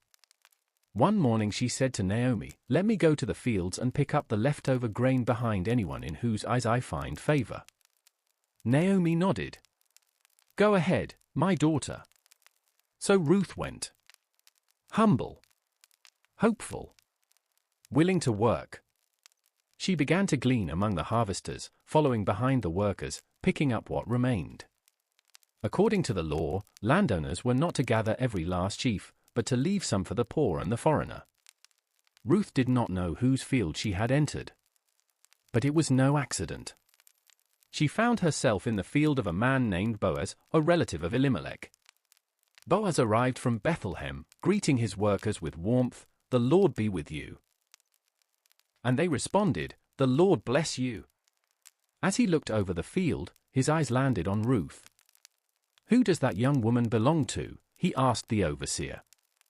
The man replied, "She is the Moabite who came back from Moab with Naomi. She asked to glean and has worked steadily from morning until now, with only a short rest." Boaz approached her. "Listen to me, my daughter," he said gently. "Don't go and glean in another field. Stay here with the women who work for me. Watch the field where the men are harvesting, and follow along. I've told the men not to lay a hand on you. And whenever you're thirsty, go and get a drink from the jars the men have filled." Ruth bowed low to the ground. "Why have I found such favor in your eyes, that you notice me, a foreigner?" Boaz smiled. "I've been told all about what you have done for your mother-in-law, how you left your father and mother and your homeland to live with a people you did not know before. May the Lord repay you for what you have done. May you be richly rewarded by the Lord, the God of Israel, under whose wings you have come to take refuge." Ruth's heart was full. "May I continue to find favor in your eyes," she said, "for you have comforted me and spoken kindly to your servant, though I do not have the standing of one of your servants." At mealtime, Boaz invited her to eat. He offered her bread and roasted grain. She ate until she was satisfied, and even had leftovers. When she rose to glean again, Boaz gave special instructions to his men. "Let her gather among the sheaves. Don't reprimand her. Even pull out some stalks for her from the bundles and leave them for her to pick up. Don't rebuke her." Ruth worked until evening. She threshed the barley she had gathered, nearly an ephah, about 30 pounds. She returned to Naomi. Naomi saw the grain and the kindness in Ruth's eyes. "Where did you glean today?" she asked. "Blessed be the man who took notice of you." And Ruth told her, "The name of the man I worked with today is Boaz." Naomi's face softened. Her voice rose in hope. "The Lord bless him. He has not stopped showing kindness to the living and the dead. That man is our close relative, he is one of our guardian redeemers." And Ruth continued to glean in Boaz's fields through the barley and wheat harvests. But this was only the beginning. Time passed. The barley harvest gave way to the wheat harvest. Ruth continued to glean in the fields of Boaz day after day. Quietly, faithfully, always bringing home what she could. And though the pain of their losses still lingered, Naomi's eyes had begun to brighten. The kindness of Boaz had rekindled something, not just hope for food, but perhaps something more. One evening, Naomi turned to Ruth. "My daughter," she said softly, "should I not try to find a home for you, where you will be well provided for?" She paused. "Is not Boaz, with whose women you have worked, a relative of ours? Tonight he will be winnowing barley on the threshing floor. Wash, put on perfume, and get dressed in your best clothes. Then go down to the threshing floor, but don't let him know you are there until he has finished eating and drinking." Ruth listened carefully. "When he lies down," Naomi continued, "note the place where he is lying. Then go and uncover his feet and lie down. He will tell you what to do." It was a bold plan. But Ruth didn't hesitate. "I will do whatever you say." That night, Ruth approached the threshing floor. The air was cool. The stars stretched across the sky. In the distance, she heard the soft rhythm of grain being tossed, and then silence. Boaz had finished. He ate. He drank. He lay down beside a pile of grain, satisfied and tired from the day's work. And Ruth approached. Quiet as breath. She uncovered his feet and lay down. Time passed. Then, in the middle of the night, Boaz stirred. He turned, and there was a woman lying at his feet. "Who are you?" he asked, startled. "I am your servant Ruth," she said. "Spread the corner of your garment over me, since you are a guardian redeemer of our family." Boaz was still. And then he spoke, not with shock or shame, but with warmth. "The Lord bless you, my daughter. This kindness is greater than that which you showed earlier. You have not run after younger men, whether rich or poor. And now, don't be afraid. I will do for you all you ask." He paused. "All the people of my town know that you are a woman of noble character." Boaz explained there was another man, a closer relative, who had the legal right to redeem the land and marry Ruth. "If he is willing, good. Let him redeem. But if not, as surely as the Lord lives, I will do it." He asked her to stay until morning. And as the night faded, Boaz quietly filled her shawl with 6 measures of barley and sent her home. Ruth returned to Naomi, her arms full. "How did it go, my daughter?" Naomi asked. Ruth told her everything. And Naomi smiled. "Wait, my daughter, until you find out what happens. For the man will not rest until the matter is settled today." Boaz did not delay. As the first light of morning touched Bethlehem, he went to the town gate, the place where legal matters were settled and witnesses gathered. He sat down. Soon the guardian redeemer of whom he had spoken, the one more closely related to Elimelech, passed by. Boaz called to him, "Come over here, my friend, and sit down." The man came and sat. Then Boaz took 10 of the elders of the town and said, "Sit here," and they did. A quiet circle formed, Boaz, the closer relative, the elders. The air was still. The moment was ready. Boaz began. "Naomi, who has come back from Moab, is selling the piece of land that belonged to our relative Elimelech. I thought I should bring the matter to your attention and suggest that you buy it in the presence of these elders. If you will redeem it, do so. But if not, tell me, so I will know."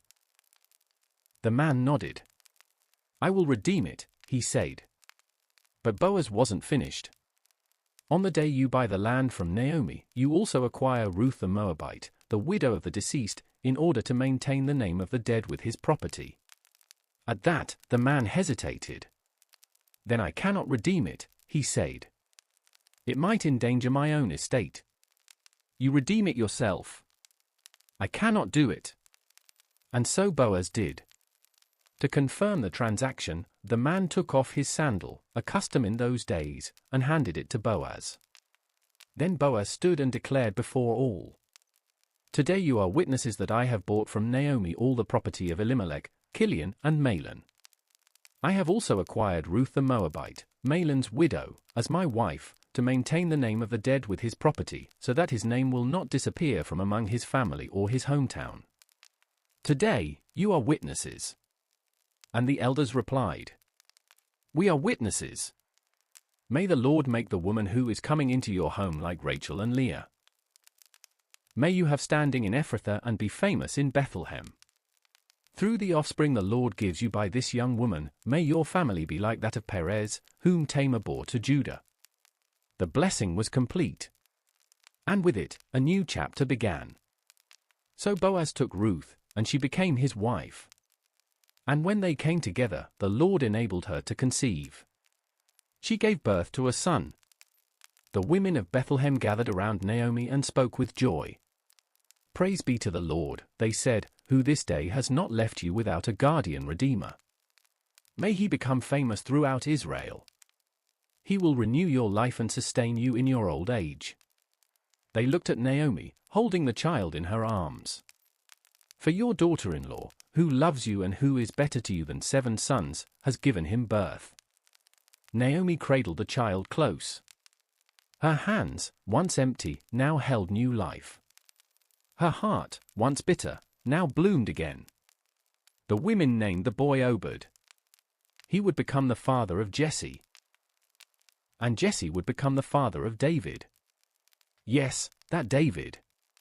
The shepherd king. The ancestor of kings and of Christ himself. And so the story of Ruth, quiet, faithful, gentle Ruth, would ripple forward through time. Not just as a widow or foreigner or field worker, but as a mother, as a matriarch, as a living part of God's eternal story. So now, as this story rests in your heart, let it remind you that love matters, that loyalty matters, that small acts of kindness, of staying, of serving, of showing up for someone else, they shape the future in ways we cannot see. Ruth didn't set out to be remembered. She didn't know what her story would become. She simply chose love. And that was enough. So tonight, let this story stay with you. You are not forgotten. You are not outside God's plan. Wherever you walk, whatever grief or waiting you carry, know this. You are seen. And like Ruth, you are part of something far greater than you know.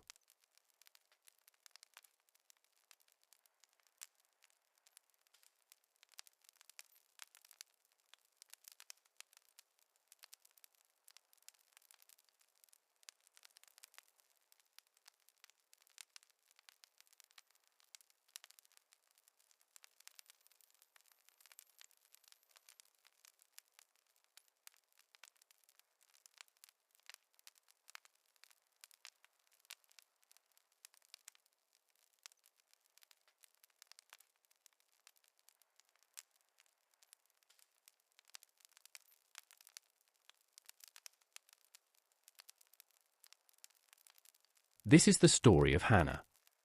A woman whose longing ran deeper than words. Whose pain stretched over years. Whose whispered prayers would rise like incense to heaven and change everything. Hers is not a story of noise and battle, but of quiet courage. Of sorrow turned to song. Of patience rewarded in time. It reminds us that even when nothing seems to change, even when tears seem wasted, God sees. God hears. God answers. Let this story hold you now, just as surely as it held Hannah. This is Hannah's prayer answered, 1 Samuel 1. There was a man named Elkanah, from the hill country of Ephraim. He was a faithful man, a worshipper of the Lord, one who made the journey to Shiloh year after year to offer sacrifices and to worship at the tabernacle. He had 2 wives. One was named Peninnah. The other was Hannah. Peninnah had children. Hannah had none. And from this difference, so small in appearance, yet so large in weight, a quiet sorrow filled Hannah's days. Year after year, she longed to hold a child of her own. To feel life growing within her. To see tiny hands reaching up. To hear the first cry. But year after year, the cradle remained empty. Peninnah, by contrast, was fruitful and cruel. She provoked Hannah continually, mocking her, reminding her of what she lacked. Each trip to Shiloh became a reminder. Each meal, a moment of shame. Though Elkanah loved Hannah deeply, giving her a double portion of meat at the sacrifices, speaking kindly to her, trying to ease her pain, the ache could not be soothed with offerings or gentle words. He would ask, "Hannah, why are you weeping? Why don't you eat? Why are you downhearted? Don't I mean more to you than 10 sons?" But the longing within Hannah was not something that could be reasoned away. It was deep, sacred, untouched by logic or affection. She wanted a child. One year, during their visit to Shiloh, the sorrow in Hannah's heart reached its full weight. After the meal and the sacrifice, she rose and went to the entrance of the tabernacle. Eli the priest was there, sitting on his chair by the doorpost. And Hannah, heart full, eyes heavy with tears, began to pray. She wept bitterly. And as she wept, she made a vow.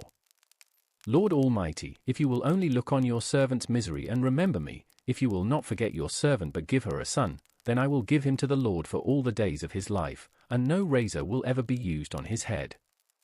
It was a prayer born not from pressure, but from depth. It was not a demand, but a surrender. She did not raise her voice.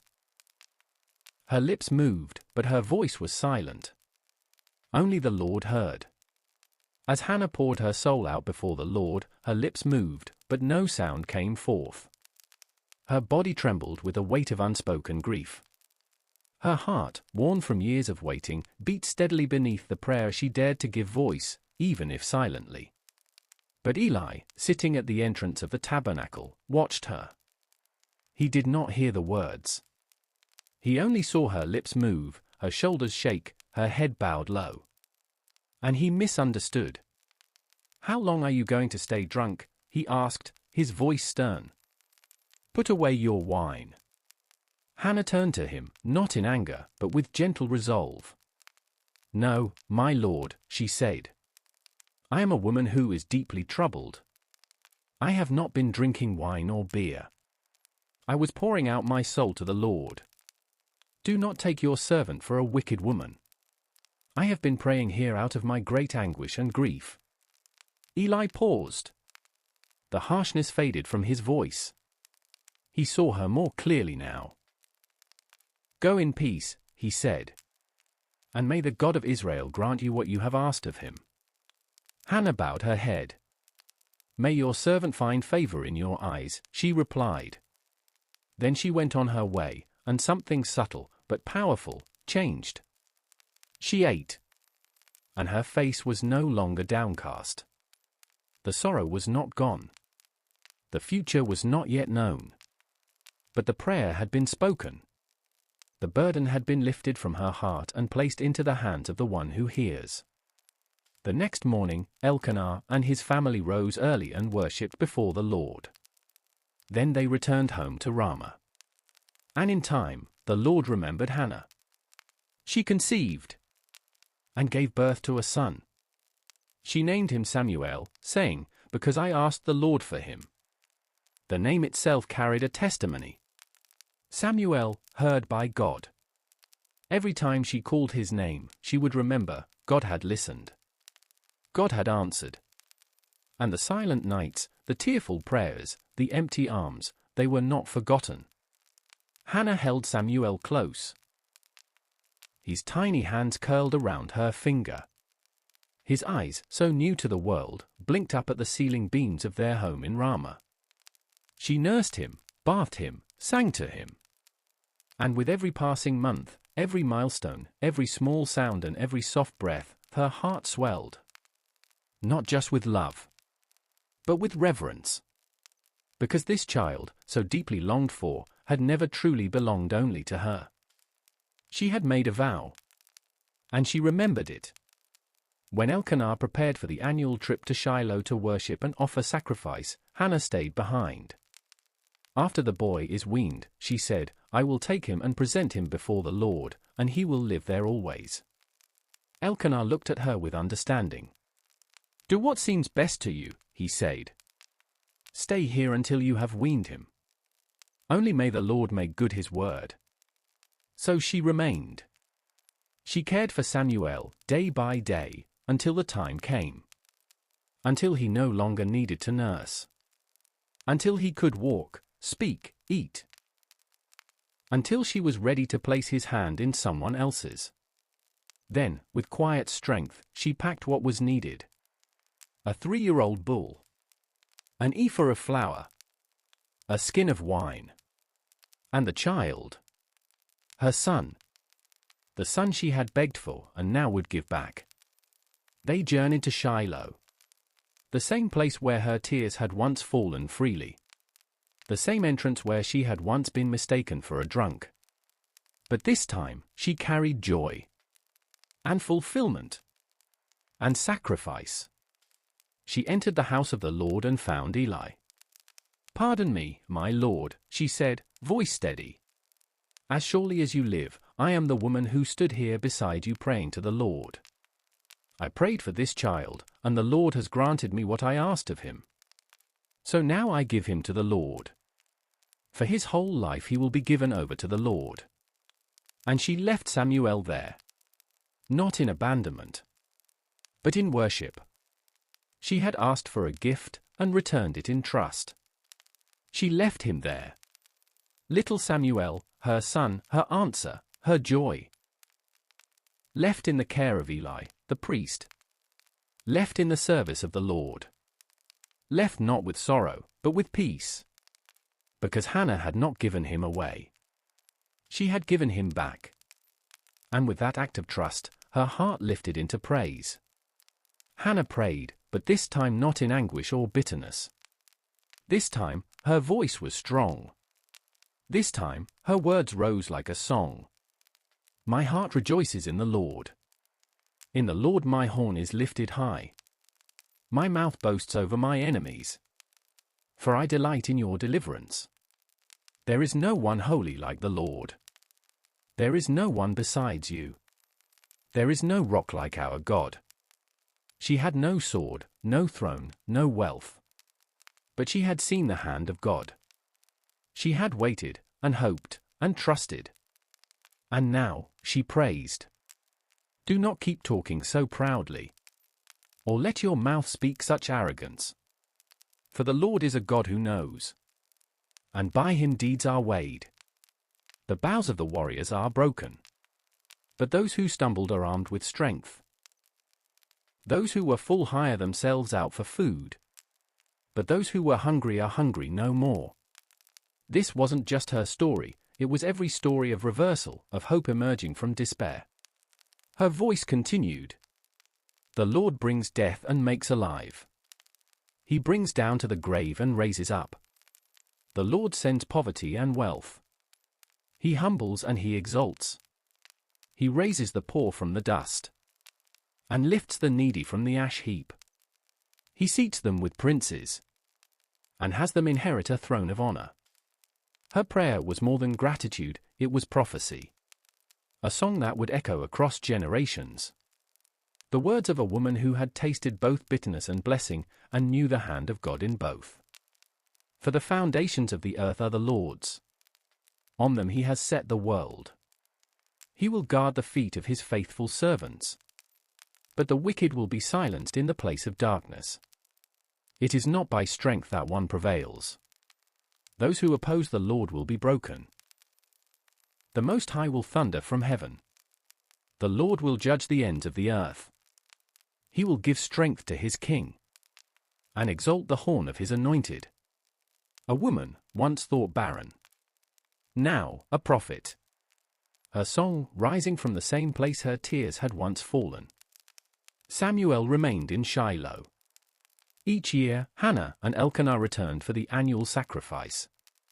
And each year, Hannah brought with her a small robe, woven carefully, stitch by stitch, shaped by a mother's hands, sized to fit a growing boy.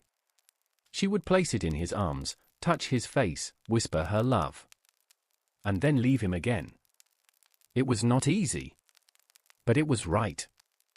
Her son was not far from her prayers, he never had been. And now, he was exactly where God had called him to be. Eli the priest continued to care for Samuel. And year after year, Eli would bless Elkanah and Hannah. May the Lord give you children by this woman to take the place of the one she prayed for and gave to the Lord. And the Lord did. Hannah bore 3 more sons. And 2 daughters. Her life, once marked by longing, became full. Her sorrow, once poured out like water, became praise. But it wasn't just about what she received. It was about what she gave. Her son, Samuel, would grow in the presence of the Lord. Would learn to listen to God's voice. Would speak when no one else dared. Would anoint kings. Would walk before nations. And would carry with him the heart of a mother who prayed, not for greatness, but simply to be heard.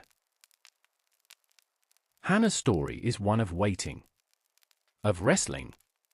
Of weeping. Of trust. She didn't bargain with God. She surrendered to him. She brought her need, not with demands, but with hope. And in return, she was not just given a child. She was given peace. Sometimes, the answers don't come quickly. Sometimes, the silence stretches longer than we imagined. But Hannah shows us that silence is not absence. That unanswered prayers are still seen. That every tear carries weight in the hands of God. She wasn't famous. She wasn't rich. She wasn't loud. But she believed. She prayed. She waited. And she gave. And through her gift, Israel was changed. Through her obedience, Samuel rose. And through her story, we remember, God listens. Even when no one else sees. Even when no one else understands. Even when all we can do is whisper in the quiet. He hears. He answers. And he redeems.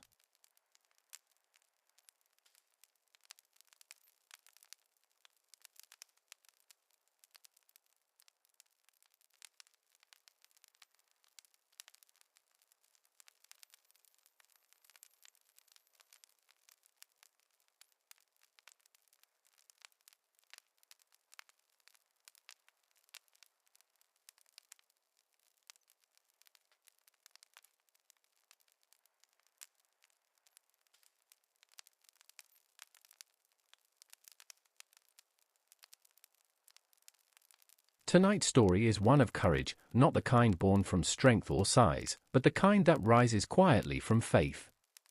It's about a boy with no armor, no sword, and no fame. Only trust. It's about fear, giants, and a valley where an entire nation held its breath. And at the center of it all, a sling, a stone, and the unwavering belief that God would do what he promised. This is the story of David and Goliath. And more than just a tale of victory, it's a reminder, you don't have to be big to be bold. You don't have to be strong to be chosen. You only have to believe. So breathe slowly. Let go of the noise. And come with me now, into a valley where fear met faith, and lost. This is David defeats Goliath, 1 Samuel 17. The sun rose over the valley of Elah. Dry wind swept through the low hills, rustling the tents of two armies standing across from one another. The Israelites on one side, the Philistines on the other. Each morning, they stood, watched, waited. And then, he came. A man stepped forward from the Philistine ranks. A giant. His name was Goliath of Gath. Towering over 9 feet tall, he was draped in armor from head to toe. A bronze helmet rested on his head. His coat of scale armor weighed over 100 pounds. Greaves protected his legs, and a massive bronze javelin was strapped across his back. The shaft of his spear was thick as a weaver's rod, and the iron point alone weighed 15 pounds. A shield-bearer walked ahead of him, but Goliath didn't need protection. He was the weapon. And with each step he took into the valley, his voice thundered across the hills. Why do you come out and line up for battle? Am I not a Philistine, and are you not the servants of Saul? Choose a man and have him come down to me. The Israelites froze. If he is able to fight and kill me, we will become your subjects. But if I overcome him and kill him, you will become our subjects and serve us.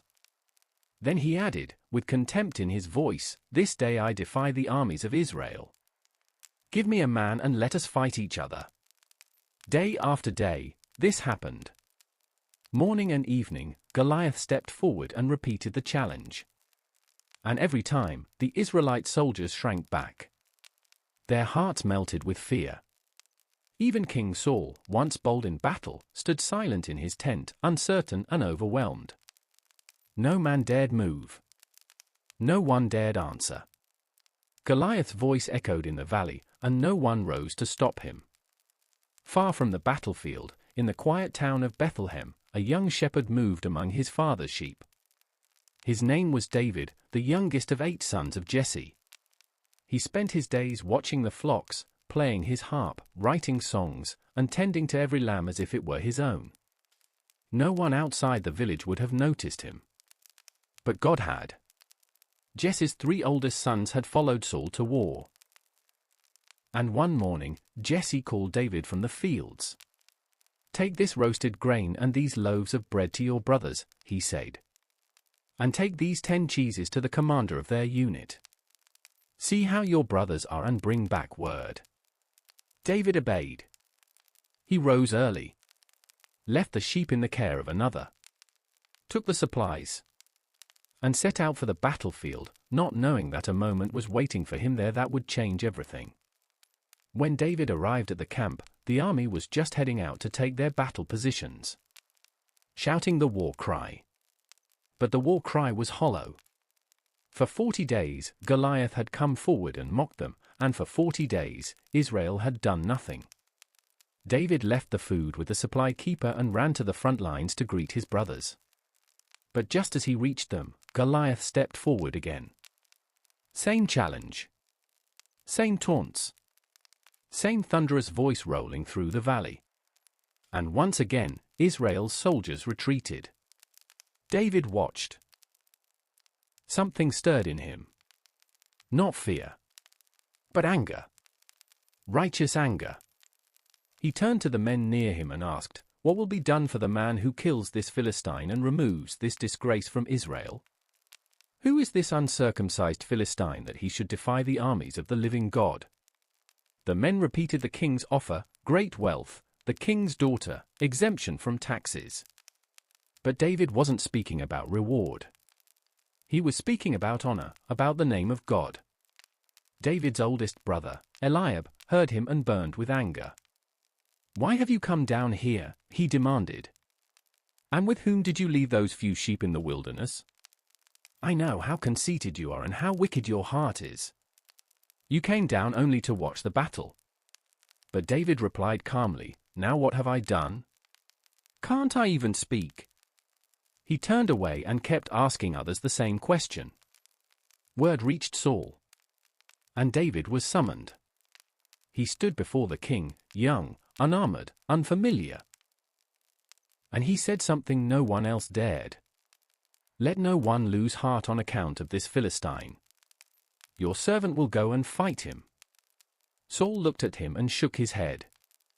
"You are not able to go out against this Philistine and fight him. You are only a young man, and he has been a warrior from his youth." But David didn't back down. David stood his ground. Not out of pride. Not for reward. But because he believed the same God who walked with him in the quiet hills of Bethlehem would walk with him into the valley. He looked Saul in the eye and spoke plainly. "Your servant has been keeping his father's sheep. When a lion or a bear came and carried off a sheep from the flock, I went after it. I struck it and rescued the sheep from its mouth. When it turned on me, I seized it by its hair, struck it, and killed it."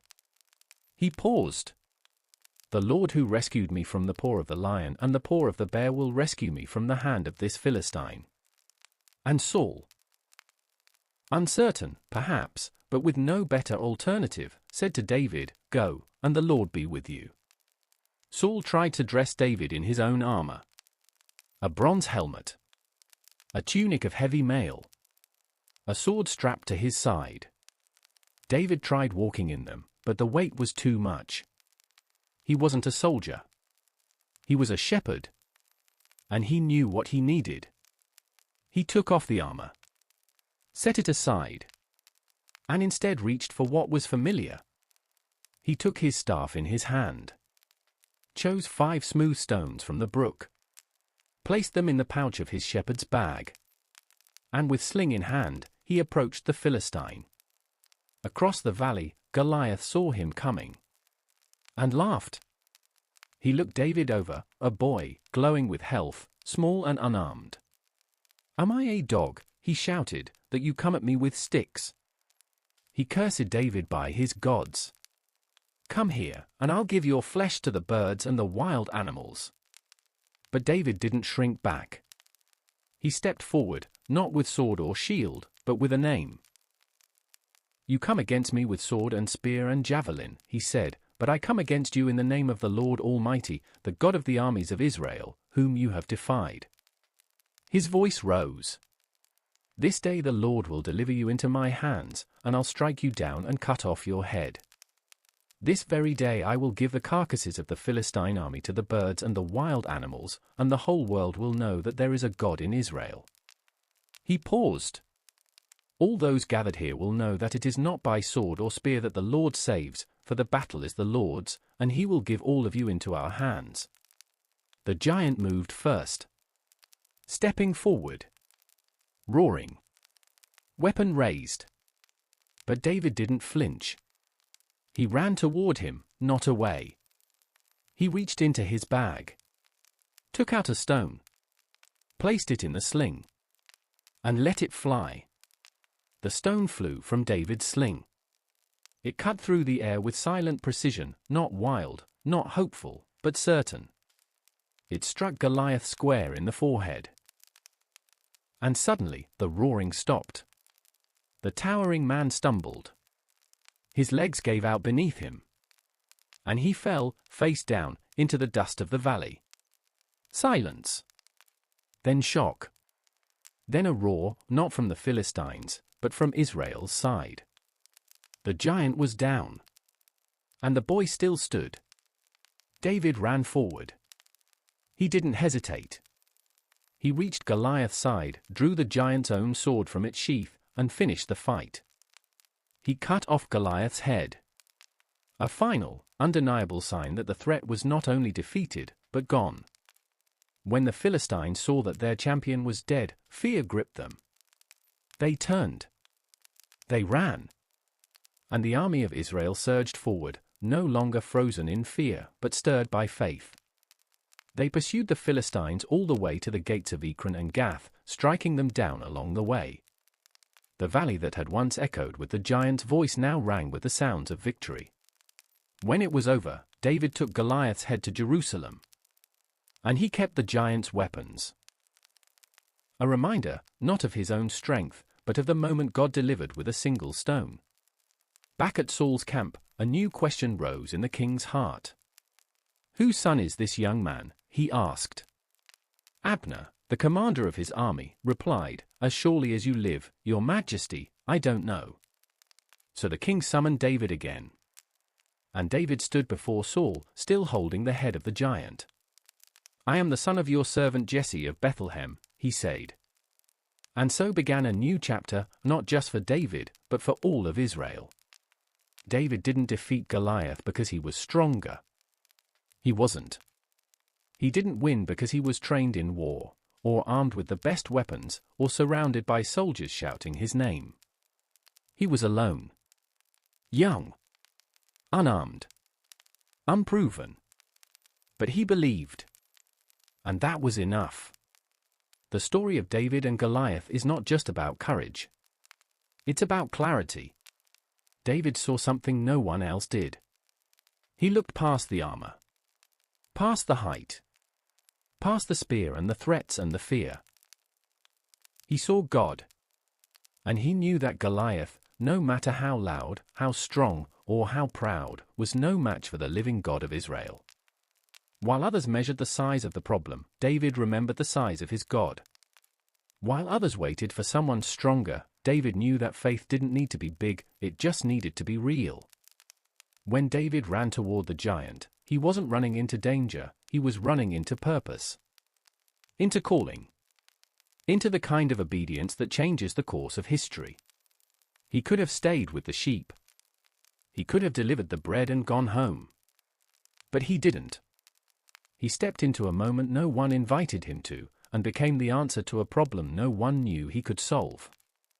Not because he was ready, but because he was willing. So tonight, maybe you feel small. Maybe the giant in your valley is loud. Maybe the voices around you say you're too young, too unqualified, too unseen.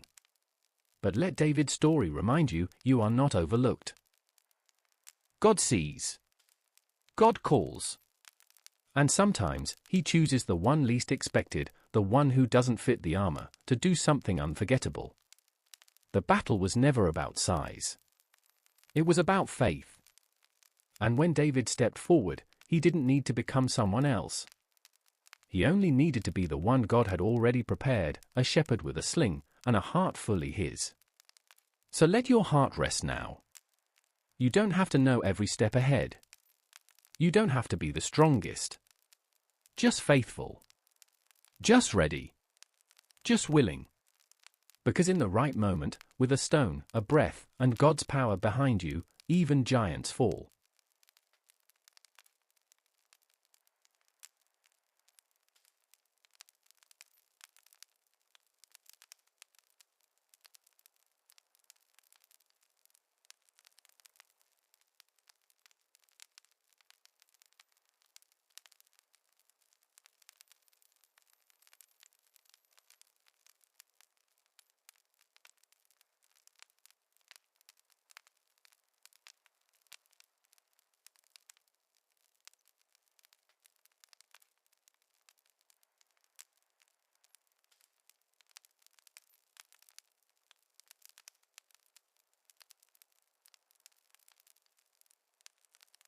This is a story about obedience in the unknown. About trusting God's voice when everything else feels uncertain. And about how even the smallest act of faith can open the door to miracles. The people in this story are not powerful. They are not rich. They are not mighty in the eyes of the world. But they are seen by God. And so are you. This is Elijah and the widow, 1 Kings 17. The land was dry. Not just in weather, but in spirit. Israel had turned its heart away from God, worshipping false gods, chasing false kings, forgetting the one who had led them from slavery to freedom. And so God sent a drought. No dew. No rain. Day after day, the sun beat down. Crops failed. Wells ran dry. Hope thinned like the clouds overhead. But in the quiet, in the dust, a voice arose. God spoke to a man named Elijah, a prophet from Tishbe in Gilead. Elijah was no celebrity. No nobleman. Just a man who listened. And when God spoke, Elijah obeyed. He stood before King Ahab, a ruler who had led the people into idol worship and rebellion, and declared, "As the Lord, the God of Israel, lives, whom I serve, there will be neither dew nor rain in the next few years except at my word." Then he turned and left. Just like that. No argument. No negotiation. Just a prophet, and silence. The word of the Lord came to Elijah again. "Leave here. Turn eastward and hide in the Kerith ravine, east of the Jordan. You will drink from the brook, and I have directed the ravens to supply you with food there." It was a strange instruction. Go into hiding. Depend on birds. But Elijah didn't question. He simply went. And just as God said, the brook flowed with water. And every morning and evening, ravens came. They brought him bread. And meat. Not from fields or markets, but from the hand of God, through the wings of the wild. Elijah drank from the brook. A hidden prophet, cared for in obscurity. Not with abundance, but with enough. Time passed. The drought worsened. The sun blazed down, relentless and hot. And slowly, the brook dried up. What once sustained Elijah now turned to stone. And again, the word of the Lord came. Go at once to Zarephath in the region of Sidon and stay there. I have directed a widow there to supply you with food. Another strange command. Zarephath was foreign territory. A widow was no provider. But Elijah had learned to trust the voice that guided him. And so he rose. And walked. Through dry land. Toward a woman he had never met. To find sustenance in the most unlikely of places. The town of Zarephath lay in the land of Sidon, far from Israel, far from safety, far from what Elijah knew. It was pagan ground. Home to Baal worship. To go there meant stepping into foreign soil, into the unknown. But it was where God was leading. And so Elijah walked. Dust rising around his sandals. Sun beating on his shoulders. No food. No water. Only the word of God and obedience. When he reached the town gate, he saw her. A woman, thin and weary, gathering sticks. Not firewood, just small sticks. The kind used to light one final flame. She was poor. Alone. Bent low by the weight of hunger and grief. But she kept moving. One step. One stick.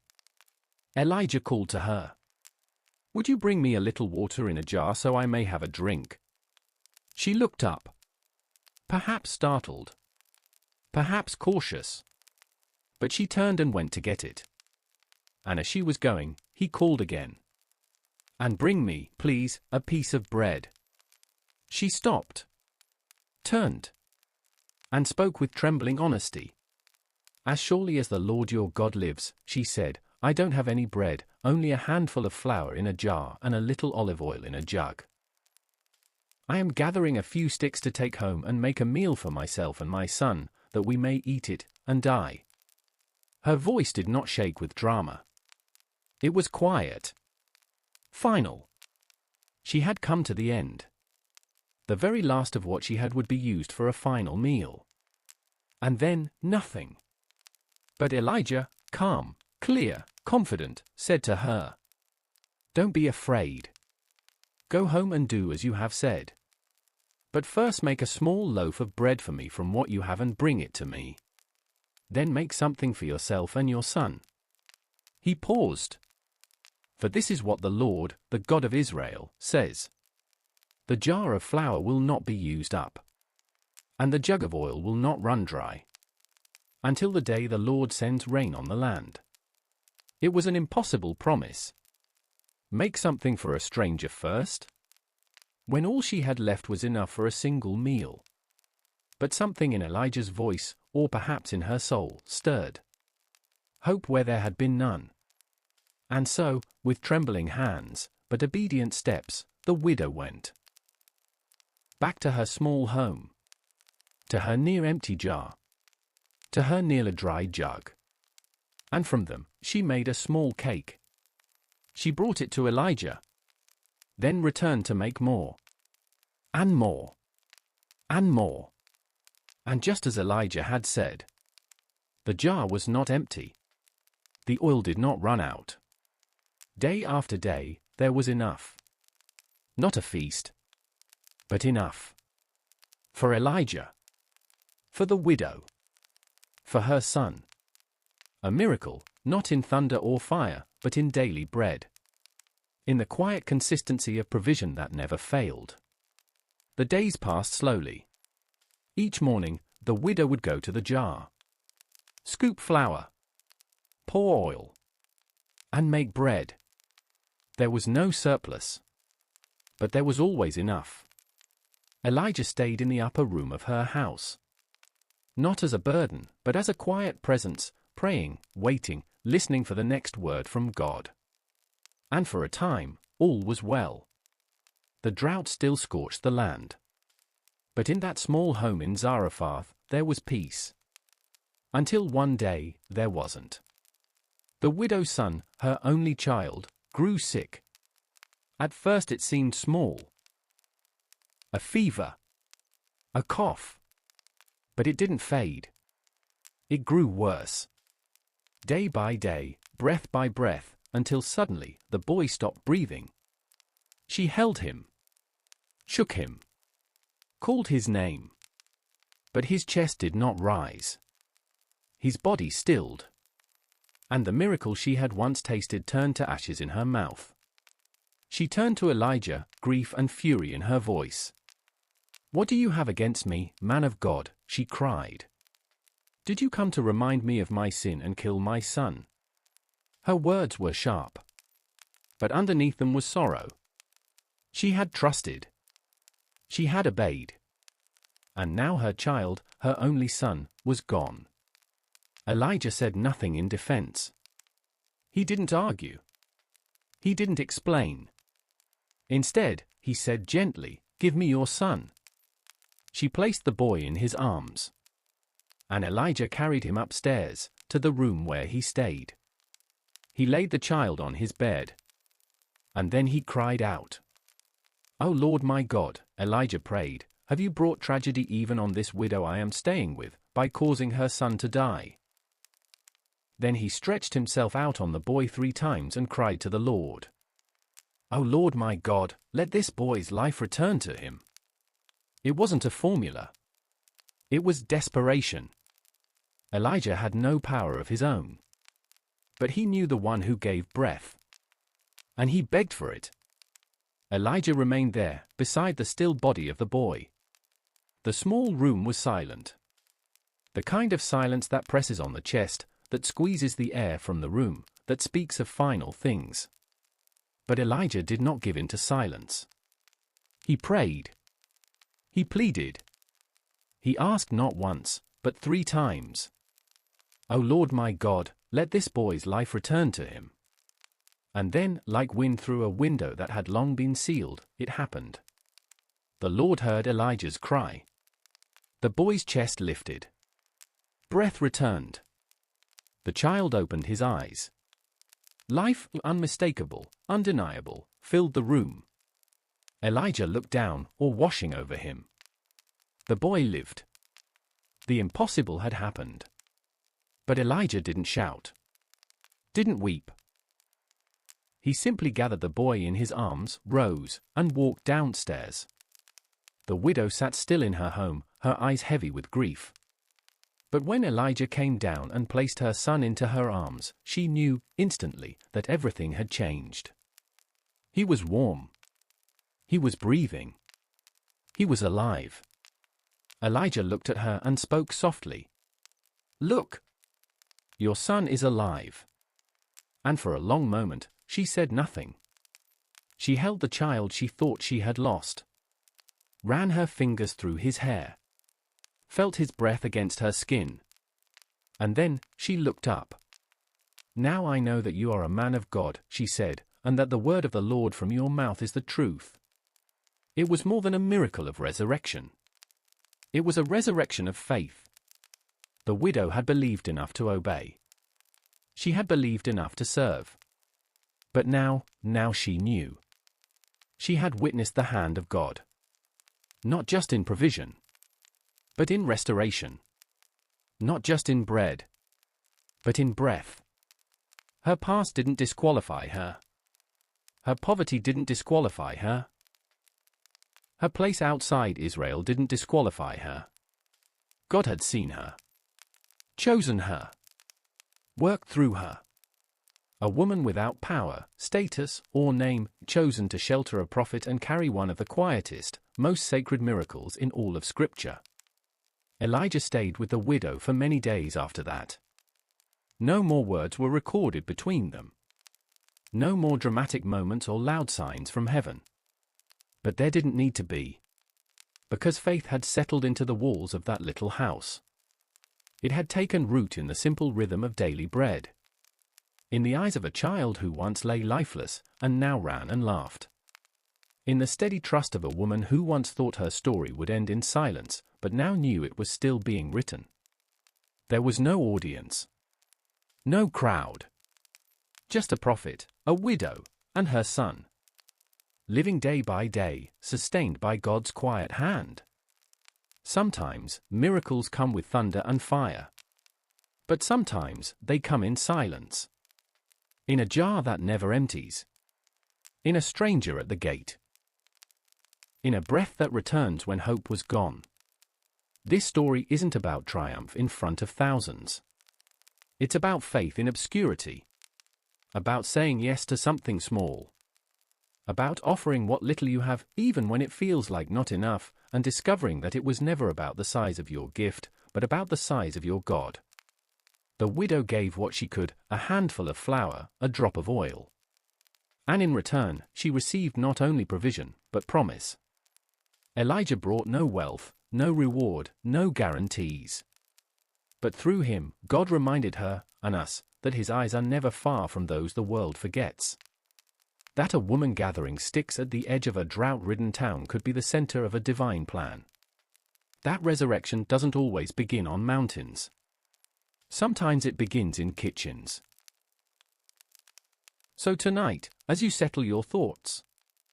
Maybe you feel like that widow. Tired. On the edge of enough. Wondering if anyone sees you. Or maybe you feel like Elijah. Walking into unknown places, unsure of what God is doing next, but willing to trust anyway. Wherever you are, remember this. God sees. God provides. And God restores. The jar won't run dry. The oil will not fail. And even when everything seems to wither around you, when all that's left are a few sticks and a silent prayer, He is still near. Still listening. Still ready. Sometimes the greatest miracles come in the quiet. Sometimes the clearest proof of His presence is the breath that keeps returning, day after day.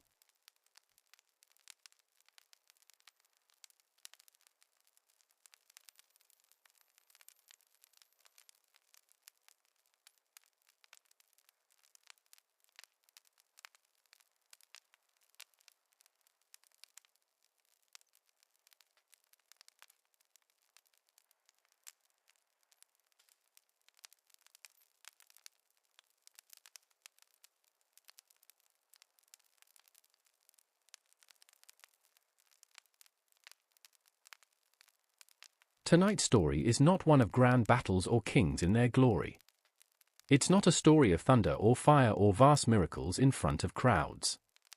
Instead, it's the story of a woman, poor, overlooked, burdened, who meets God in her emptiness. It's the story of a quiet house. Of a little oil. Of jars borrowed from neighbors. And of how heaven can fill the most ordinary spaces. This is the story of Elisha and the widow's oil, 2 Kings 4. And as you listen, may the simplicity of this miracle remind you that God sees you, especially in your lack, especially in your silence. You don't have to be powerful to be provided for. You don't have to be seen by the world to be seen by God. Settle in now. Let your shoulders drop. Let your thoughts begin to quiet. Because the same God who filled jars in a quiet home in Israel is the same God who stays near tonight. It was early morning when the widow stepped out of her house. The air was still. The sun had not yet risen high, but already the weight of the day pressed against her chest. She was tired. Not just from the heat or the walking, but from the worry. Her husband was gone. And the debts he had left behind had only grown heavier in his absence. Now, collectors came not just for coins, but for her sons. They demanded what she could not give. And if she could not pay, they would take the only family she had left. She pressed her hands to her chest and tried not to cry aloud. There had been enough crying in the house. Her sons needed strength, not sobs. But inside her, fear gnawed and scratched. What would become of them? What future was there for a woman with no income, no voice in society, no man to shield her from the weight of the world? But then, a memory stirred. A name. A prophet. Not just any prophet, one who had been close to her husband. Elisha. She had heard the stories. How he had inherited the mantle of Elijah.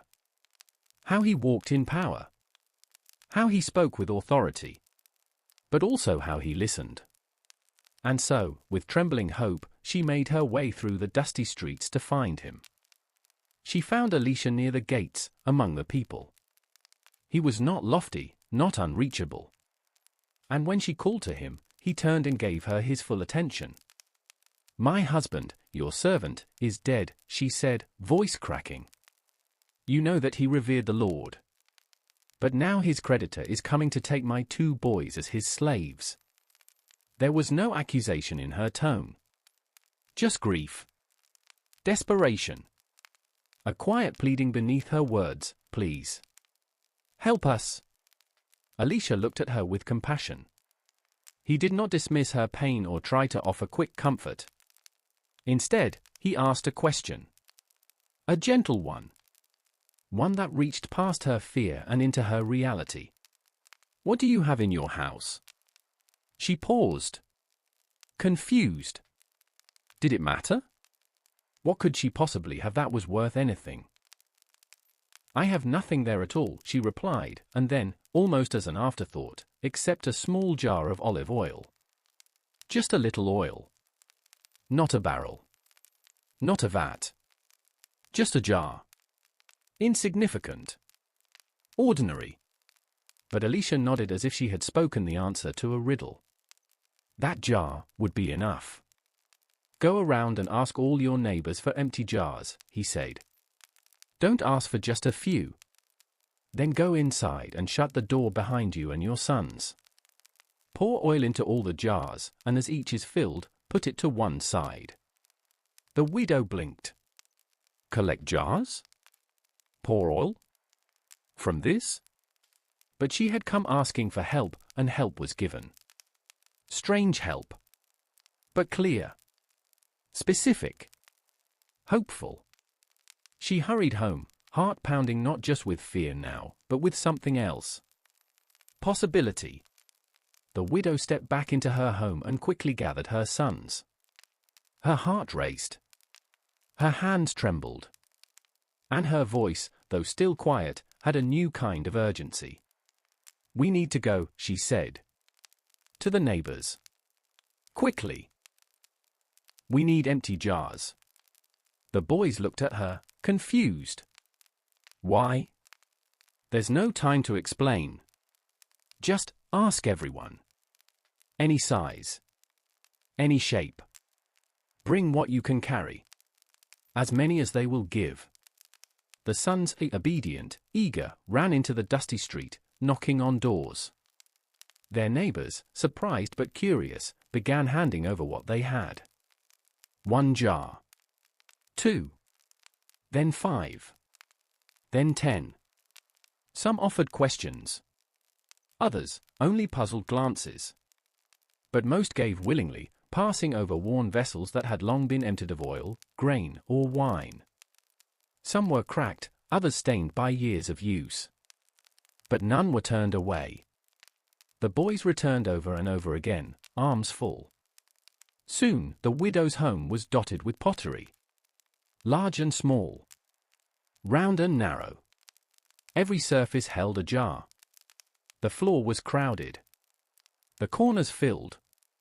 And yet, the little jar that had been sitting on her shelf remained unchanged. Still small. Still ordinary. Still hers. She closed the door behind her. Just as Alicia had said.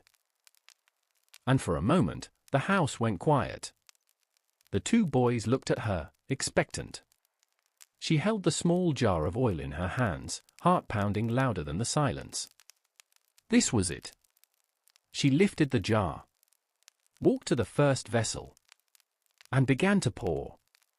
Oil slipped from the lip of the jar and flowed down. Slowly at first. Then steadily. It filled the bottom. Then climbed upward. The boy holding the vessel looked down, then back at his mother, eyes wide. It's full. She nodded. Barely breathing. Bring me another. And another was placed in front of her. She poured again. The oil flowed. Smooth. Steady. Silent. Then another. And another. Each time she poured, the oil kept coming. And still her original jar, the one she had thought almost empty, never ran dry. In the hush of their home, a miracle unfolded. No lightning struck. No thunder cracked. No voice shouted from the heavens. Just oil. Simple. Sacred. Unstopping. The boys moved quickly, placing jars in front of her, one after the next. And the widow, once too weary to hope, now stood straight. Pouring. Pouring. Pouring. Until the last jar stood before her. The final vessel. The last offering of space. And as the final drop settled inside, she lowered her jar. And the flow stopped. Not before. Not after. Exactly when the last jar was filled. No more, no less. She stared down at the quiet room, heart racing. Not a single drop had been wasted. Not a single jar was left empty. She set the original jar down. The same small jar. The one she had almost dismissed. She had not gained a new source. She had only used what she already had. And it had been enough. The house was quiet again. But this time, not with sorrow. The air was still, yet full of something invisible. Not fear. Not desperation. But reverence. The kind of silence that follows a holy thing. The widow looked around at the jars. She ran her fingers along the smooth curves of each one. They were full. Each vessel, once empty, once borrowed, now held oil. Precious. Usable. Valuable. The same neighbors who had lent their vessels would recognize that value. The town would know. She, the poor widow, now held something priceless. And yet, it hadn't come from wealth or work. It had come through obedience. And faith. She could have laughed at Elisha. She could have refused. But she hadn't. And now the evidence of her obedience stood in quiet rows all around her. Without hesitation, she left the house and returned to the prophet. She didn't wait for ceremony. She didn't prepare a speech. She simply came and spoke from her heart. I did what you said, she told Elisha. I poured from the jar. And now, all the vessels are full. Elisha looked at her and smiled. Not surprised. Not awed. He had known. And then he gave her one more instruction. Go, he said. Sell the oil and pay your debts. You and your sons can live on what is left. It was so simple. So matter-of-fact. But to the widow, it was everything. Her sons, no longer in danger of slavery. Her future, no longer tethered to fear. And beyond her debts, there would be enough to live on. Not just survive, but live. God had not only met her at her lowest, he had lifted her up. Not just out of desperation, but into dignity. She returned home, heart bursting. The same home that had once held only a dying hope. Now overflowed with provision. She began to sell the oil. Neighbor by neighbor. Jar by jar.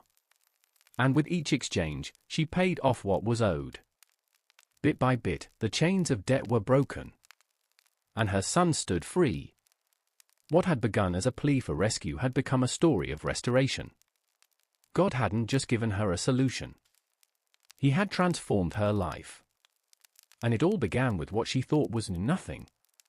A small jar. A forgotten corner of the shelf. A bit of oil. But in God's hands, it was more than enough. There is something sacred about the way God moves in quiet places.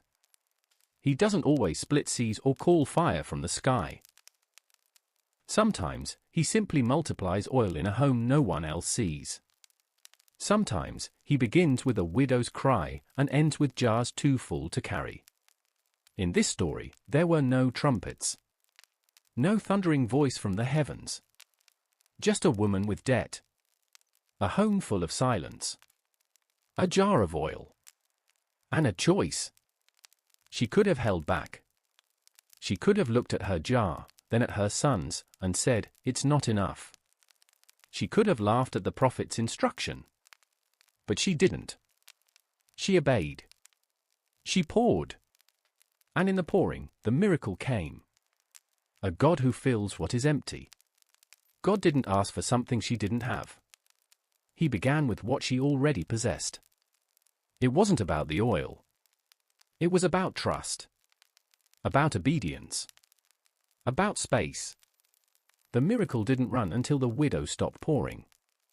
It stopped when there were no more vessels. When there was no more room. That's a truth worth remembering. God will always fill what we make room for. And sometimes, the only thing standing between emptiness and overflow is obedience. She didn't create the miracle. She didn't control the outcome. She simply did what God asked, and God did the rest. The ones we overlook. It's easy to skip past stories like this. There are no kings. No armies. No prophets calling down fire. Just a woman. A mother. Grieving. Afraid. Forgotten by most, but not forgotten by God. And maybe that's the point. Maybe it's in these quieter stories that we learn who God really is. He is not just the God of crowds and thunder. He is the God of small kitchens. Of unpaid debts. Of weary hearts. Of borrowed jars. He sees the widow. The single parent. The overlooked worker. The one who thinks their offering is too small to matter. And he says, "Bring me what you have. I will fill it." So tonight, let this story be a blanket over your thoughts. Let it calm the storms that rattle around your mind. You don't need to have more. You don't need to be more. What you have, even if it seems small, is enough in His hands.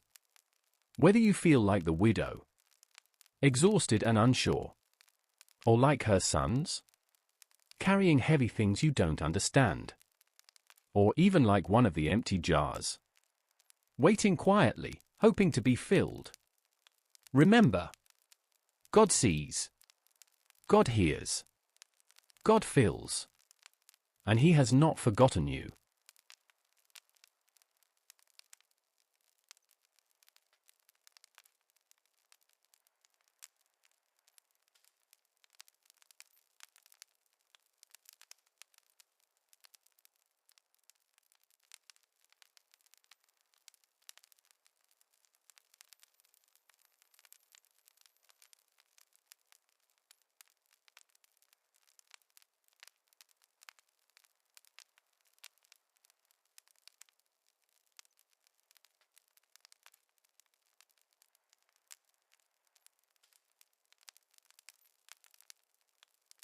This is the story of Hezekiah's prayer and healing, 2 Kings 20. A story of desperation, vulnerability, and healing. A story that reminds us that even when all hope seems gone, God still hears, and God still answers. So settle in. And let this story remind you, your cries are never wasted, and your healing may be nearer than you think. The palace was quiet. Too quiet. Even the servants moved slowly, careful not to let their sandals echo on the cool stone floors. Behind the heavy doors of the king's chamber, all was still, except for one ragged breath after another. King Hezekiah, ruler of Judah, lay in his bed, pale and weak. His once strong frame was now thin and frail. His voice, which had once commanded armies and called people to prayer, now cracked with each whisper. He was sick. Not just fevered or fatigued, but dying. The illness had crept in silently. At first, he thought it was just exhaustion, the weight of leadership pressing on him. But then came the pain. The sleepless nights. The worsening of his body. Now he could hardly sit up. And everyone around him knew this illness would not pass. And then came the visit that confirmed his fears. The prophet Isaiah, son of Amoz, entered the room. Hezekiah turned his head weakly to meet his eyes. Isaiah did not speak gently. He did not offer false comfort. He spoke the truth God had given him. "This is what the Lord says," Isaiah told him. "Put your house in order, because you are going to die, you will not recover." The words struck like a blade. There was no hope in them. No promise of deliverance. Just finality. You will die. You will not recover. Isaiah turned and left, his sandals tapping softly down the hall. Hezekiah lay still. No one else was in the room. No one else could carry the weight of those words for him. So he turned his face to the wall, away from the world, away from the throne, and began to weep. But not just with grief. He wept in prayer. Hezekiah turned his face to the wall. He did not cry out before the court. He did not summon his advisers or scribes. He didn't ask for speeches or ceremony. Just a wall. A quiet, empty wall. And a heart that was breaking. And there, with no audience but God, the king of Judah wept. Tears soaked his pillow. His voice cracked with each breath. But he prayed. "Oh Lord," he whispered, "remember me." He wasn't making deals. He wasn't bargaining for more time. He was pleading for acknowledgement. "Remember how I have walked before you faithfully and with wholehearted devotion." He had tried. Tried to honor God. Tried to lead his people well. Tried to tear down the idols that plagued the land. He wasn't perfect, but his devotion had been real. And now, when all strength had left him, he cried out not with pride, but desperation. "And have done what is good in your eyes." Hezekiah knew he couldn't heal himself. He had no more power to lead, no more might to rely on. But he knew God. And in knowing him, he knew where to turn. So he turned, not just physically to the wall, but spiritually, toward the only one who could help. And he wept bitterly. Outside the king's chamber, Isaiah was already on his way out of the palace. He had delivered the message God had given him, and was walking through the outer courtyard. But then, a voice stopped him. It wasn't the guards. It wasn't a servant. It was the voice of the Lord. Before Isaiah had even left the grounds, God spoke again. "Go back," the Lord said. "Tell Hezekiah, the leader of my people, this is what the Lord, the God of your father David, says, I have heard your prayer and seen your tears, I will heal you." Isaiah stopped mid-step. A moment ago, he had delivered a death sentence. Now a message of life. On the third day from now, God continued, "You will go up to the temple of the Lord. I will add 15 years to your life." It was more than mercy. It was divine reversal. "I will deliver you and this city from the hand of the king of Assyria," God added. "I will defend this city for my sake and for the sake of my servant David."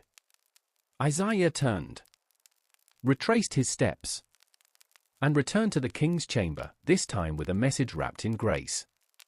Hezekiah heard the door open again. He turned his head, still weary, his eyes still red from crying. It was Isaiah. Back again. But this time, his face was not solemn. This time, his words were different. "This is what the Lord says." And then came the words that changed everything.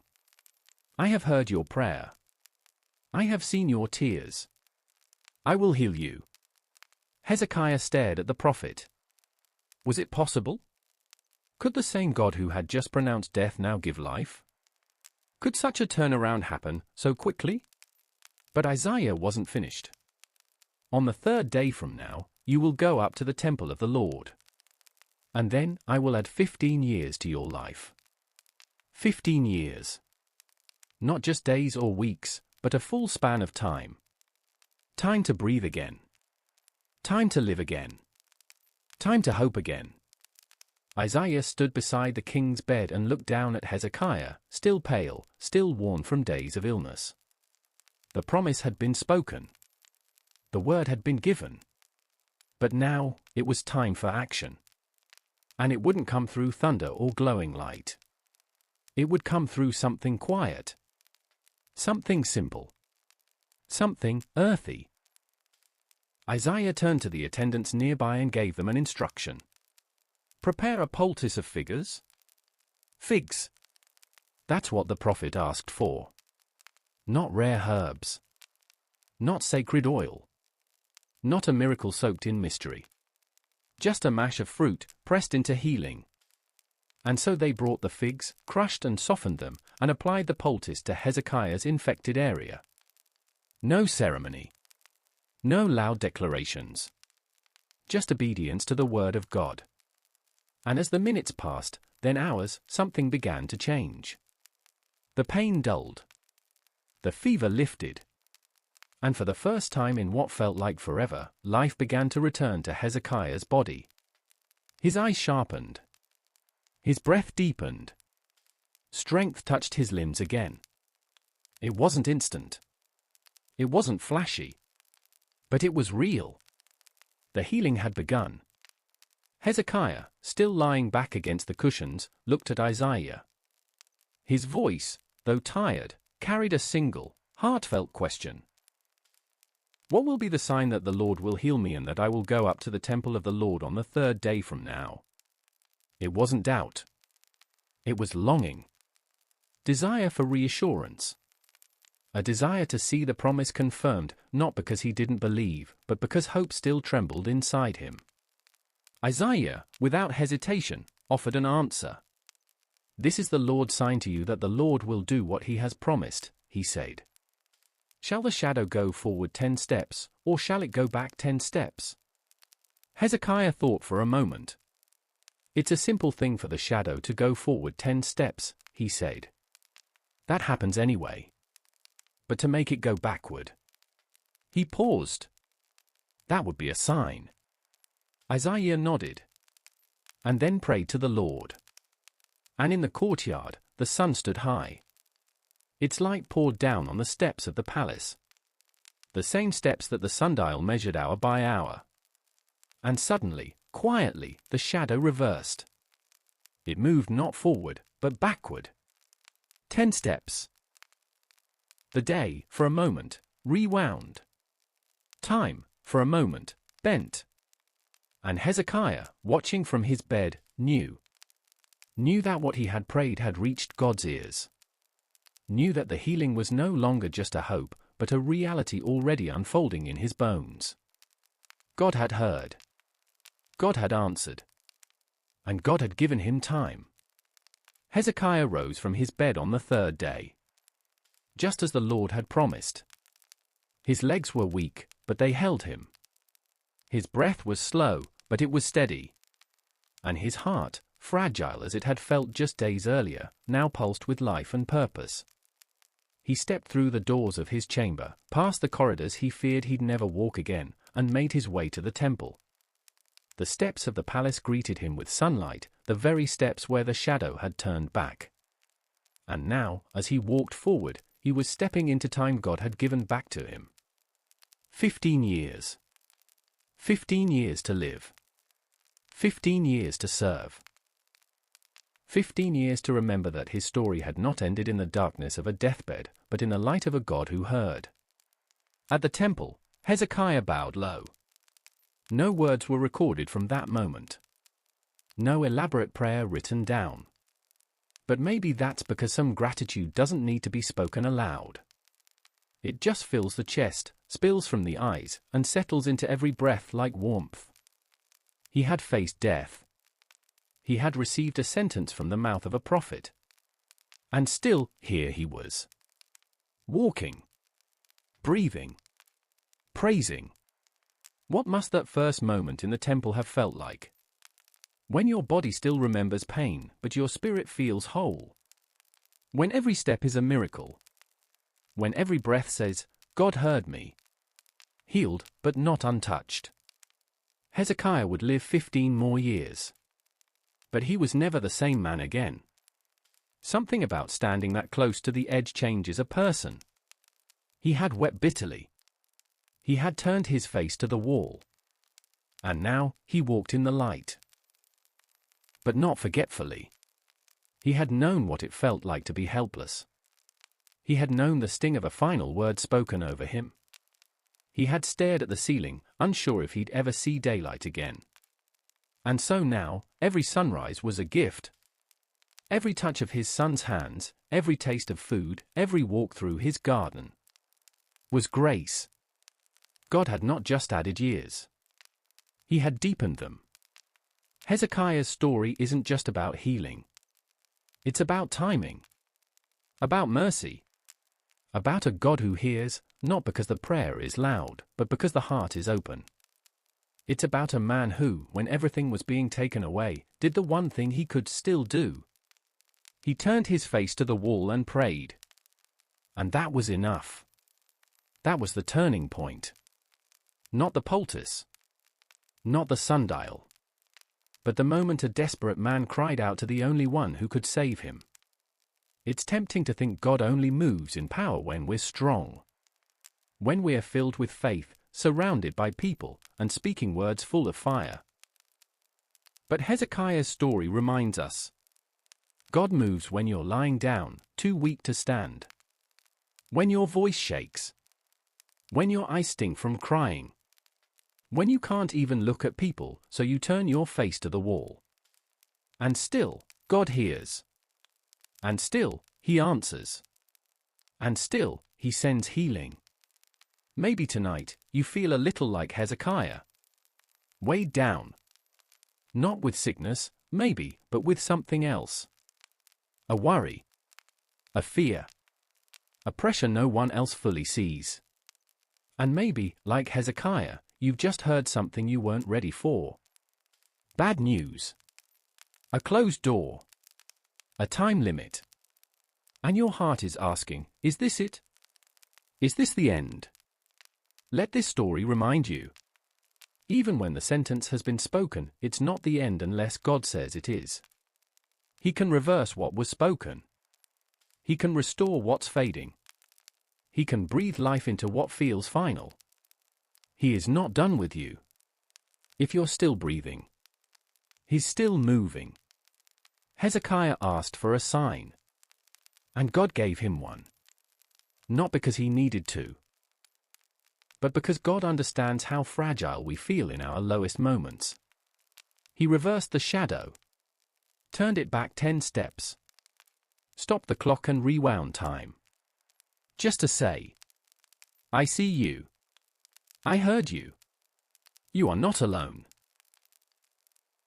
So as you lie back now, let this story settle over your heart like a blanket. Let it soften your shoulders. Quiet your thoughts. And slow your breath. You do not need to fix everything tonight. You do not need to prove your strength. You only need to bring your whole heart, honest, vulnerable, tired if it needs to be, and turn your face toward the one who heals.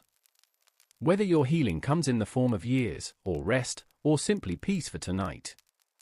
Know that God is not far. He sees your tears. He hears your prayer. And He is still in the business of adding time, reversing shadows, and restoring breath.